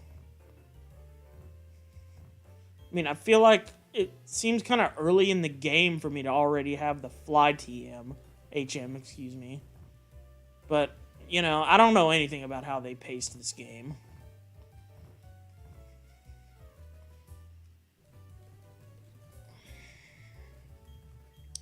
Is there even a Pokemon on my team right now that can learn this shit?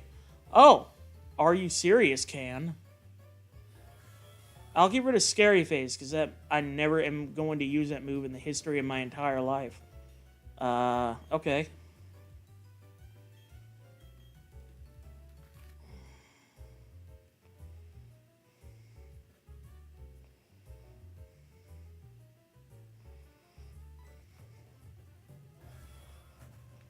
Oh, you know what this means? I can go fishing in all of the towns where there's any water.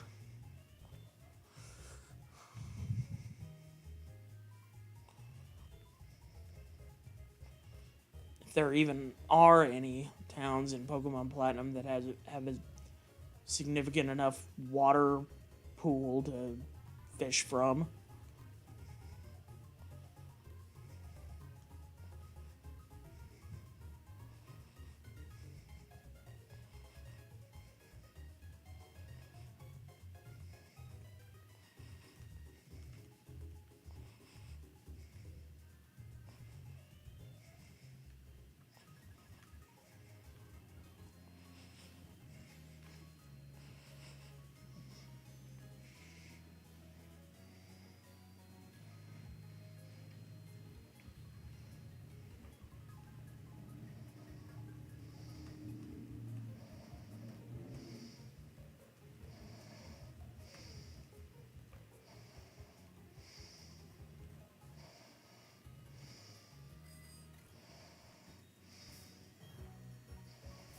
Okay, now where the fuck am I?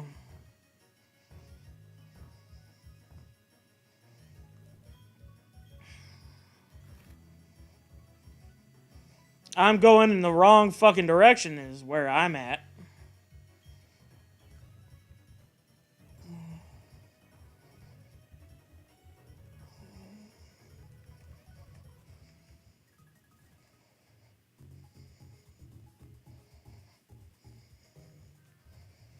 Oh, does that mean I could finally go this...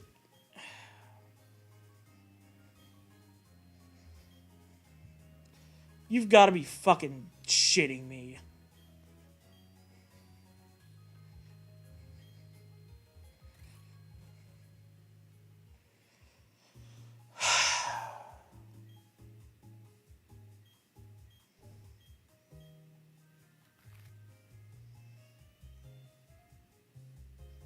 The strike is still going on, assholes. I don't know, maybe if I go south from Veilstone?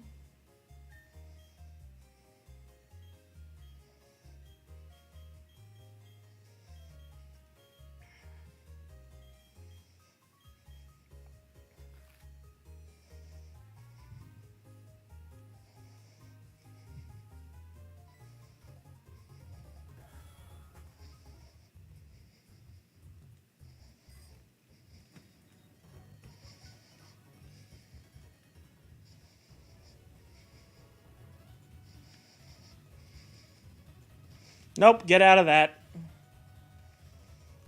Nope, get out of that.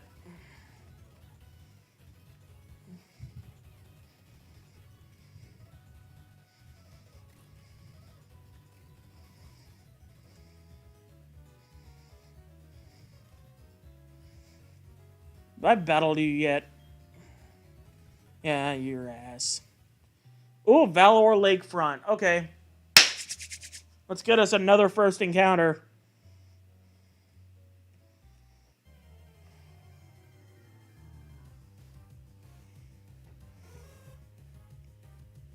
I hate when Pokemon games do this. Some stupid excuse prevents the player from exploring. Not something like the strong sandstorm in the Hoenn games, just stupid shit. Yeah, you'd think that all they would have to do is put an NPC in front of the gate that's like, sorry, but there are the investigations going on. Well, you seem to name it Hooters. Hooters. Okay, holy shit, why is this Noctowl so... Hoot, excuse me. Well, it's gonna be a Noctowl. Why is this Hoot so fucking high-leveled? God damn. Let me see. Doesn't Spludge have... Yeah, Spludge has a Yawn. I'm gonna switch out the Spludge. Yawn it, and then just chuck balls.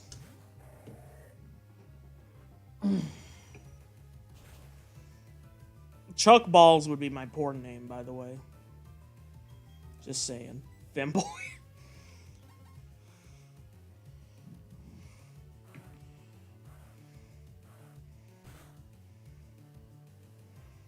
Well, I mean, it's not... It's a female. Not that I'm saying femboys aren't women. Femboy Hooters, the best kind of Hooters.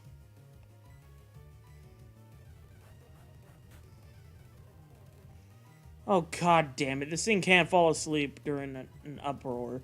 Alright, fine, I'll just poison it, and then I'll just chuck balls until it gets in the ball.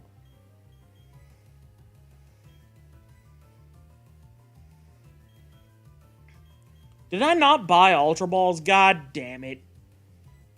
Alright, after I get out of here, I'm flying back to the fucking department store and buying Ultra Balls. There's no reason why I shouldn't have, like, 1,000,000 Ultra Balls right now, at this very instant. In the meantime, I've caught the goddamn Hoot. It marks time precisely. Some countries consider it to be a wise friend, first in the world's ways. Alright. Gotta take my 3.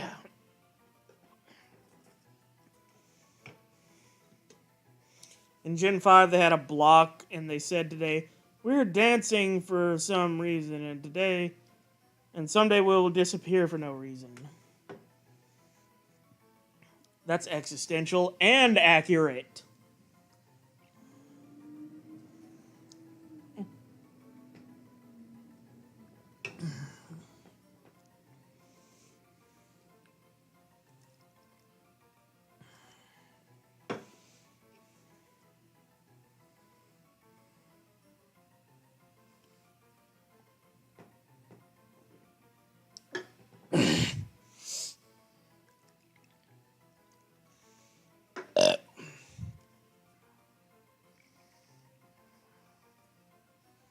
Woke LOL.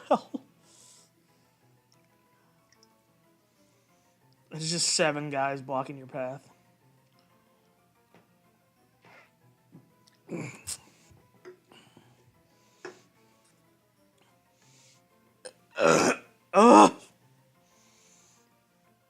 Alright. Here. I'll tell you what I named this thing. I'm not naming it Woke. That is a good suggestion, but I'm not going to name it that. Himbo Hooters gave me an exceptional idea.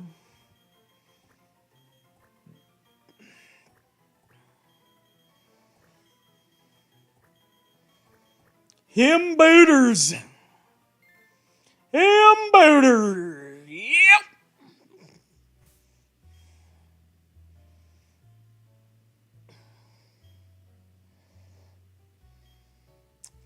And with that, I'm going to activate a Super Repel and start trying to make some more progress.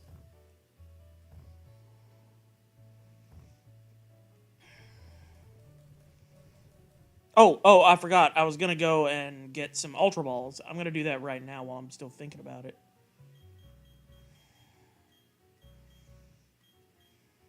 Gen 7 is miserable with that because they just have gates around that disappear after story progression. they just stop bothering to think of excuses for why you can't go that way and are just like, here, gate. But why? Fuck you, that's why. Alright, so I know that the Pokemon Center and the mall occupy the same general location. That's useful information. Yeah, that rhymes. Okay, I'm taking 10 Ultra Balls. I have plenty of the rest. Oh, no, I didn't mean to click out of that. I wanted to see if I could sell, like, some TMs or something that I didn't want to use.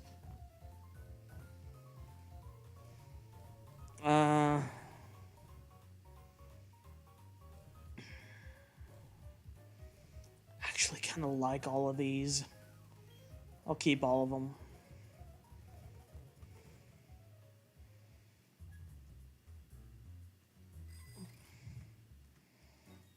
I'm going to try to not use speed up as much.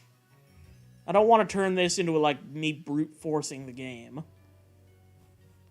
Like, maybe if I'm backtracking, I'll use speed up, but I'm really... I want to enjoy the game's natural flow as it was intended. Anyway, gonna head out again? Okay. Thank you for, tuning in again.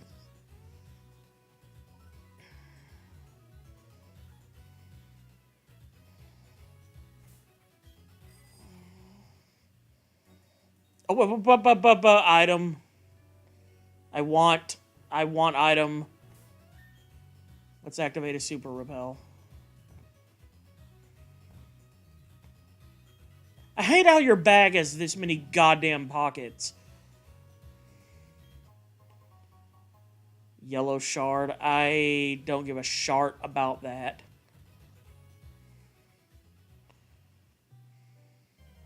Yeah. It's getting to the point where my Pokemon are so low leveled that they can be encountered by Pokemon even outside of Repel.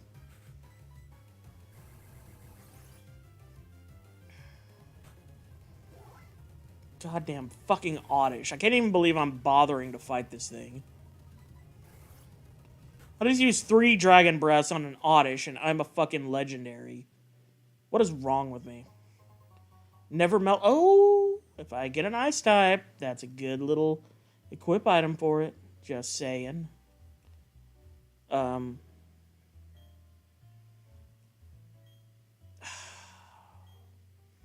guys are dicks. You can't just scoot over for a second. Like, you need both of you there to take a picture of a legendary Pokemon. I hope you both fucking get eaten by it. You know that? I hope you both fucking get eaten and fucking die, you fucking stupid idiots. What am I to do? I've gone and dropped my sweet key. It seems like I may have just gotten that item, or may have just been told about that item. So now I guess I'm gonna have to find your goddamn key. That sure seems to be the direction this is heading.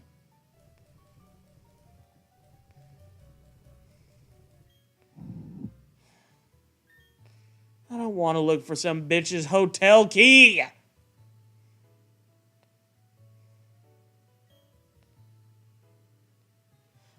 So what, fat ass? Why is the road even closed? They're working on power lines. God damn it, this game is a piece of shit. Route 213. Can I even get any Pokemon here? Is that even a thing that is possible?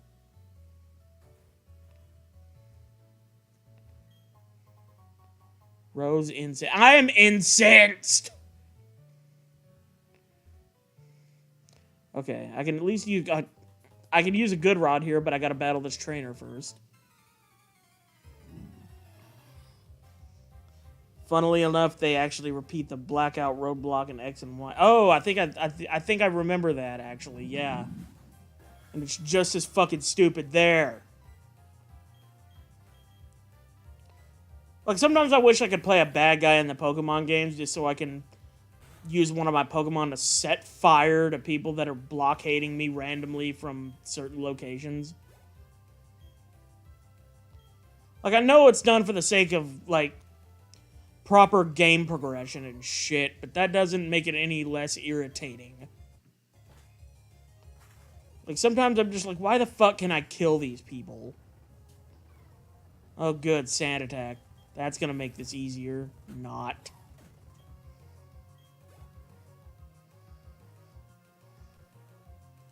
Alright, Mama Mint screwed a 21.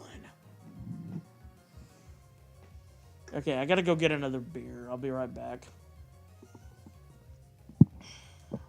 Probably ought to go ahead and take a piss, too, actually.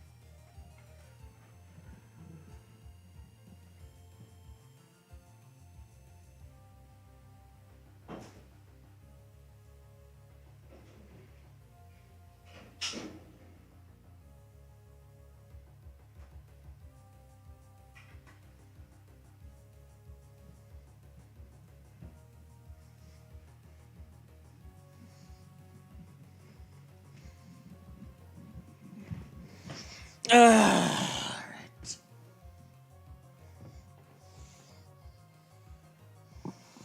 Time to take that drink.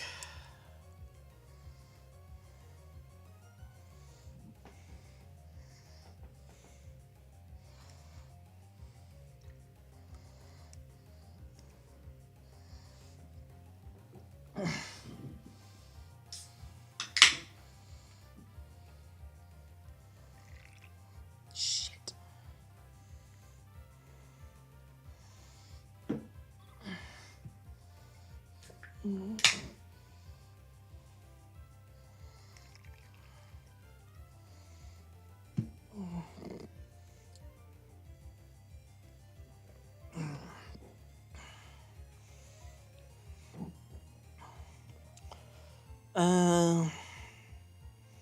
Let's just keep Are You Serious out.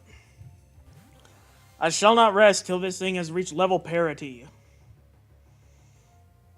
Dragon Breath.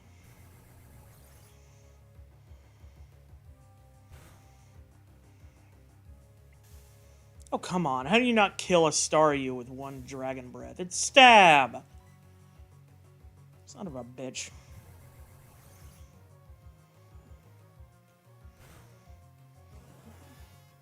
Although at least there you fight Team Flare, the roadblock here is just pointless. Drink.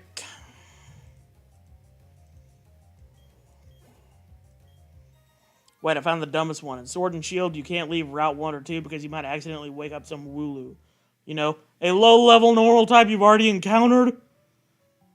Well, I mean, I guess it's because of compassion reasons. You don't want to wakey the sleepy baby.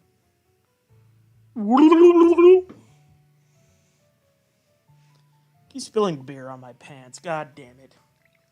That's just a waste of beer. Every time beer splashes on my pants, it's like $1 I've wasted.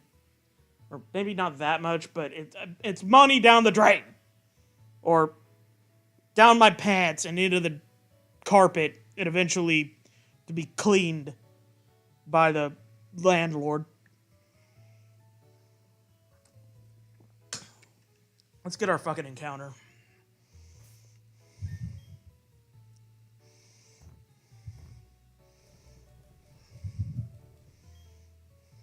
Let's see, am I even facing the right direction? No, I am not.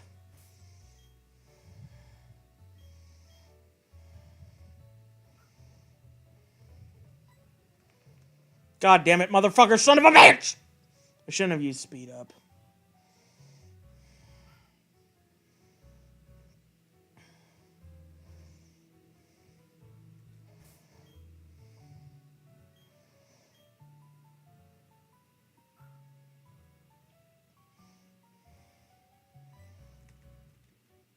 Alright.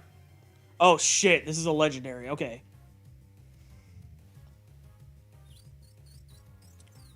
Alright, well, I mean, it's a reasonably catchable. It's more of a mythical, really, than a legendary. But nonetheless, hey, I can get it. I can get it.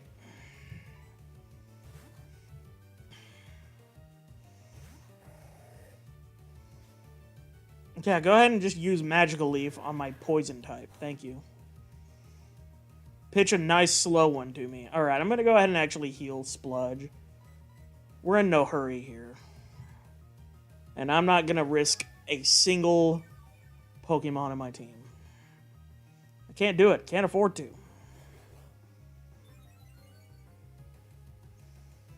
Alright, go ahead and fucking, poison gas. No. Alright, I'm really glad that missed because I meant to use Yawn. Oh, that was a crit. I think we're going to be fine. Surprisingly enough, it has a 45 catch rate instead of a 3 catch rate. Shaman is literally more forgiving.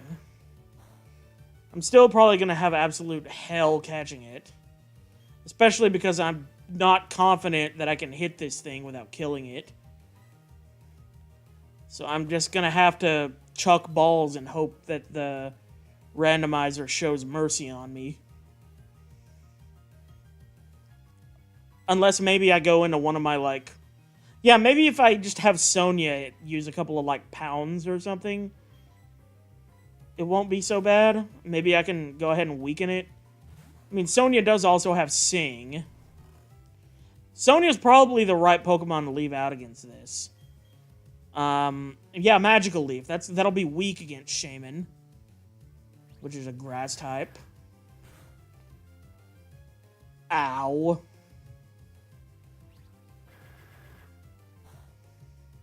Oh, God damn it. Okay, maybe not such a good idea. Mama Mints.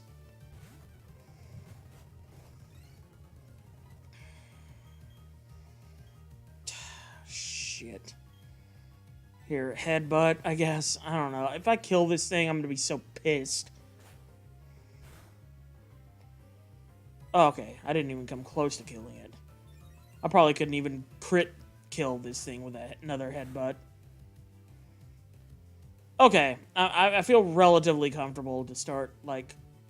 Alright, I'm going back into Spludge, and I'm gonna start yawning.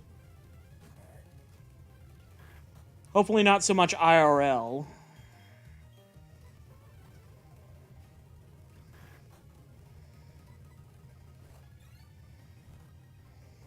Okay. I think we got a pretty good shot at catching this thing now. Just start chucking some Ultra Balls.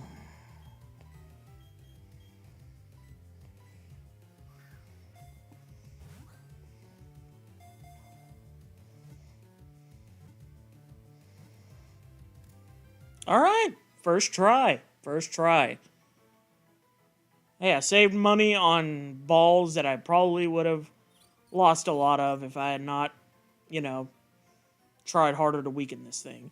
The flowers all over its body burst into bloom if it is lovingly hugged and senses gratitude. Oh, that's cute. That's cute. I'm gonna take my 3 now.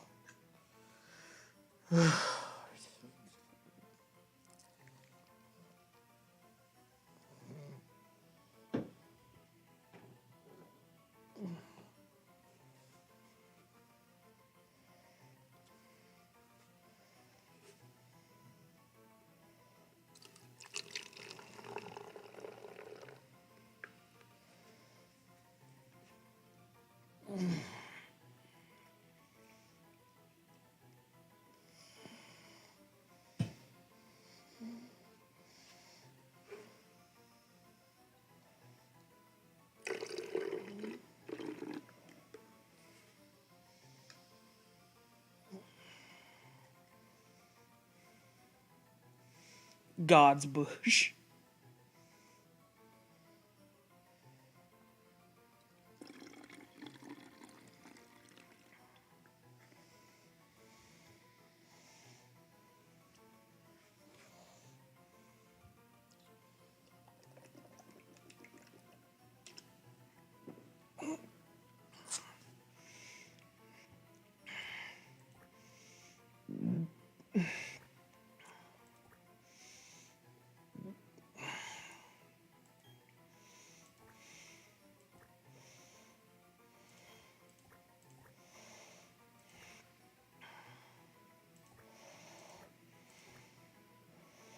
God's bush it is.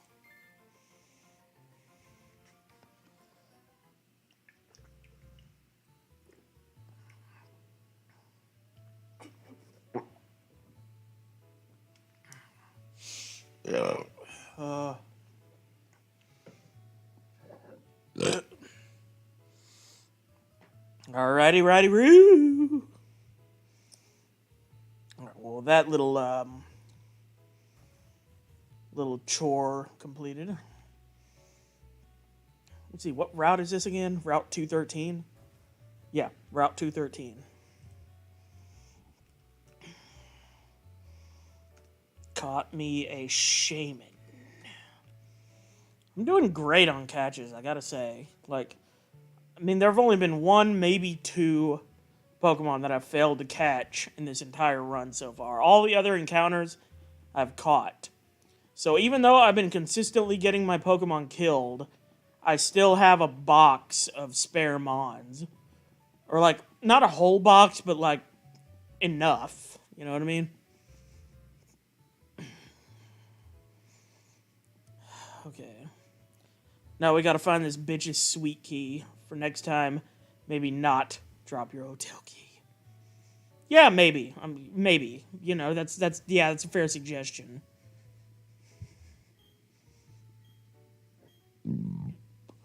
Yeah, that's... Thanks, dickwad. You know what? I'm gonna root around in your trash just because you told me that. And you don't even have any trash.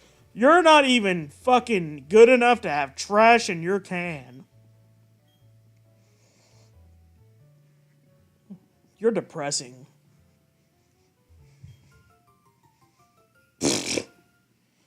Yeah, that's really worth a little jingle. Space mail! Great. Now I can hear from an alien I don't give a shit about. What's in here?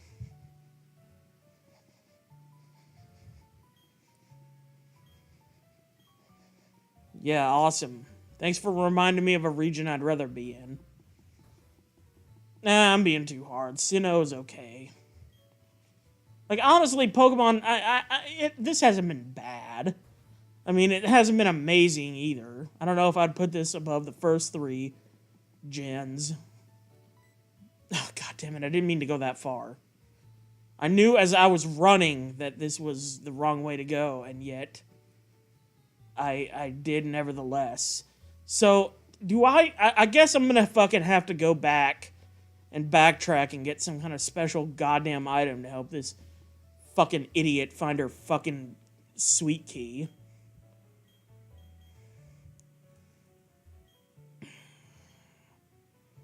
Alright, I'll battle you. Alright, that'll distract me from the fact that I am literally doing a quest wherein I look for an irresponsible woman's hotel key. You know, what is the consequence for me personally if I fail to find this woman's hotel key for her? Why should I give a shit? What's stopping me from pushing her out of the fucking way? Like, I am fighting a criminal organization over here. I am battling Team Galactic and doing a gym challenge, and you're gonna block my way because of a fucking hotel key? And you're not even blocking my way for a good reason. I mean, it's not like you don't already know that you can't find the key in this one block of space that you're fucking blocking off.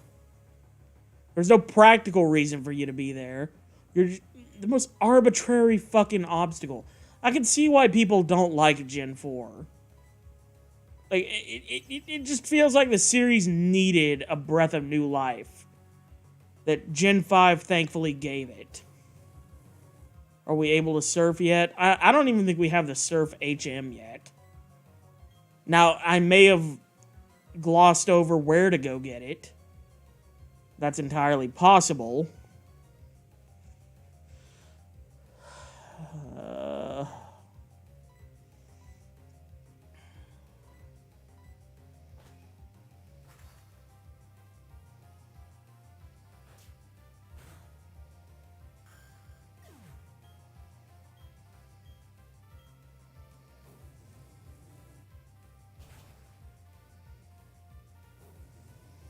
Goddamn fire spin.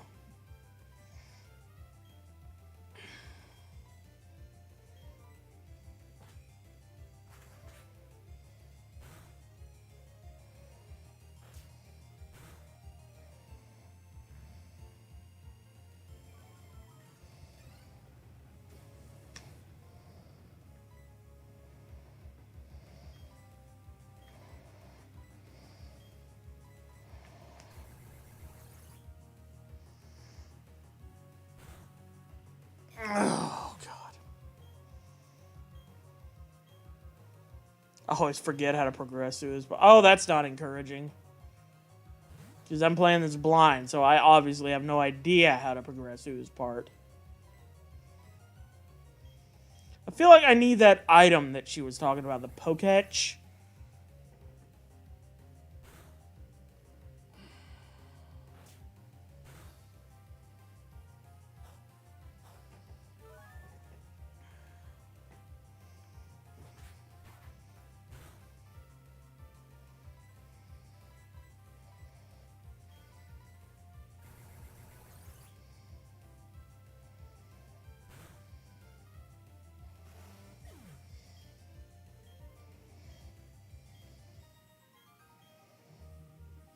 Alright. Oh, they gave me a fair amount of money, at least. Okay, who needs healing? Like half my team does. I don't even think there's a Pokemon Center in this area, so I'm just going to use my goddamn super potions. I can always fly back if I need more.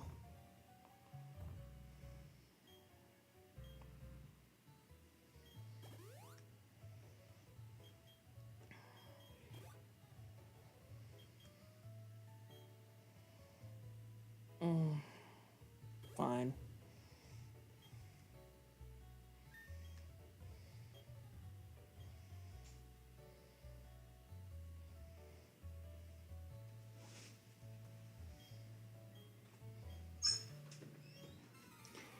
Alright, another double battle. Whoopee, we're in for a treat. We got Aerodactyl and Snubble. One of these things is worse than the other.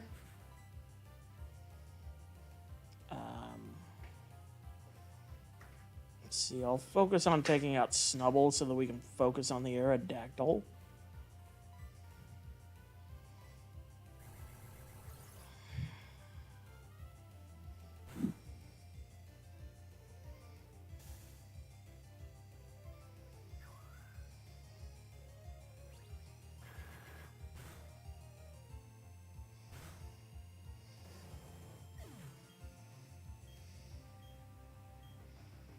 That's a drink.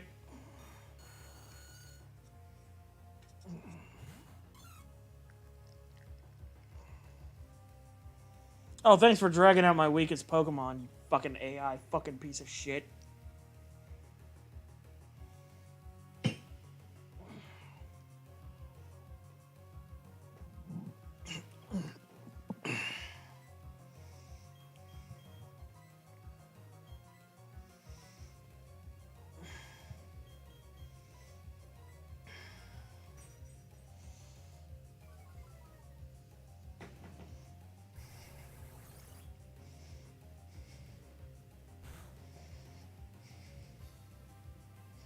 God damn it, motherfucker!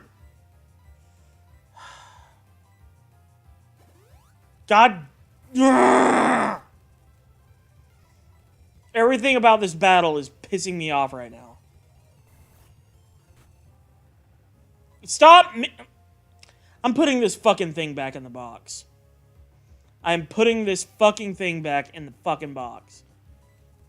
Everybody that told me to put this thing on my team was bullshitting me, and I'm not here for it. This fucking Cleffa needs to go back in the box. It is not ready for prime time. Oh my god. Oh shit, $10,000. God damn, that's a lot of money. I did not tell you. Yeah, that's true. You told me to get Growly Boy. I should have listened to you. Yeah, no, you're right. I'm not blaming you. You know, no blame your way. It was people that were fucking, they were just trolling me. Yes, I would like a battle. Just gonna get some extra experience points in this place. Oh, you just casually have a Mew. Well, that's okay. I got Are You Serious? And I am serious. Hoping for a Shuckle appearance. It can happen. It could happen. Can't discount anything. It's equally likely as any other Pokemon made between Gens 1 and 4.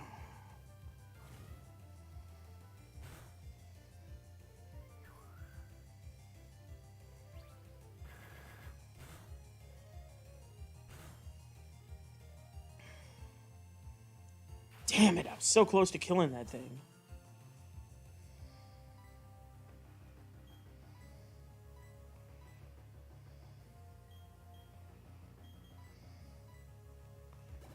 Oh, come on with the full fucking restores.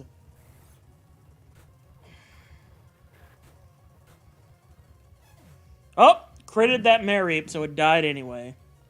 Eat me. Oh, wow. Okay, Regirock. That's not good. Go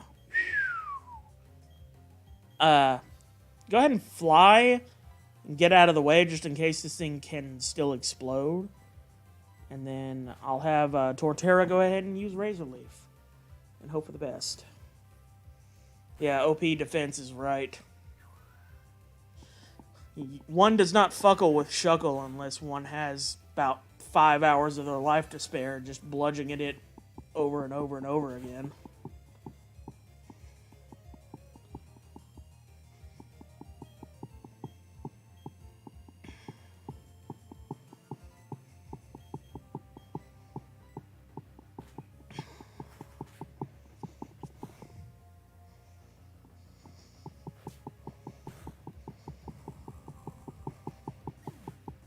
Bowling ball. Yeah, it's a bowling ball. Yeah.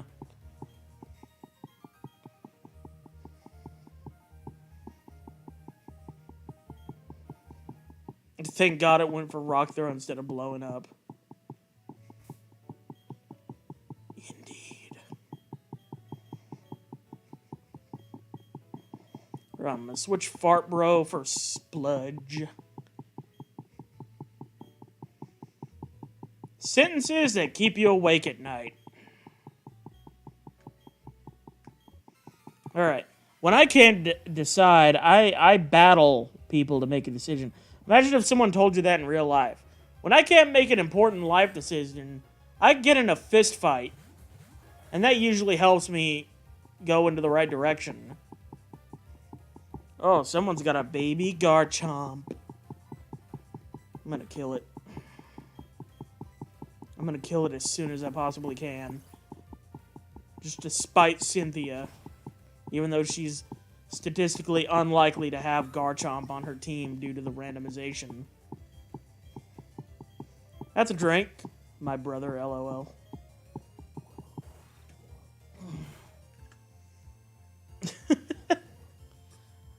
Your brother likes getting into fistfights?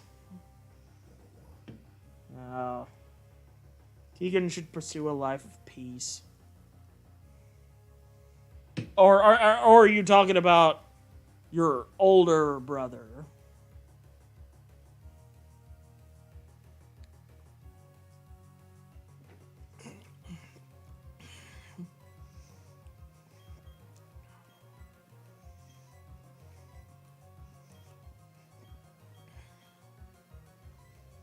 Oh, wow.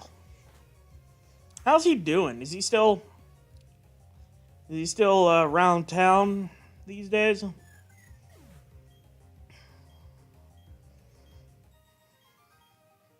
Kinda miss him if you want to know the truth. Little bro chill as fuck.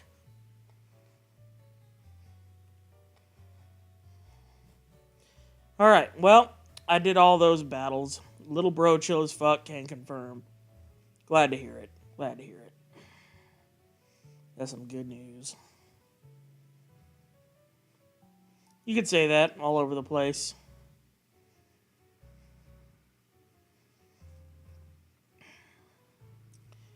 Okay, so I did that, and I'm still...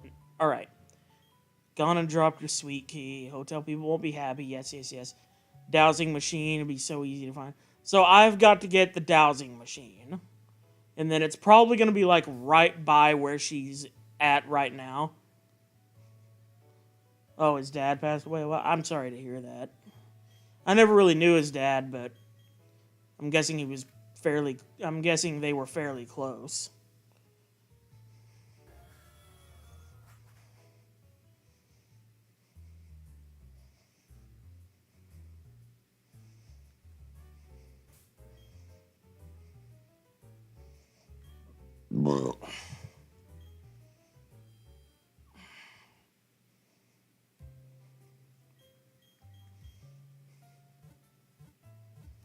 Close, but it was toxic. Oh. Oh, man. Well. Can't say that's unexpected, but still sad to hear. Well, I hope that at least their last interactions were decent ones. You want to leave things off on a high note, and thankfully I was able to do that with both of my parents. We can't all be afforded the same luxury. Okay, I need that dowsing machine. So, I feel like I gotta go back and talk to that fucking idiot, like, guy, that dude that I was just talking to. This guy. Yes. Came into my room yesterday and mostly naked, specifically give dehydrated apple chip he made. And then did it again with a dehydrated pineapple chip. Okay, so they did a thing at the game corner. And I need a special key to get into there. He's been trying to get straight. Well, I wish him the best of luck. I kind of wish when we were all younger that I and a few other people had treated him better. I tried to be more supportive instead of... But I don't know. He was one of those kinds of people that just that just sort of... It provokes the worst instincts out of folks. Like, you gotta have patience to deal with somebody like him. At least how he was back when we were growing up. Like, he could be very rude. I'll give him an E for effort. He's still a turd. Well, he wouldn't be who he is if he wasn't that. Well, I do like Pokemon, so thank you for asking. I do love Pokemon. But that doesn't bring me any closer to figuring out where the fuck to get a dowsing machine.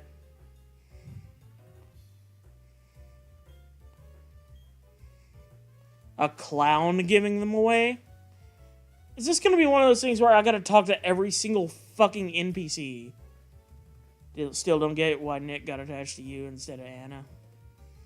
Who knows? One of the mysteries of life.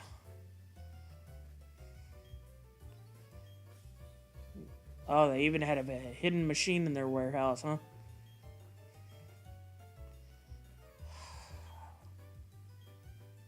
I hate this fucking shit right here.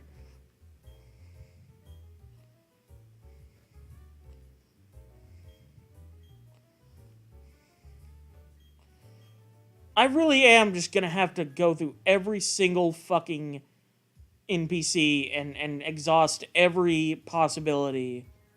Click the red buttons on the bottom because Don was supposed to give it to you on Route 207. Red buttons on the bottom. Got it.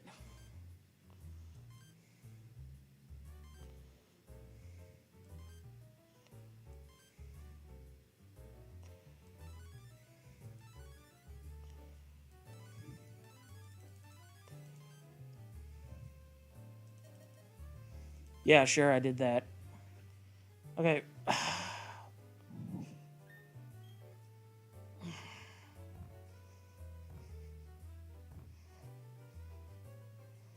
The little crosshair thing is the Oh.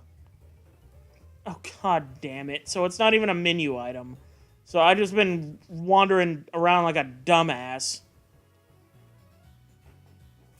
Like a drunk dumbass, no less. Although at least that gives me an excuse. Like, why did you do this dumbass thing, dumbass? I was drunk. I'm sorry. Oh, well, it's okay. He was drunk. If you're not drunk and you do something that dumbass, people just call you a dumbass. That's what sucks about being sober. Is that you're way more responsible for your own fucking act. God damn fucking son of a bitch. With a Poketch app in the game for no good reason. Well, I mean, the lady did say something about Poketch. Fucking away from that Jolteon. I just want to get back to where I was. Here, I'll use a goddamn repel just so I don't have that happen again.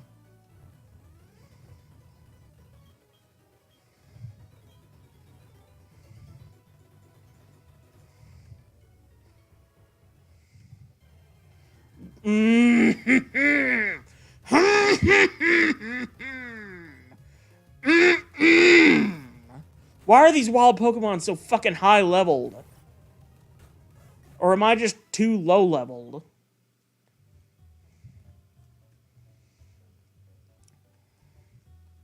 Okay, fucking Poketch.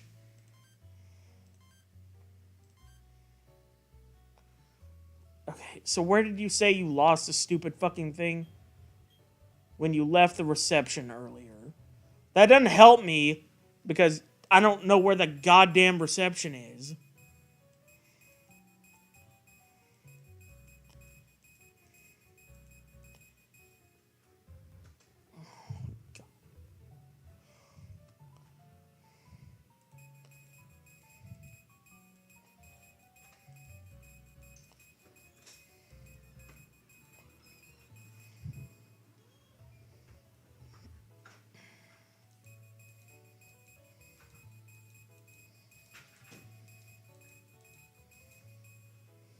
Okay, fuck this. I'm just gonna look it up. Fuck this. I don't respect Pokemon puzzles enough to solve them on my own.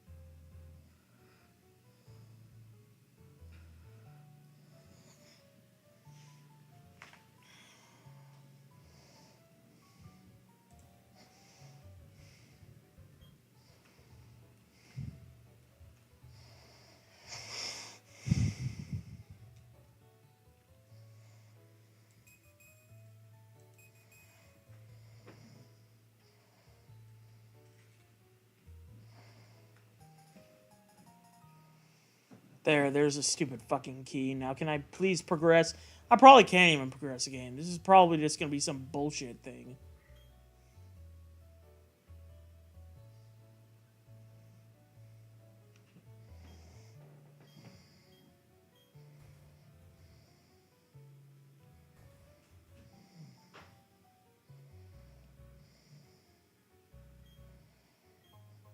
The white flute. I don't respect Pokemon puzzles enough to solve them on my own.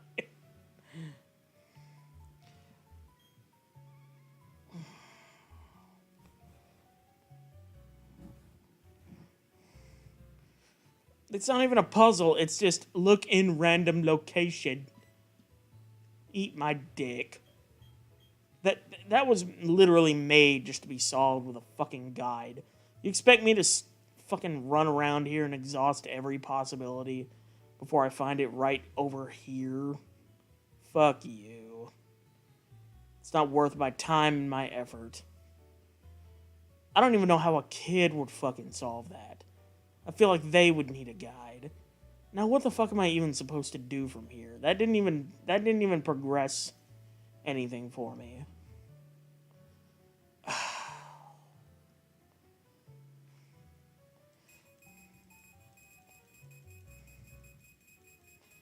Yep, that's what the DS is for. Correct.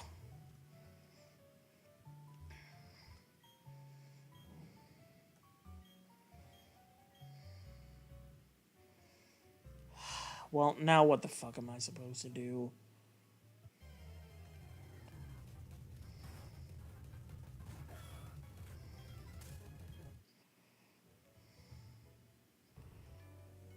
Like, literally, what am I supposed to do?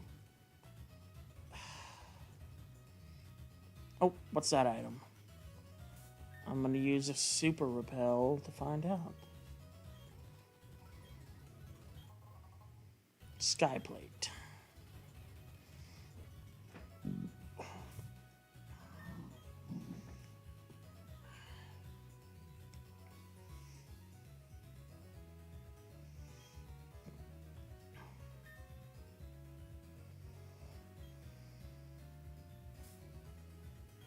Go back to where... Oh, okay.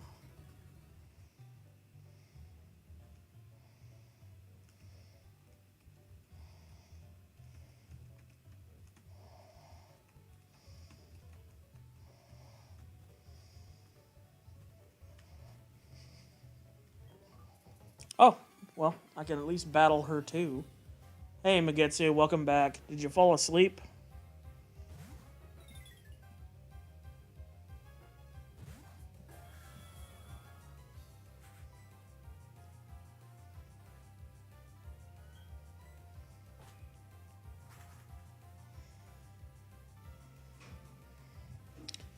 I will shit all over this cricket.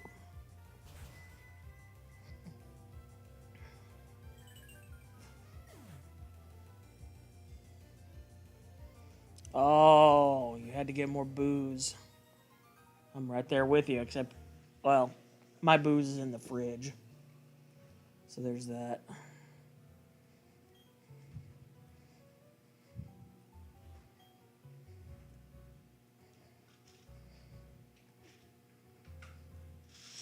Well, hey there, big buddy. That's fancy. Yeah, I'm sure you were just about to reel it in. I'm sure you're a big old boy and all that shit. Darkrai, hey.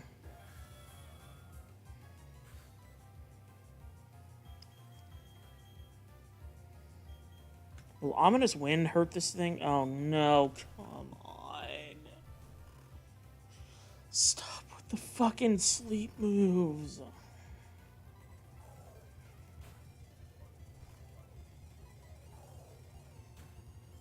Auschwitz man. Auschwitz man.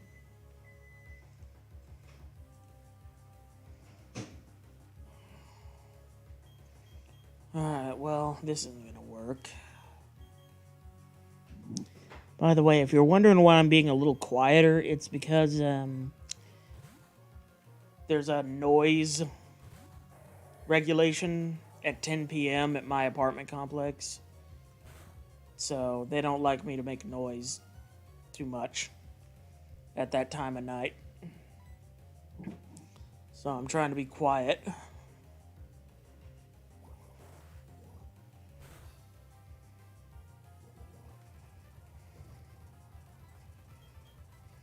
Oh yeah, I can't. Oh, never mind. This thing's dark type.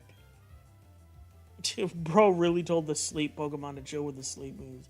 I didn't know Darkrai was the sleep Pokemon. Alright, Tyranitar. Now this is something I can get behind. Mainly because I know I can murder it easily. Fart bro.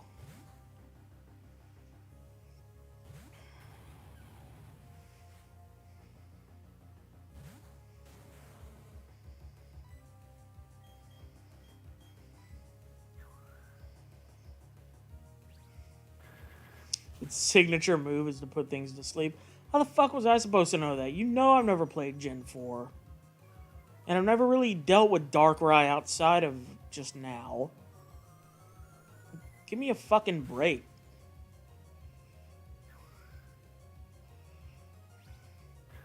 I'm faced when they nerfed Dark Void to 50 accuracy because Smeargle then nerfed Smeargle to not learn Dark Void but didn't give Dark Void back its 85 accuracy. That sentence confused me. TF2, Mr. Panman, pan me a man. Mr. Panman, pan me a man. Make him the panest that I've ever manned.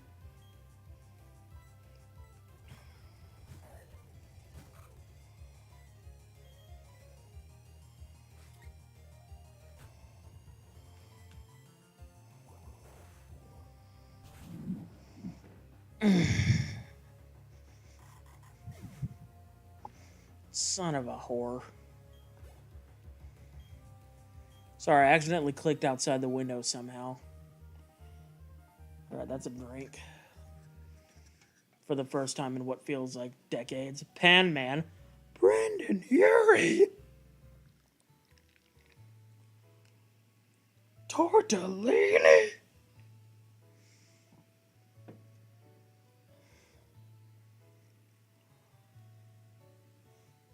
Squidward tennis balls.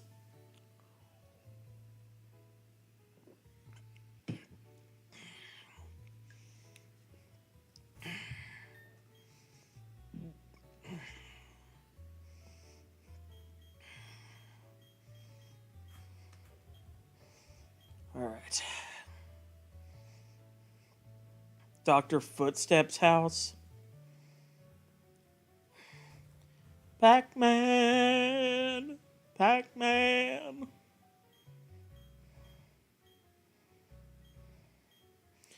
Swallow doesn't even fucking have feet. Fuck, you and I are together in synchronicity like twins.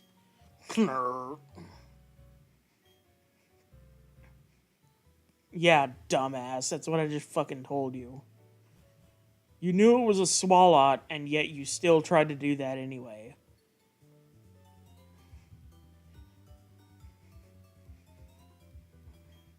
Oh, another so-called grown-up. Here we go. Houndour. Not even Houndoom. Houndour. Loser. The guy obsessed with Pac-Man? I guess I have not.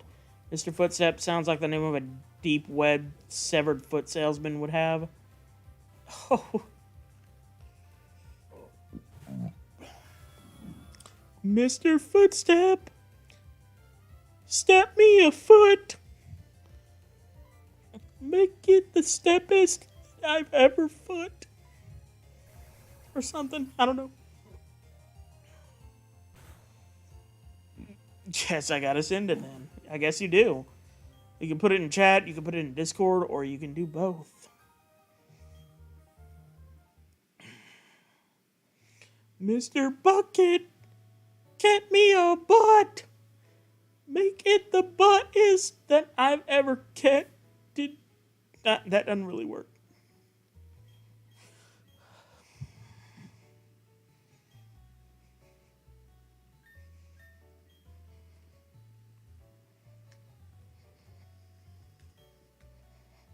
Alright. Am I battle ready? I'm battle ready. Let's get ready for battle. With an HM. One time I called my wife a caddy. She was holding my ball.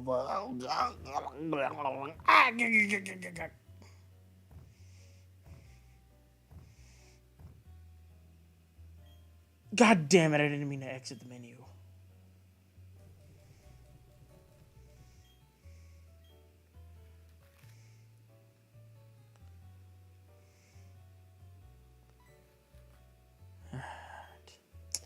Still can't catch anything here. Justin just did some Manson babbles.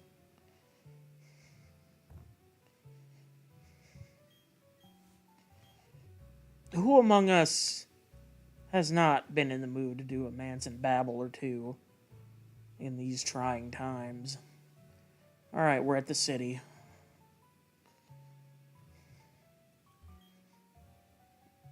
Yes, I do. But thanks for telling me a bunch of bullshit anyway.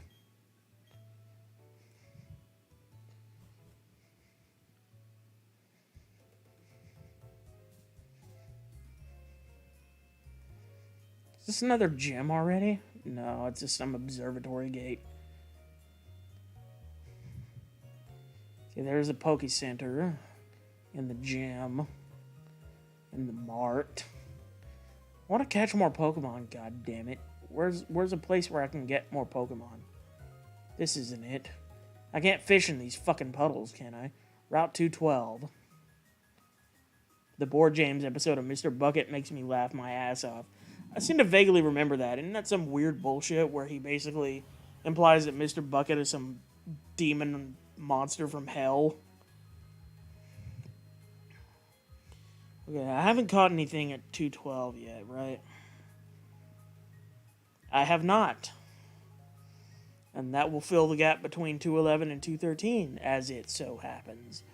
First encounter is Kabutops. Interesting. Kind of a replacement for Armaldo, isn't it? I mean, I'll take it. Just gotta yawn at it first.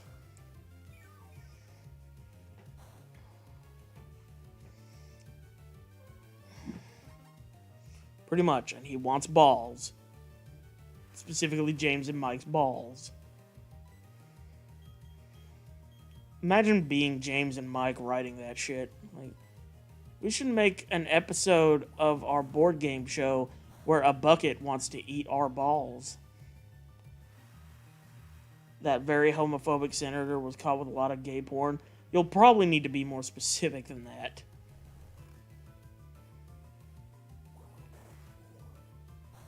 Because I have a feeling that could apply to multiple very homophobic senators. And in fact, very homophobic senator, when you make that an acronym, it stands for VHS. Coincidence? Yeah, I think so. Alright, I'm going to start chucking balls now. Don't mind me, I'm just turning into my alter ego, Chuck Balls.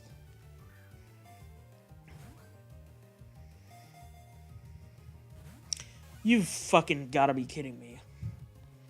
Wow, that is a low-ass catch rate. But I'm not giving up. I shan't never give up. I have too many balls to give up.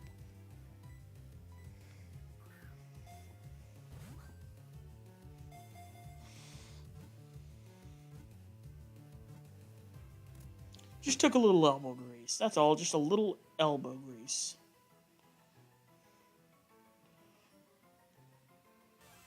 It is thought that this Pokemon came onto land because its prey adapted to life on land. Alright. Gotta take my 3 drinks. You guys brainstorm some names.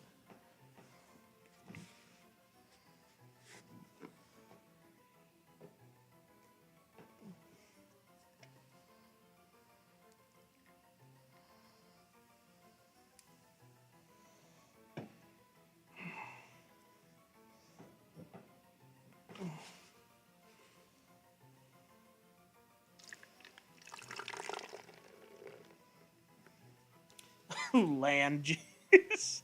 I knew as soon as I read that Pokedex entry, somebody was going to make a comment like that. Hammer. Like MC. Hammer.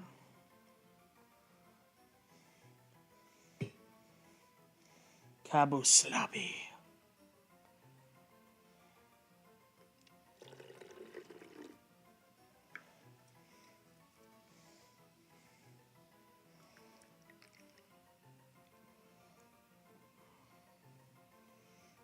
Kabuba.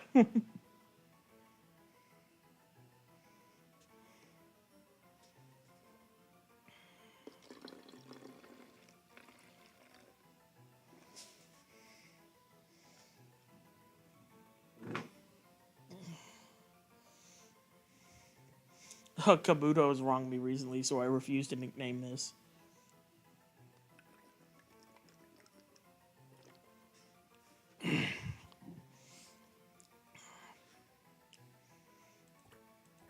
Here, I'm just going to combine two suggestions again. It's like Lilyhammer, but with jizz. Oh. Kabuka. Okay, so... Are we all in agreement on Kabucox?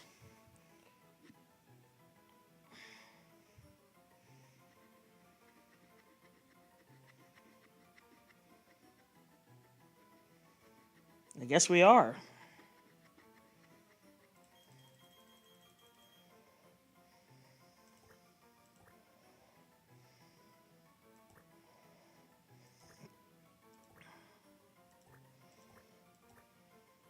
Kabucox it is.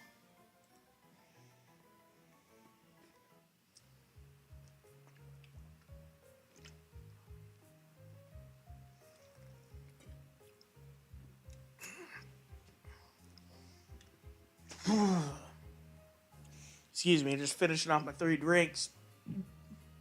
Yay.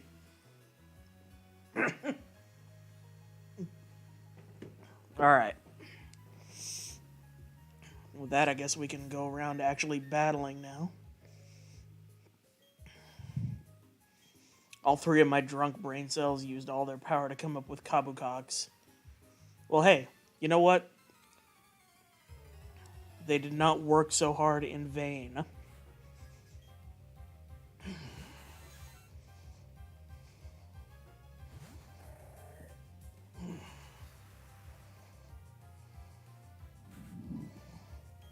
Sludge.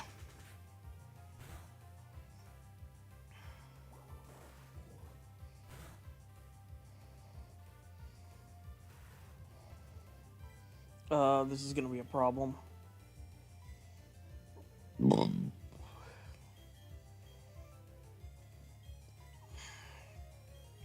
Well, I obviously need to go ahead and heal Spludge.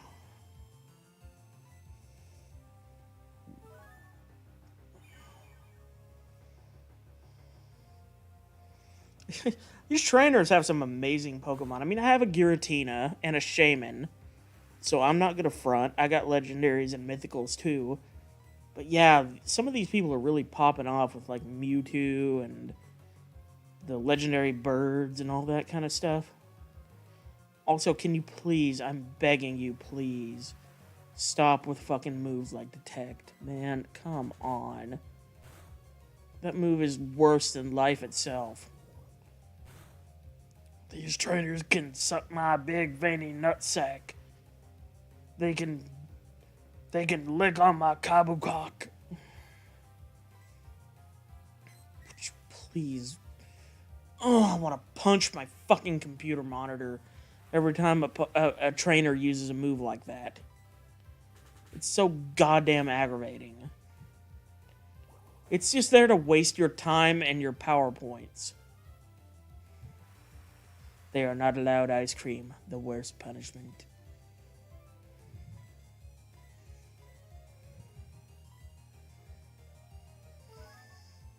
You know a good horror movie I watched recently that I've never really heard anybody talk about? Home Movie.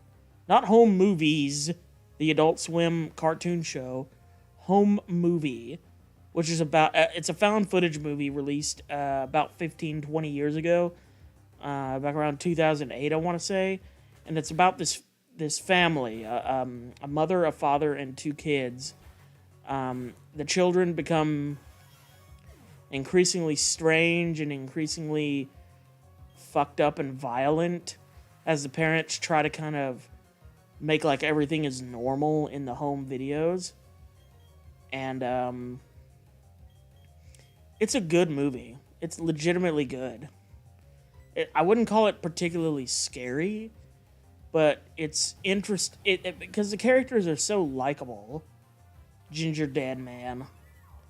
I have heard of Ginger Dead Man, and I have indeed seen clips of it, but I have yet to watch it because I feel like Ginger Dead Man is one of those movies where it's like they're just trying to be goofy, and a horror movie is 10 times funnier when it's goofy on accident, but really actually trying to be scary.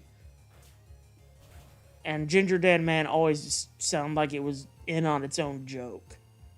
It's like Mom and Dad, but in reverse. Sort of like that, except, well, I won't spoil anything.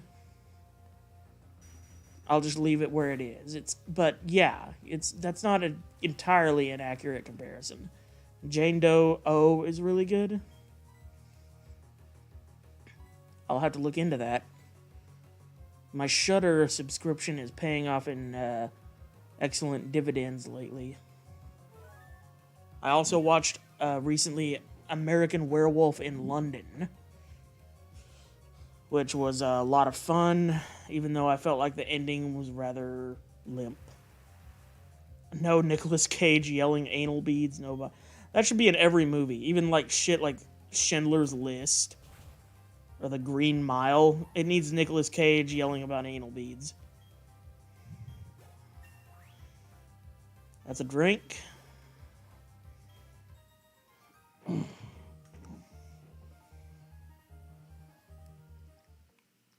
Is this turning into like a drunk ASMR stream? Because I feel like ever since I quieted down, it's become like kind of a mellow out stream. I gotta go get another beer.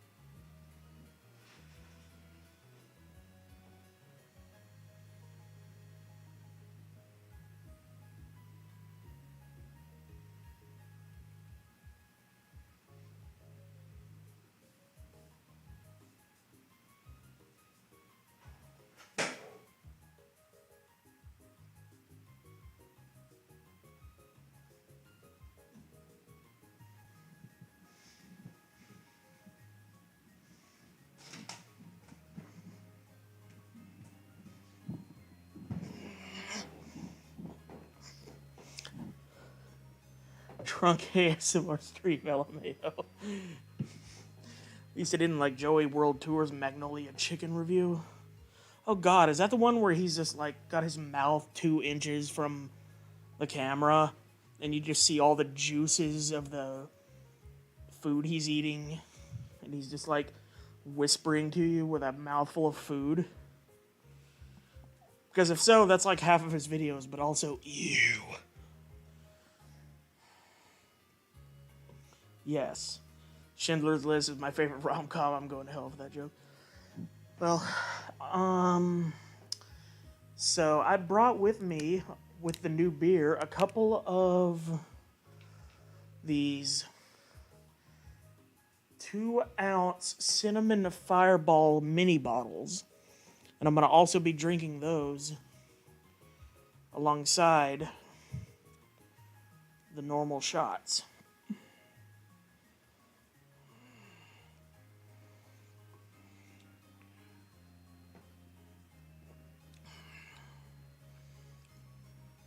God, that's good.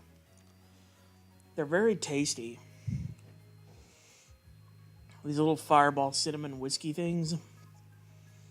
Tasty shit. Joey's World Tour Nutella Challenge.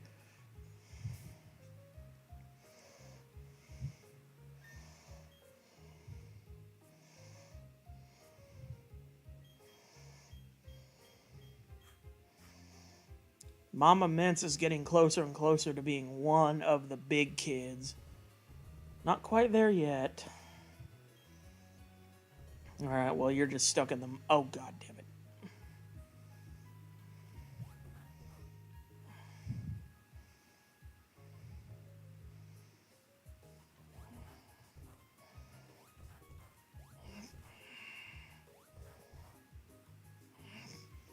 His big break getting bullied by Leafy. It might as well have been, probably.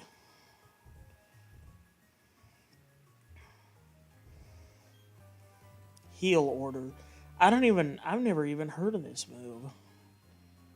Which one? Because there's multiple instances of Joey eating Nutella and not using his hands. What, does he use his butthole at some points to create the Nutella and then promptly digest it again? Because I feel like that's something he would do. He's operating on about that level of dignity, as far as I'm concerned.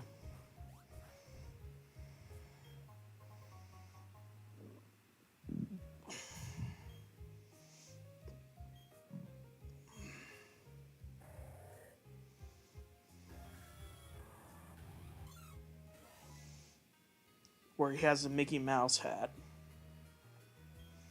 Oh, God. I feel like I'm getting flashbacks from thinking back on that video. That was some horrible, horrible shit.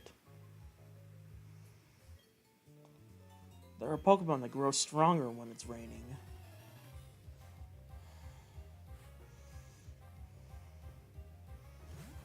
To be honest, I'm kind of sad Leafy got nuked. Even though I know it was kind of bullying, his vids were hilarious.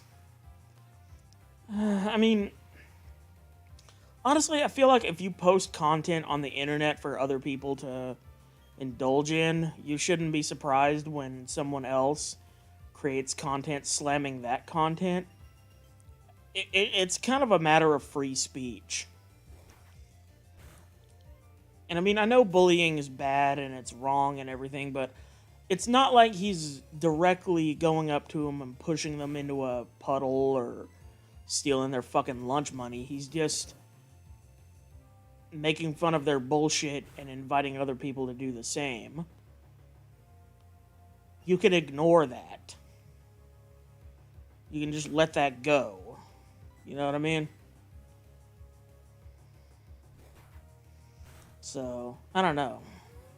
I mean, I've never really watched any Leafy content, but I feel like it's the same situation with other channels that are made to critique other channels, where it's like, if you can't take the heat, you should have never came into the kitchen. That's all I'll say. Me remembering how Markiplier can't drink because he has that Asian flush thingy. Weird. Alright, well, that's 2 drinks I gotta take. Main issue with Leafy was his fan base. No big YouTubers back then had a toxic fan base, and they were small channels if they did. Sad Mark, no drunk Minecraft.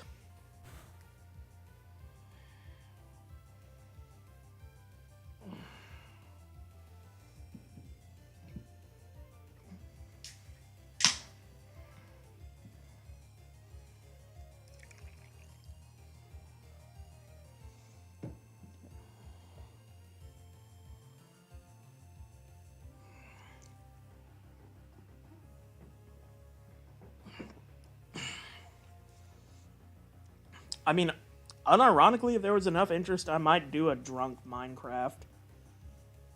I've never even played the game, really. I mean, I've seen it played.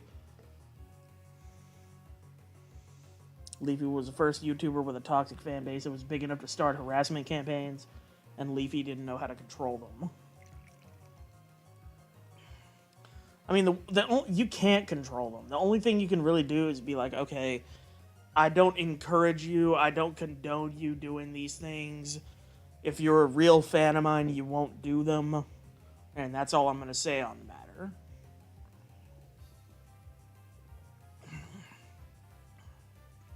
Corfish.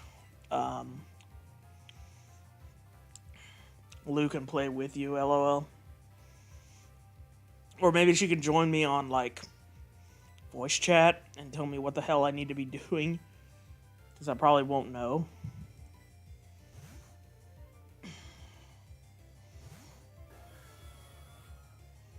You'd have to kidnap and torture my remaining family members to get me to play Minecraft again.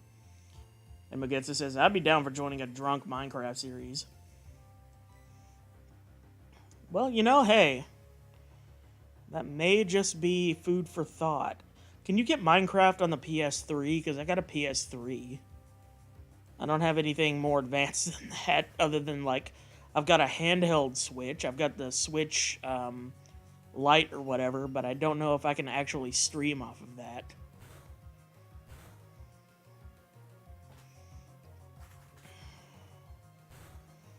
Oh, you can, though. Console Minecraft is ass.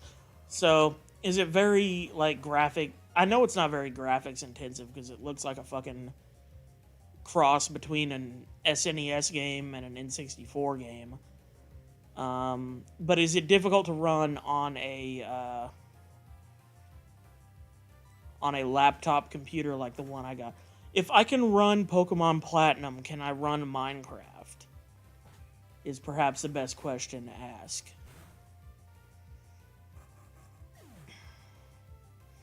Not really, though it is version specific. Nintendo did Minecraft dirty. Oh, that sucks. They call me the Rain Woman.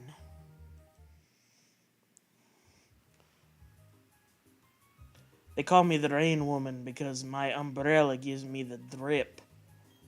If you buy the Java version, you can choose a specific version. I mean, if it boils down to me buying the, like, laptop version, I would totally do a blind drunk Minecraft series for the channel. I want to start doing more stuff for the channel. I really feel bad that I've abandoned it so much, but it's just like, I'm a grown-ass man. I don't really find the time like I used to. I feel like I would only be able to stream about once a week. Maybe twice. Maybe. But, like, there's all kinds of other stuff I'm doing. I got 2 jobs. I want to get a gym membership so I can get roughly back in shape. Time is just sparse for me. You know what I mean? 2013 Minecraft pre-drown. Every version release ever is available on the Java launcher. Can't you see I'm fishing? Don't talk, you'll spook the fish. Anyway, here's a Drapion. Holy shit.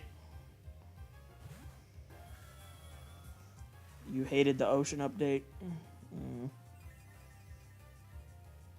Doesn't help that the channel started out as a Flash game channel and outside of some games on Flashpoint. Most Flash games would. There are a lot of games on Flashpoint, though. And, you know, I got a very nice comment from somebody on my, on the what was it? The fucking Pico Sim date. Somebody made a comment today on the 3rd video in the Pico Sim date series, like, you guys are underappreciated. I watch these videos while at work to distract me, and I really wish you'd do more Flash games in the future. And it was really sweet. Switch out. You can't even play stick RPG anymore because it has weird Flash game DRM. Oh, that sucks. Well, I'm glad we played it when we had the chance.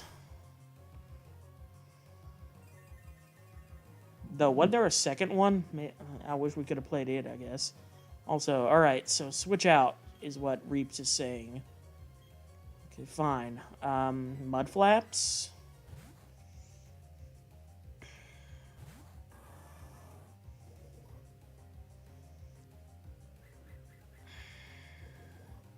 Basically, the devs put code in that stops you from playing it unless it's a specific website. Oh, that shit. That is so ass. That is so short-sighted. That's terrible. Like, what a short-sighted, shitty fucking thing to do.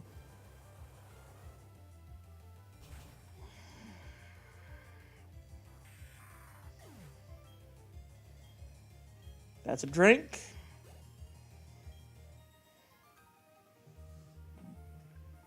Piracy bad.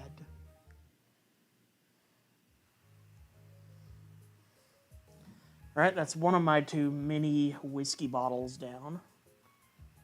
Can I just say these things are fucking delicious? They're so tasty.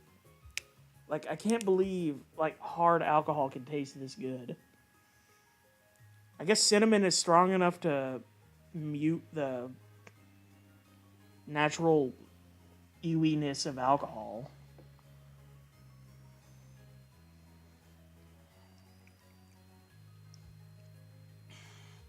Though, to be fair, it was made when Flash was absolutely gargantuan, so they probably didn't predict that they would die 15 years down the line. They just want to be part of the anti-piracy screen collection, like anyone gives a fuck about those anymore. It's crazy to think that Stick RPG is 15 years old. It's crazy to think that I am almost twice that age. Or, in fact, over twice that age.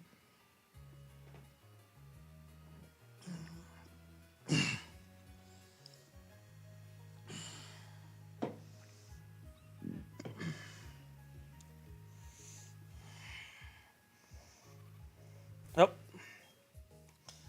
Now I know what I bought them full heals for.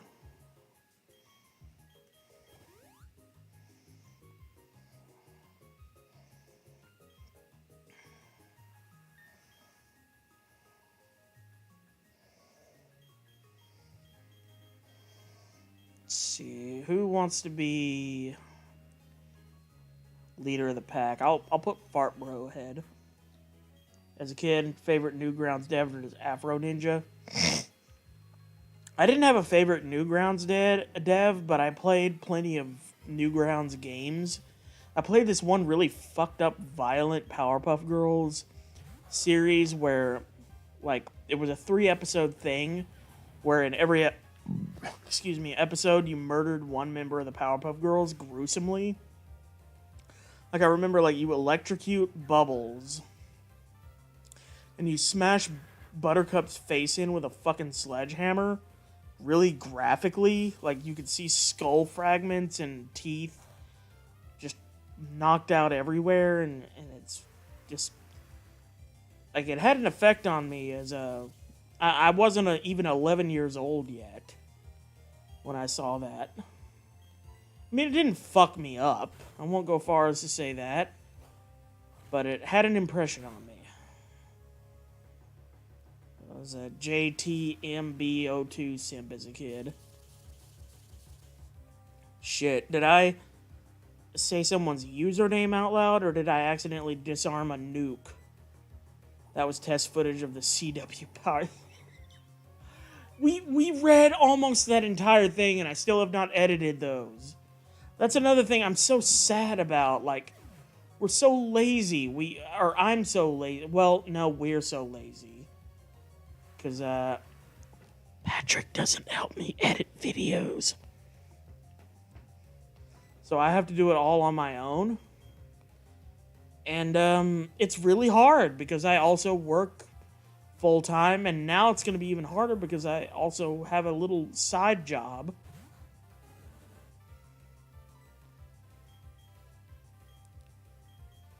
So that's just how it is.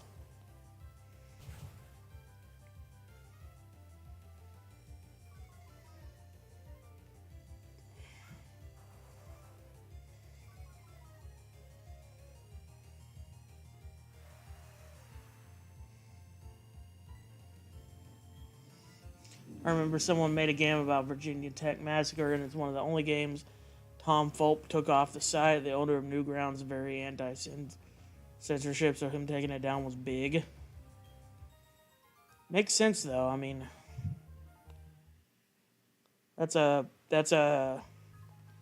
nasty topic to touch upon in a Flash game where you play as the shooter. He probably was entirely motivated by legal reasons. Like, if I keep this thing up, I'm gonna get sued out the ass. Once I get good software, I've been debating asking you to help you and the We Flash People channel with editing just as a thing to do. That would be nice. That'd be nice. As long as I had the final say before any videos went up, because I feel like I would need to do any kind of control in case something accidentally slips through that's like gonna piss YouTube off. And I'm not saying you do something like that intentionally, but you know how YouTube be. I mean, I lost perhaps one of the best shitfix showcases we ever did, the DBZ 911 one, because, well, I don't even think it was anything to do with the video. I think it was just the title. Like, it was just DBZ and 911 together. Okay. This is Wobbuffet.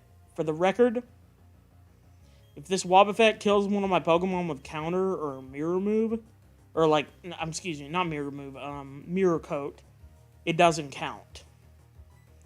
I'm going all the way on Wobbuffet claws.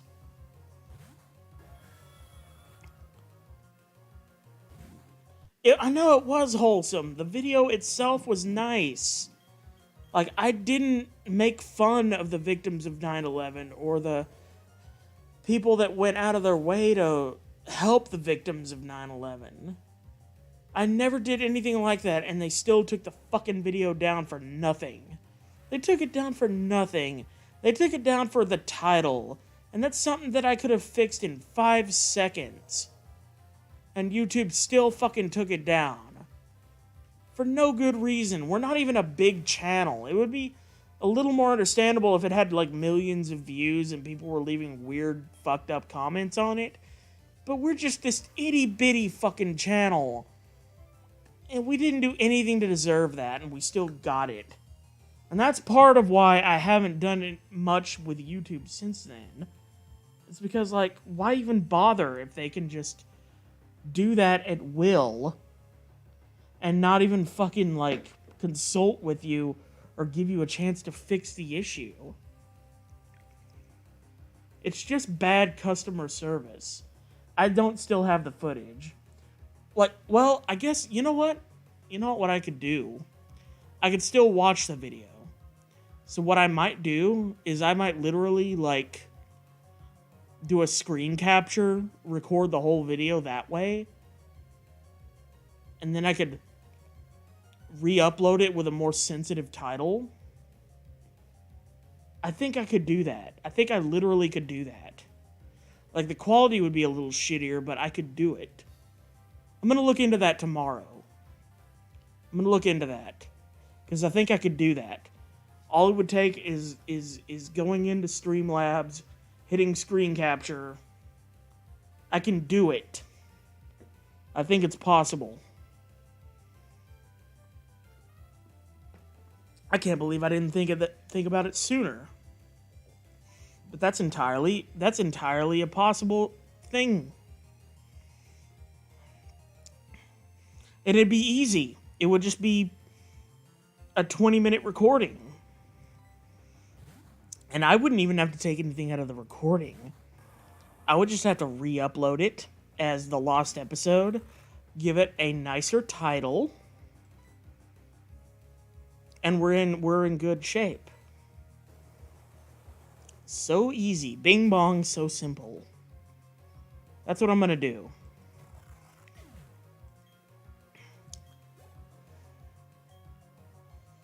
In fact, here's Discord.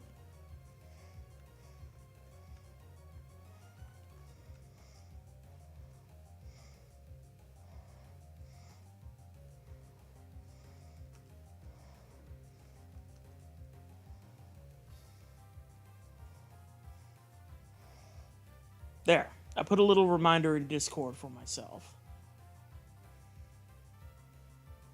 Oh, hey, welcome back, L6030.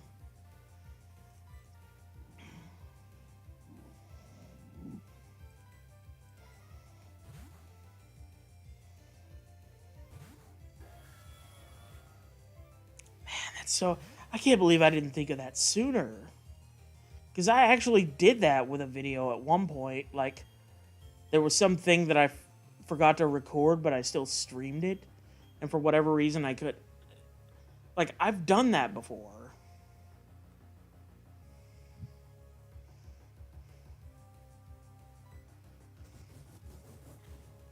How much money to read the super cursed shit fig you only read the tags for? I mean, the thing about that one, though, is that it was written to be cursed. It's like, it's easy for somebody to pull like a Scrody McBoogerballs and write the most offensive thing they can think of on purpose. But I would rather look for legitimately fucked up things that were written as either like fetish bait or written with the earnest intention of being read and enjoyed. Like there's that fanfic where Videl has to get an abortion and it's described in horrific fucking detail. Like to the most accurate of medical sciences. And it may not be particularly, kosher given the modern day political environment with abortion and everything. But it's also a fucking fanfic about a DBZ character getting an abortion. I feel like we could work with that. Thank you for pinning it, Reaps, and thank you for rejoining Discord, L6030. I know a super cursed NSFW DBZ fanfic where Cell Saga Gohan fucks everyone, even Chi-Chi. I think at the time of the writing of the fanfic, Videl was like questionably underage. It's one of those things where it's like it starts depending on age of consent laws where you live. But yeah, she was definitely still pretty young in the fanfic from what I remember. And I could be completely misremembering. It's been years since I read the thing. Excuse me. Fuck.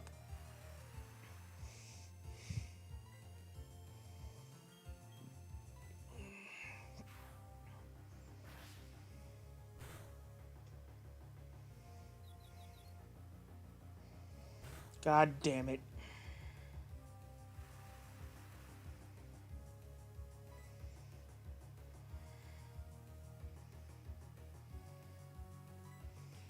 It's not worth it. Just... God, so many super potions. If we were playing that ROM hack I posited earlier about the Pokemon having a limited amount of medicine they could take, pretty sure Mudflaps would be dead by now. Do I remember the title? I think the title is literally Videl Gets an Abortion. In fact, I am confident that that is the title.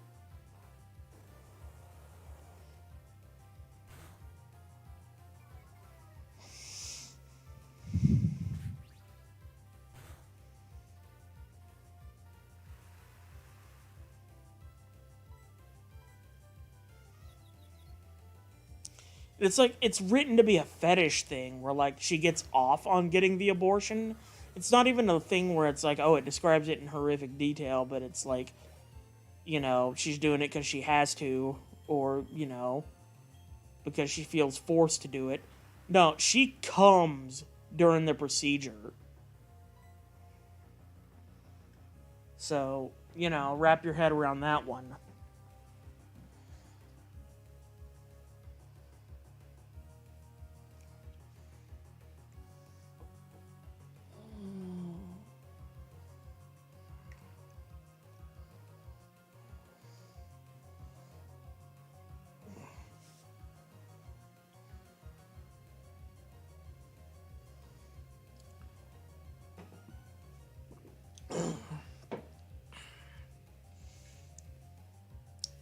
That is a tasty beverage. Okay, who's next? Are you serious? I am serious. So that's what I'm shifting into.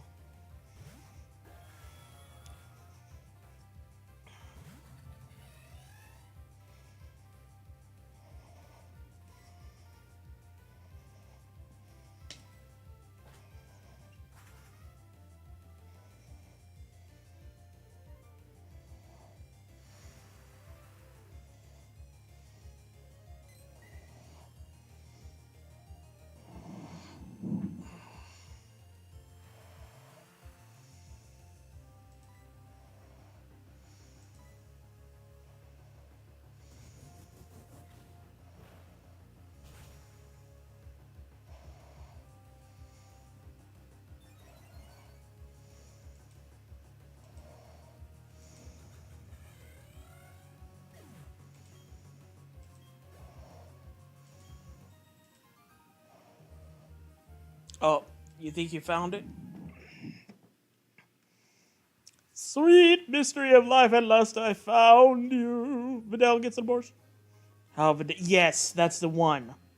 That's the one. How Vidal discovered her abortion fetish.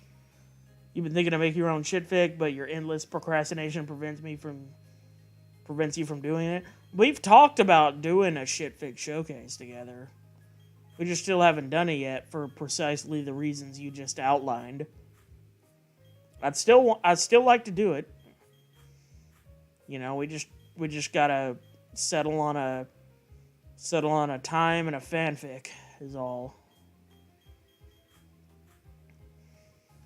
Is there anyone else in chat who'd be interested in tagging along for something like that? Doing a shitfic showcase via committee? That is a true.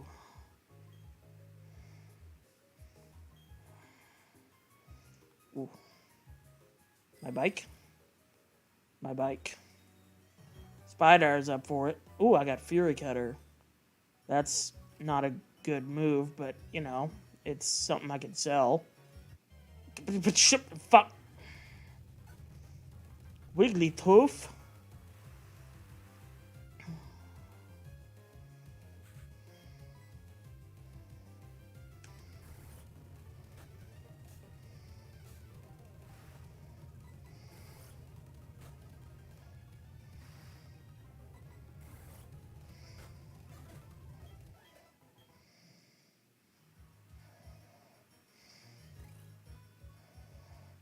Okay, how much longer does this particular route go? Because I might just want to go back to town and try to battle the gym. I might try to knock out 2 gyms in one stream. 2 gyms in one stream. Okay, I'm just going to go all the way back up through to Hardhome City. So I might as well just go back to Pastoria, right? I mean, unless... I mean, there's more trainers to battle. I guess I'll battle them. Cooperate in this investigation, sir.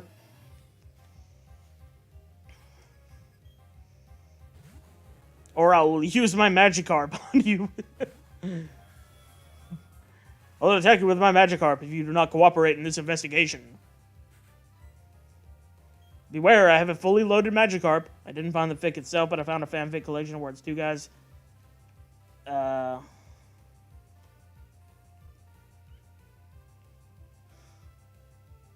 Two guys on fanfiction posting the text in their commentary. Oh, so it's like a riffing, an MSTing of the original fanfic. So wait, does that mean you found the fanfic, but you just have to, like, go through and delete the commentary in between each paragraph? Because, I mean, that shouldn't take very much work. That can be very easily done. Hey, welcome back, Miguel. Still plugging away.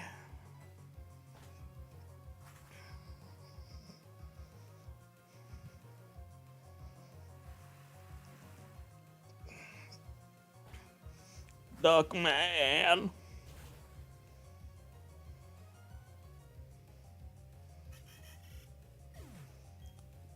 Is this like a 5-hour stream right now? This has been a nearly 5-hour stream now, right? Vidal was an 18-year-old, good-looking, with long legs and short black hair. That's how English works. Crips and Bloods aren't doing drive-bys with actual guns. They're doing drive-bys with water guns. It's so hot out here. Is that a line from the fanfic? What the fuck?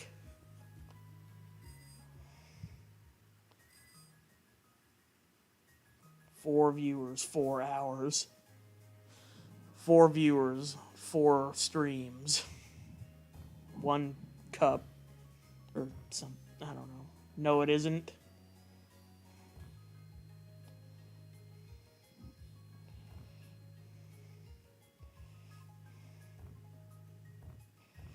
Oh, it's from an angry... Okay. I mean, yeah, he's kind of right. It's ridiculous nowadays, the heat. Like,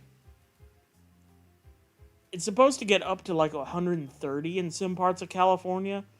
Fuck, you found a stick. Ooh, ooh, ooh, ooh. What can I do with a stick? An item to be held by Farfetch. Oh, fuck you. Yeah, I'm selling that shit immediately. Oh. Bro, the commentary is killing me. Oh, so it's actually good MST3K style commentary. That's nice to know. I'll be entertained by it. Farfetch.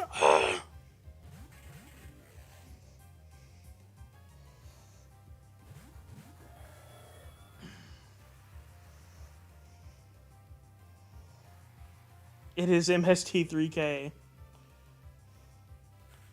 Good. I'm glad it's up to that quality, at least. It'll be fun to read while I delete all of the commentary so that Patrick and I, or whoever joins me in making fun of it, can add our own.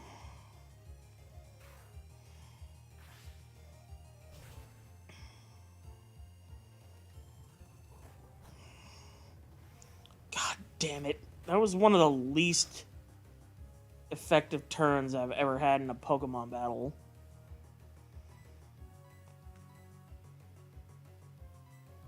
No, I mean, it's literally uploaded to fanfic.net by MST3K. It can't be the actual cast of MST3K, though. Right? Like, it's some people that are taking on that name. But that can't be the actual people. I cannot imagine Mike Nelson, Kevin, and Bill.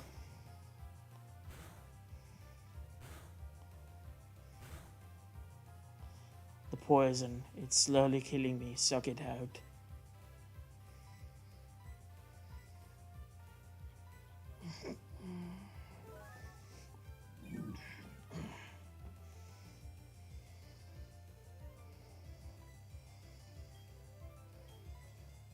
Regarding the fetus, yes. I assume that's what you meant. Or that what they meant. Or as the fic spells it, foetus. The foetus with the motus. Oh my god, this battle sucks. This is the worst battle. I'm gonna have to switch both of these Pokemon out.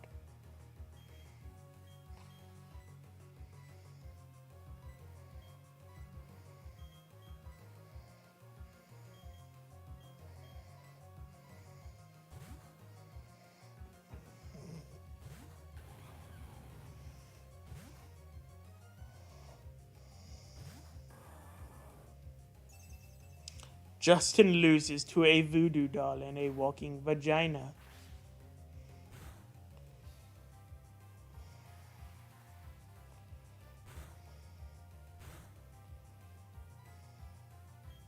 And also fucking Sandstorm.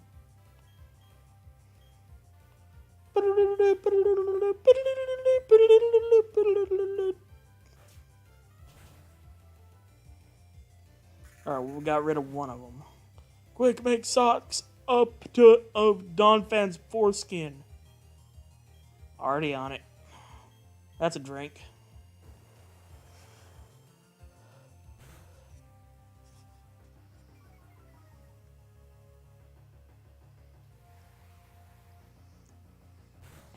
And that's my second Fireball whiskey shot. Thank you very much.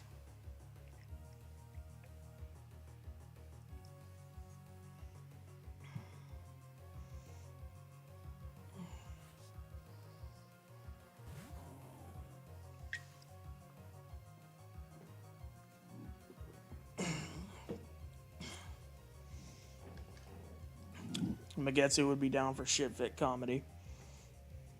Well, that's good. I can see it heading in that direction then. Favorite shit-fic is either Godzilla NES or the Scooby-Doo John McCain one. I'm amazed anyone has any appreciation for Scooby-Doo John McCain. Because even as we were doing that one, I felt like, oh god, man. Who's going to even watch this? Like, what the fuck kind of fanfic is this?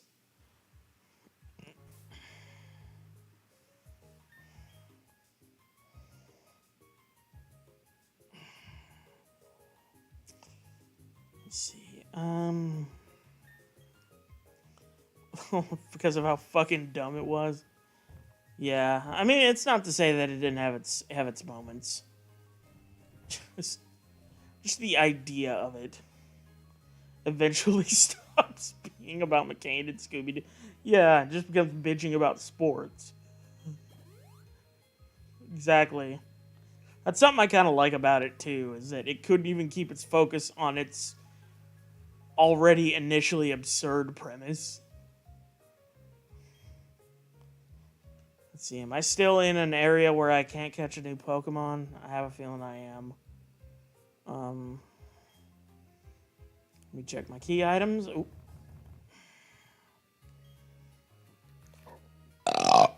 Route 212.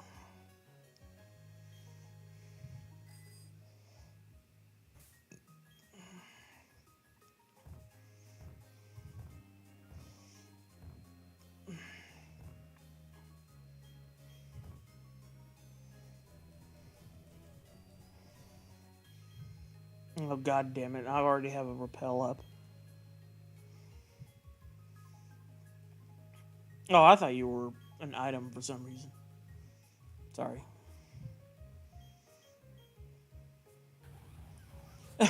Imagine that interaction in real life.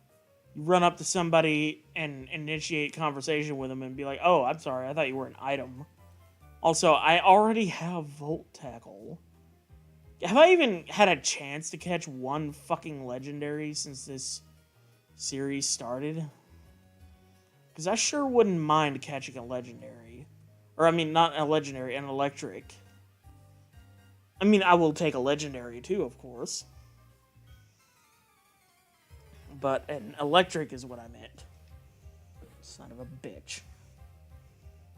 Socialite Rain.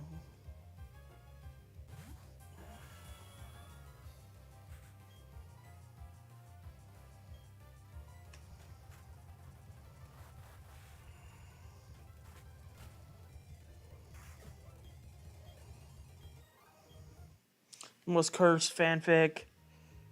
One where Gohan got raped by that dinosaur that attacked during his Saiyan Saga training. Ugh.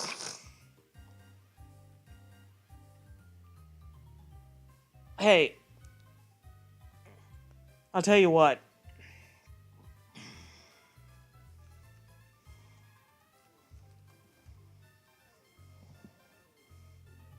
You see that thing that I just typed in chat, that is the name of a fanfic that I wrote during my younger days. I started writing it when I was 15, and I stopped only a few years ago. It's a fanfic on fanfiction.net about the cringiest pairings I had ever seen on the website up to that point. My name on fanfiction.net is Ned the Janitor, for the record. And, yeah, there's a lot of cringy stuff in it, because I was a young kid when I wrote it, or when I started writing it. And I have a lot of other cringy fanfics in my repertoire. But in between some of the cringy shit, there's some stuff that I still think is legitimately funny.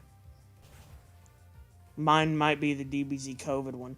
That one was nuts. That one was testicles.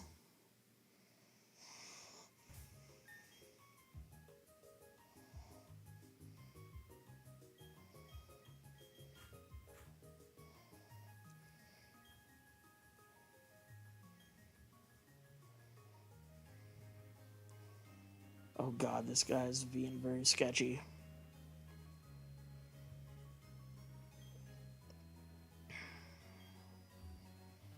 Hello, Sketch. How you doing?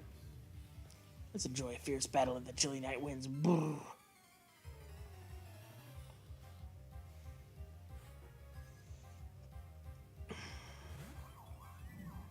Just Vegeta sitting around while the pandemic just happens. Yikes. Or just shopping with Nappa, his buddy,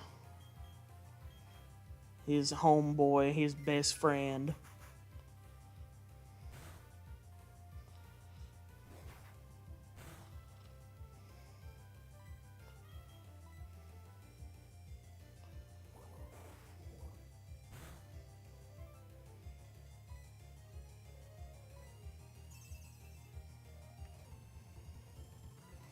Anytime a Pokemon uses a move like Protect or Detect, I'm just going to automatically start hammering the speed up button. Because I'm tired of having my time wasted. Also, drink. I'm so pissed you can't copy paste off of fanfic.net anymore. I mean, I think you can if you use the mobile version, unless they fixed that recently. Because that's how I was able to do some of my more recent shitfic showcases.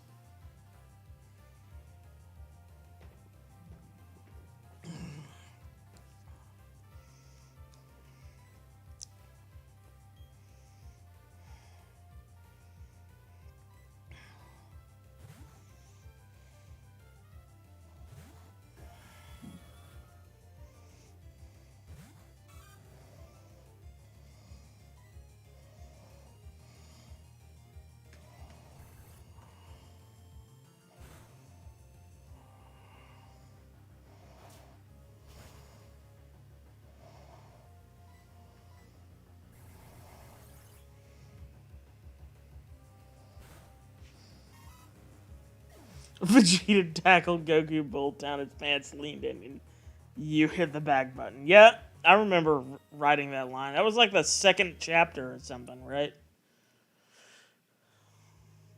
I feel like that was like the second chapter. Maybe the third. I don't remember. Christ. Get off your bike, motherfucker. If I was in your shoes, the amount of protection detects might have made me punch my webcam. Did that during the Mario 64 randomizer, and yeah, I was not happy. There is no happiness to be had.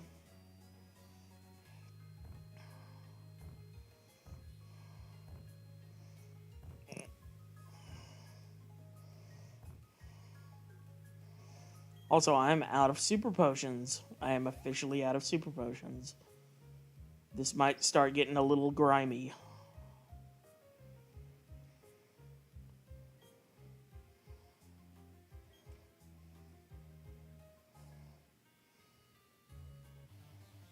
Updated 2016. Yeah, 7 years ago. What can I say? Haven't really been feeling up to any more new ideas since I've been streaming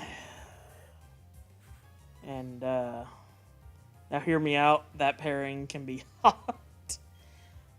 I mean, yeah, but it also depends on how it's handled. Like, you gotta remember that. It all depends on how it's handled. And also, I don't remember at all what I wrote in that chapter. It was the wing cap red coins with the coins were all shuffled. So if you didn't memorize the locations, you'd be fucked before you even start.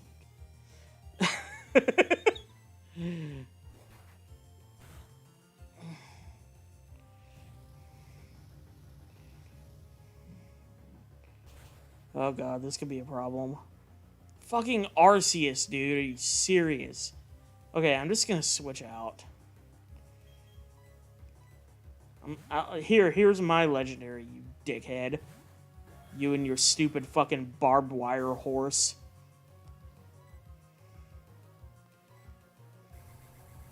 Titties. Go on. Considering Mario controls like ass in midair, it made my frustration reach a boiling point. I don't blame you. I don't blame you.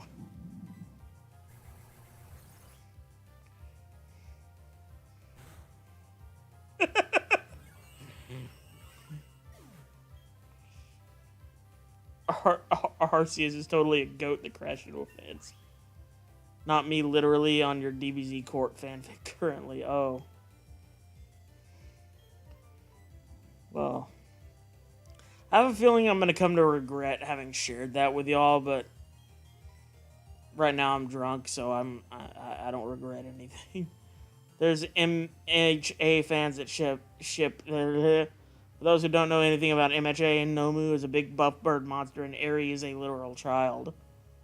I mean, people ship Gohan and Piccolo. Also, I need a drink.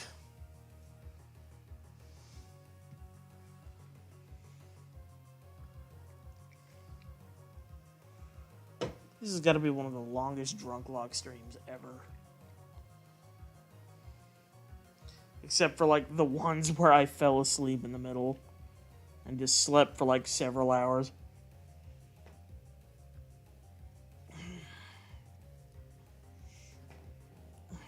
Come rag, Steve.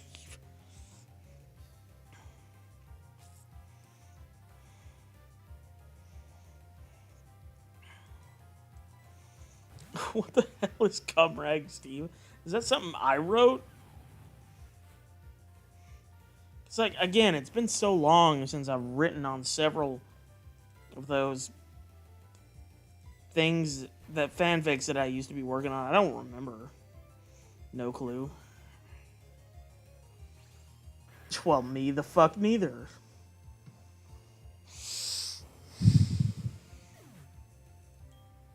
Something I just cobbled together.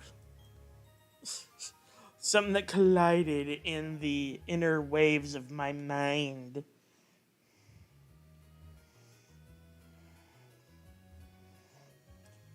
Blah.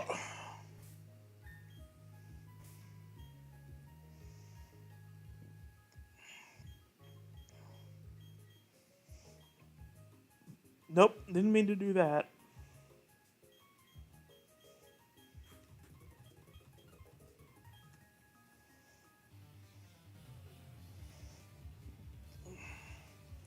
Hold it right there, citizen.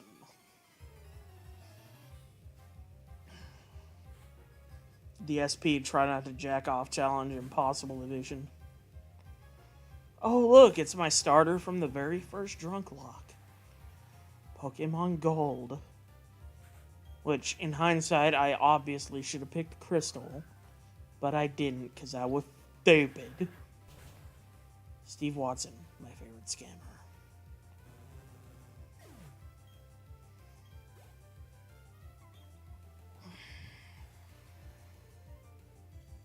Alakazam.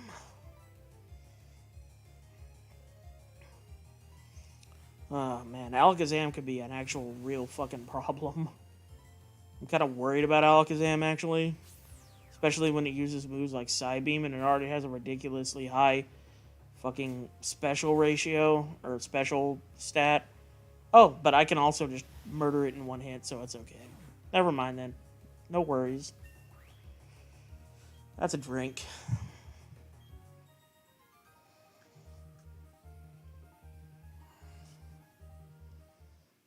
My face when sliding the level sliders to max on a Gen 2 randomizer just makes it a normal Pokemon game.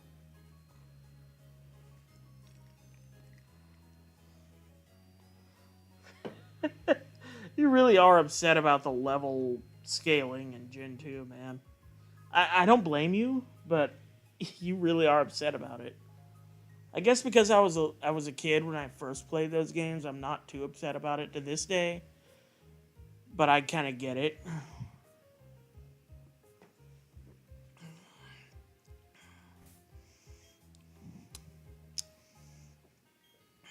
Alright.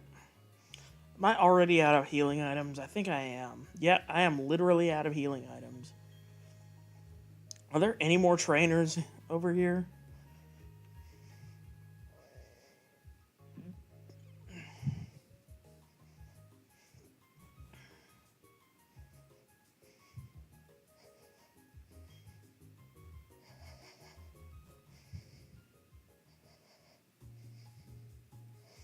Oh, well, okay, I guess it's now unlocked. Oh, I guess I'll go back in here. And I'll heal my Mons, and then I'll go battle that one last trainer. And then maybe I try to battle that other gym leader that's in whatever the fuck the name of that city is.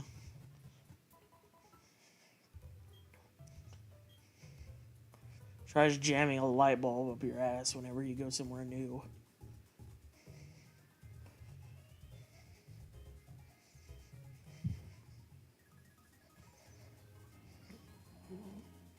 What's up, boss?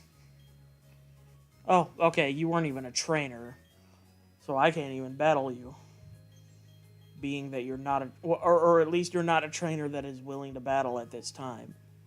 Which means you're a trainer that is probably never willing to battle. Oh, god damn it.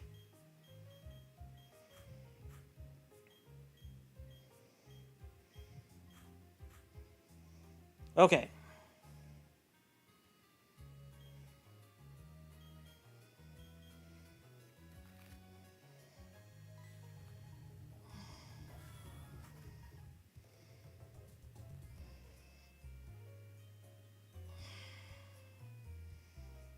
I'm gonna go buy a shit ton more potions. Crasher Wake. Oh boy.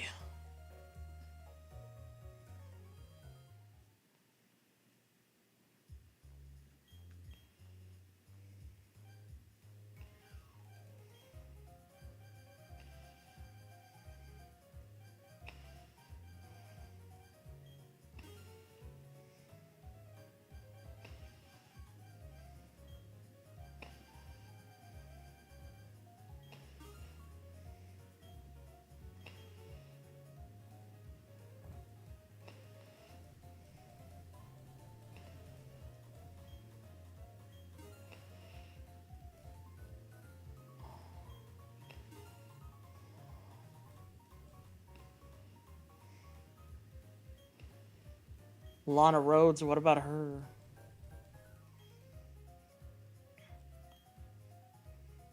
No, I don't remember when Crasher Wake showed up to give me useless items and Heart Gold, Soul Silver. But I guess that's because my brain is useless and it doesn't remember things so good no more.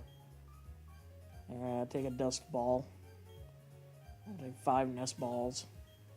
Now I'm ready to go and battle the gym leader, who is Crasher Wake, the one previously mentioned in Reaper's last comment in the chat.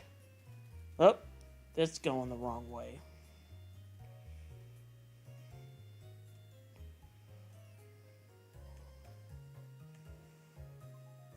Oh, god damn it, my idiot fucking ass rival. Whoops. So how's it going? Fuck you. Not gonna lie, I love how the black 2, white 2, 8th gym leader is a stoner surfer. In my head canon, he's from Alola.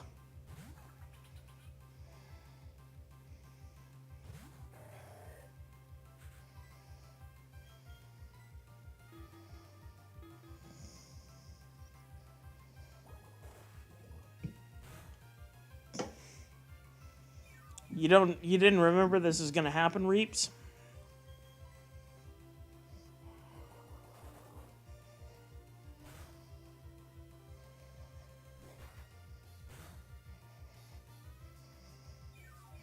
Son of a whore.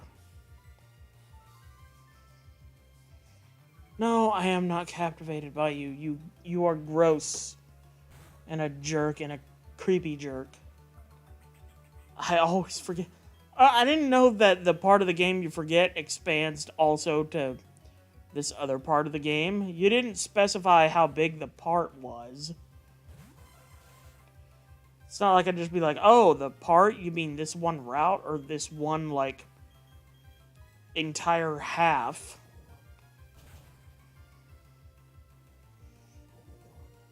Alright. Well, I poisoned this execute. So, yeah, even if you hit me with Stun Spore, you're still going to take poison damage. And I'm going to heal anyway.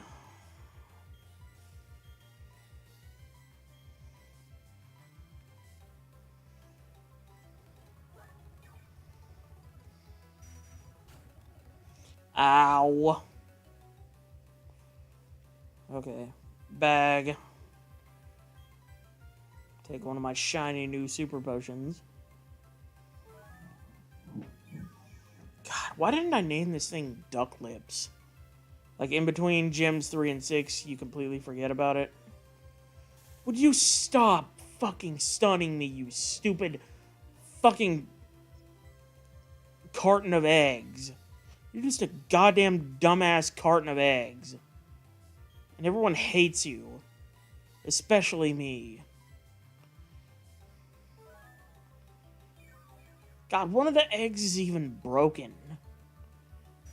And it's not like that's just a rare thing in certain executes. That's the way every single one of you are. There's always a broken egg.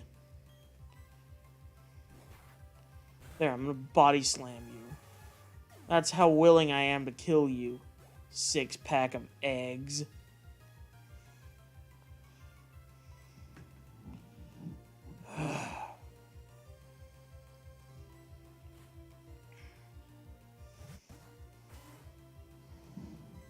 Right.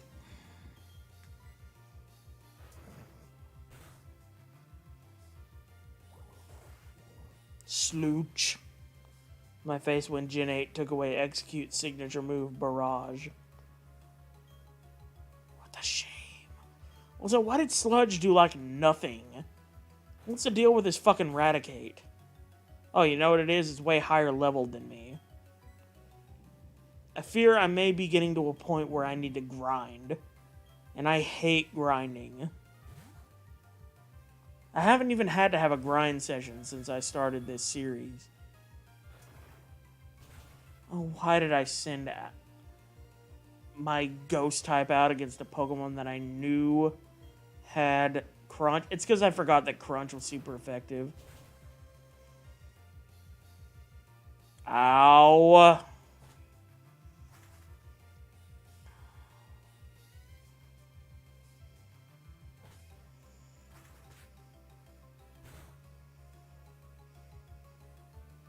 Alright, well that killed it at least.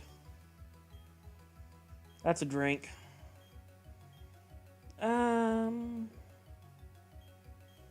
Yeah, let's get rid of Poison Gas for Sludge. Or Toxic, I mean. Toxic's good. Toxic's a great move. Oh, that's 2 drinks.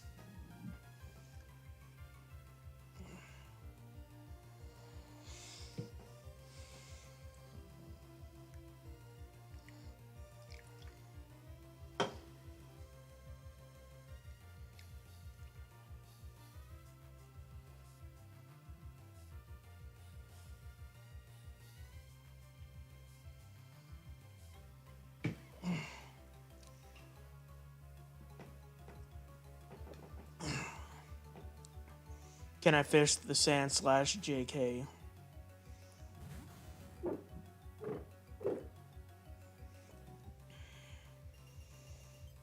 Why does the sand / have fucking hail? Snow warning, excuse me. Well, basically, it might as well be hail. Okay, also, I meant to switch out to mud flaps or fart bro. I just didn't because I was clicking through too fast. So don't mind me, I'm just gonna do with the thing that I meant to do. It's a lowland sand / Thanks. Excuse me.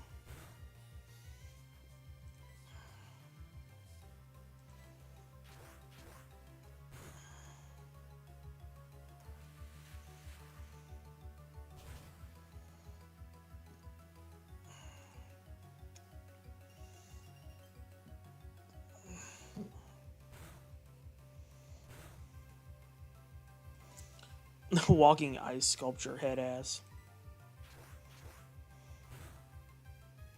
Old fucking Super Saiyan 3 Goku looking ass. Old fucking rat with insect babies on its back looking ass.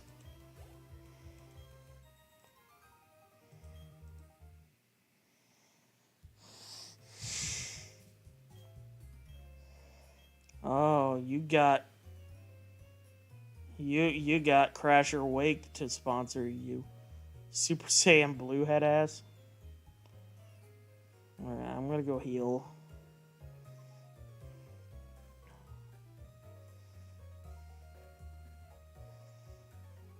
Do he get jungle pubes or do his pubes disappear with the... Also, I just realized I can catch a Pokemon here. This is,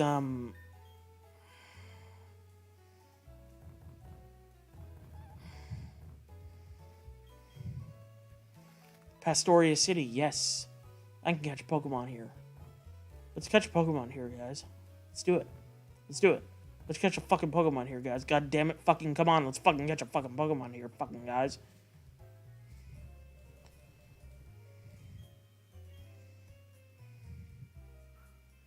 Encounter Tim. Well, I can't guarantee anything. Tim might not be in the water. But what is in the water is a Pidgeotto. Okay, well, the first thing I need to do, obviously, is heal Spludge.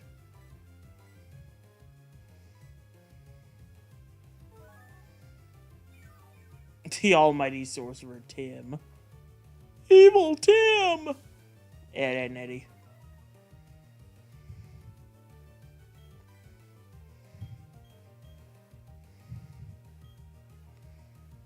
I have not already gotten Pidgey. Let me check my platinum catches. I have not.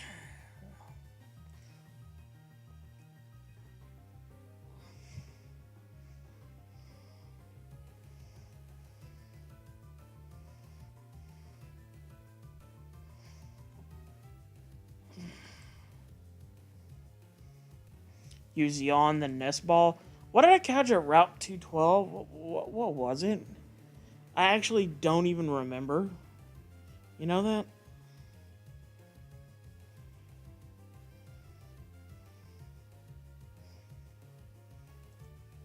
I'm not doing a very good job at keeping track of my encounters.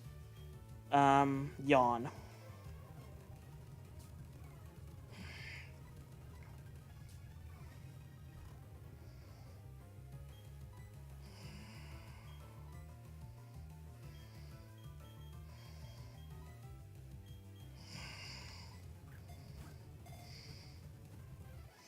Got it.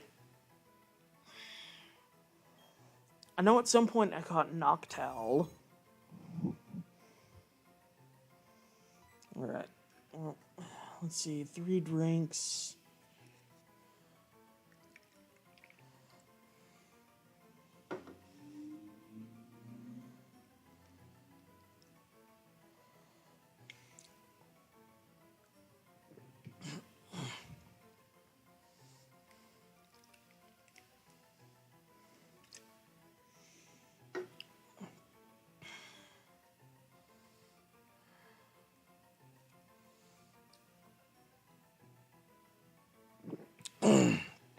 name it Tim.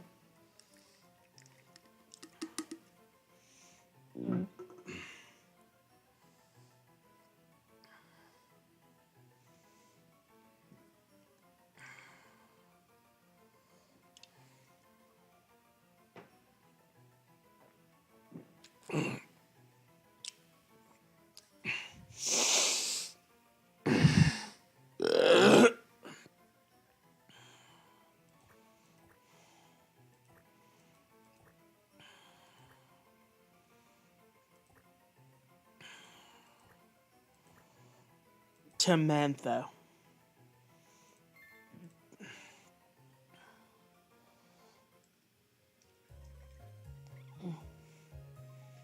All right.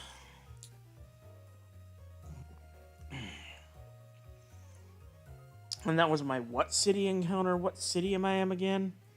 Am I again? Yes.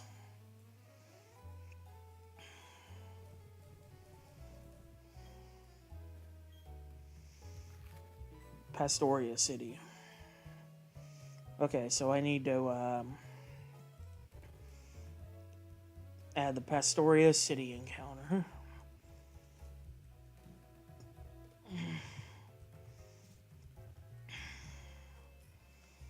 Of Pidgeotto.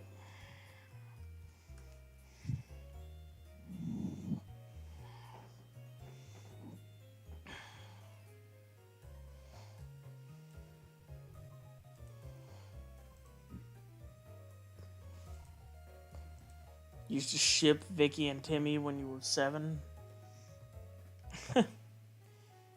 Well, I mean, by the time Timmy gets old enough to, you know, deliver on romantic feelings, Vicky's gonna be like, what, in her mid-20s? She'll probably have already moved on. And you already shipped Timmy's mom with Doug Dimda. Well, I mean, Timmy's dad's an idiot. So that's entirely fair. She could do better. She deserves to be a trophy wife.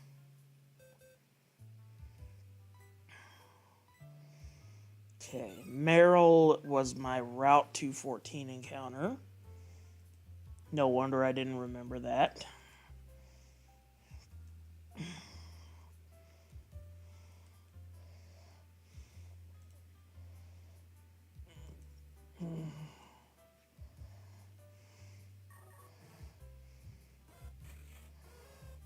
Him booters. Met at Valor Lakefront.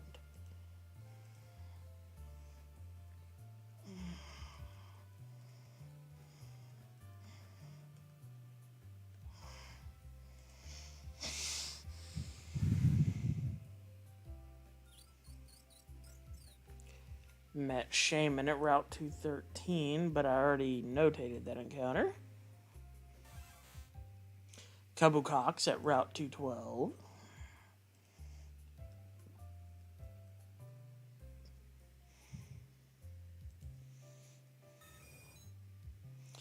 All right.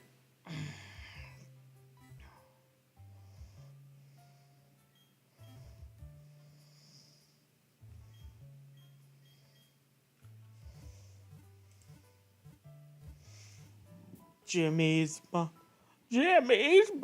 has got it going on. Yeah, me. That's not even Carl. That's like the teacher lady. Anyway, I think obviously that's enough for tonight. I got a badge. I made quite a bit of progress. I'm done. I will see y'all next Friday, July the 21st, for the next episode of Drunklocke.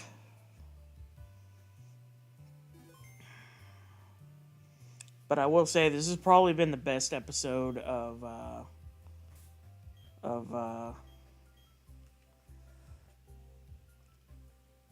the Platinum Drunklocke yet. It's certainly been a pretty productive episode.